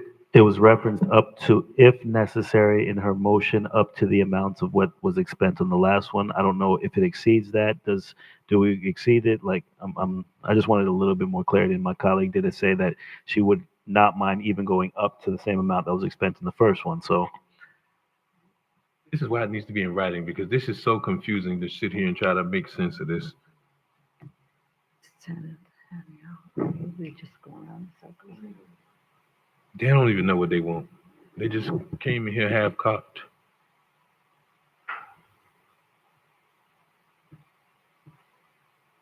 So, Councilwoman Lanier, the motion, did it have a financial ask? I know you mentioned up to the same amount that was expended in the first investigation. Is that still what you're looking to do? Yeah, To up include to, that? it would Okay. be, it would be equal. It So, would be an equal what was- ask for the people who were in that report and did not get an opportunity. You keep saying that you gave them an opportunity. You. God damn, just say the amount. Hold what I'm on, talking man. about? Listen, Whoa. I have the All floor. right, colleagues, Jesus. listen. We are discussing this at this hour of the night because there was a request put on the table. There was a motion, but if we can just go ahead and move forward with any additional discussion. Ms. Nguyen, what was the amount expended in the previous investigation? Approximately 65,000. That wasn't the exact amount. It may have been a little over. Okay. I don't have that number with me, but I do have a question. Go ahead. Because again, we at some point have to close this out. Is this investigation limited? And I guess it should be part of your motion, Ms. Lanier, to the employees who made the request, who responded as of today, that they want to be included. So that we're not opening it up to whoever comes forward and says, oh, I didn't get a chance either. I mean, at some point, we have to cut it off. And we've had, I think it's 5 or 6 employees, Ms. Jacobs, that made the request. So are we limiting it to those employees? I think we're limiting it to the employees who are mentioned in the report. The issue on the table is that these people who were mentioned in the report had no opportunity for a response. And we're talking about that report only. We're not talking about any other investigation. We're not talking about anything else. We're talking about that particular report and the employees in it. And there was only one side in that report, and the other side needs to have an opportunity to say what they need to say and given the opportunity to say that. And I think that that is something that that we need to do. But what I'll do is this, for the sake of having it to be written down, I'm going to request the city manager to put this on the next agenda, written the way that it needs to be written, that the my colleagues understand it. We have agenda reviews. We can go back. We can and we can look at it at that point. But I want this to be on the agenda. So I withdraw my motion. But I want this to be on the next agenda because we really need to put this to bed. And thank you. And you are withdrawing your motion, you said? Yes. Thank you, Councilwoman. So if we can just add that to those questions that I would want to see possibly brought back, who is going to hire the investigator? Who's going to be in charge of retaining that? Is that going to go through legal? Is that going to be an individual? Because I believe the mayor's office did select the previous investigator. So what does that look like in regards to how that's procured and secured? Cost time frame, I think that Councilwoman was asking for a total expenditure of $65,000 or up to. And then moving forward with the discussion. And then we can bring this back to the next meeting. Okay, additional comments from the board, starting with the mayor. Thank you. Councilman McCoy? Yeah, I had something. Let me pull it out. Can you come back to me? Yes, sir. Councilwoman Miller Anderson. Thank you. Councilman Spiritus?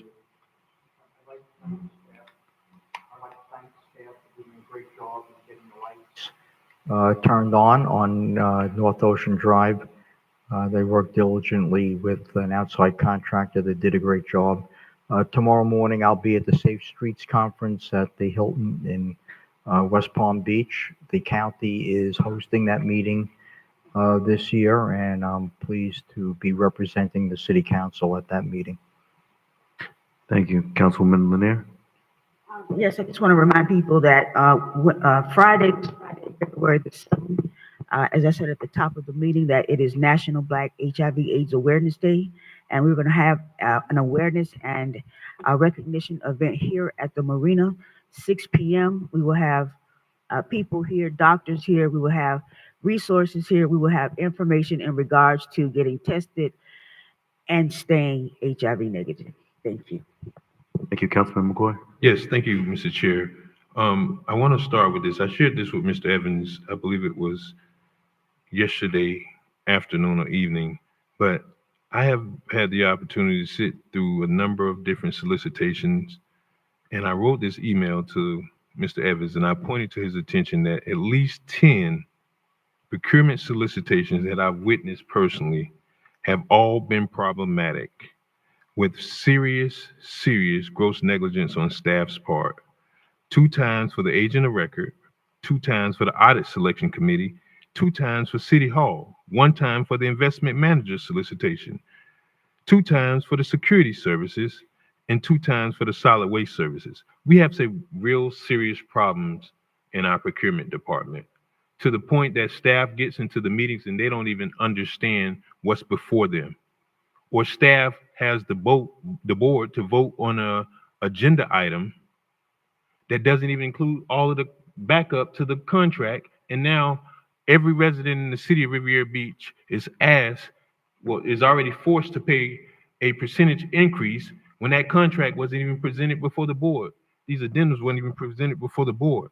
You know, I am at the point where there is no oversight whatsoever on procurement, and anything goes. We just experienced a protest last year with the agent of record, and to sit in a meeting yesterday and watch a number of different things that come up that was completely improper shows a complete lack of oversight over this department. And I shared my concerns with Mr. Evans, and I don't understand how after being here 6 years, we had 2 failed city hall solicitations, which has been since last year.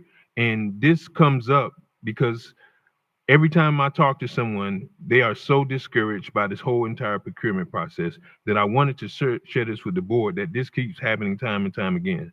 And I told Mr. Evans, and we can say training and all of this kind of stuff, but if we have people that don't want to follow the rules, the process, state statute 286, open sunshines, and 287 involving procurements, I think it's time to go.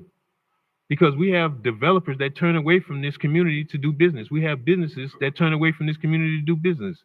And apparently there seems to be some sort of issue when you have 8 respondents, 6 get deemed unqualified. Then at the meeting, then the 7th get disqualified. So clearly there's a serious problem that just since we've been here, right off the top of my head, I could point to 10. And it wasn't any help with having Ms. Emmons there, because clearly when we put these boards together, we need to have people who have experience in this profession, because if we did, some of these issues wouldn't even go as far as they did. And it's quite embarrassing, to the point that I'm not sure why people want to do business when it costs you $25,000 every time in staff time and putting together a solicitation only for it to get thrown out. That's 10 different solicitation members. So something has to happen, because this is continuing to go on. Now, to my brother Amon Israel's comments earlier, as if I deprived the voters. Let me tell you something. And I even had a gentleman who I highly respect say that I'm the king of chaos because of the number of lawsuits that I filed. This is why I file the lawsuits. When I sit in the meeting and I watch staff do something that is completely against the training that we take every single year, which I offer the city, that every employee who interfaces with the public needs to have public records training and training on 286 of the Florida Sunshine, which requires that meetings are fully open or closed. There is no intermediary category, so everything has to be on the record. You can't go and have an evaluation committee and then go into the back room and come up with the scores and then come out. How is that fair to me as a member of the public when I come here expecting everything to be done transparently and open in the public? And I believe it was all 5 of us that just stood up just after 6 o'clock and recited the Pledge of Allegiance. The Pledge of Allegiance ended by saying liberty and justice for all. So because I seek my right for relief inside a court of a law to seek justice, I'm being villainized? Well, I apologize, because I've been 2 years, board members, trying to resolve a trash issue, and everyone in Sonoma Bay and everyone in Marsh Harbor, because we have a trash solicitation contract where everybody is being double charged. So clearly there is a bigger issue here that the board either is not aware of or chooses to recognize, but this problem is ongoing and recurring and recurring. So absolutely. So if I'm wrong, and if I'm depriving people of their right to run for office, I guess what? I guess the Florida Constitution is wrong. If I'm wrong, I guess the Florida statutes is wrong. If I'm wrong, I guess Judge Reed Scott from the 15th Judicial Circuit is wrong. If I'm wrong, I guess the 3 judges from the 4th District Court of Appeal is wrong. If I'm wrong, I guess the Supreme Court, who's already established this issue in Spiritus v. Botel, is that a person has to use the right method of payment in order to qualify for public office. Our very first obligation when we got here on April 3rd, 2019, for those that came in with me, is that we swore an oath to uphold the laws, the Constitution, and the statutes of the state of Florida, including our code of ordinances and our charter. I guess I'm wrong. Thank you, Chair. Thank you, Councilman McCoy. And I would agree, yes, for the integrity and the image and the respect of our community. I would say you're wrong, because it is about Riviera Beach. It's not about Councilman McCoy and proving a point. It's about truly just understanding that we have to rise above, work with staff, work with our colleagues, and determine what is in the best interest of our community. If the only answers and the only reprieve you can receive is going to a court of law, as opposed to working with your staff to determine the best approach, then unfortunately, in my opinion, you're wrong. So thank you to the judge that agreed with you. Congratulations. I commend you for your efforts and your work, but it would have been better to go to staff to allow for them to adjust it and give the benefits to the residents, the opportunity to actually not disenfranchise all of the voters. So right now, in my opinion, you're wrong. So I'm not sure if there's any additional comments. This meeting is adjourned. Lawson, I'm sorry, I was asked to make an announcement on February 5th, 2025. Can Can we save it for the next meeting? Um,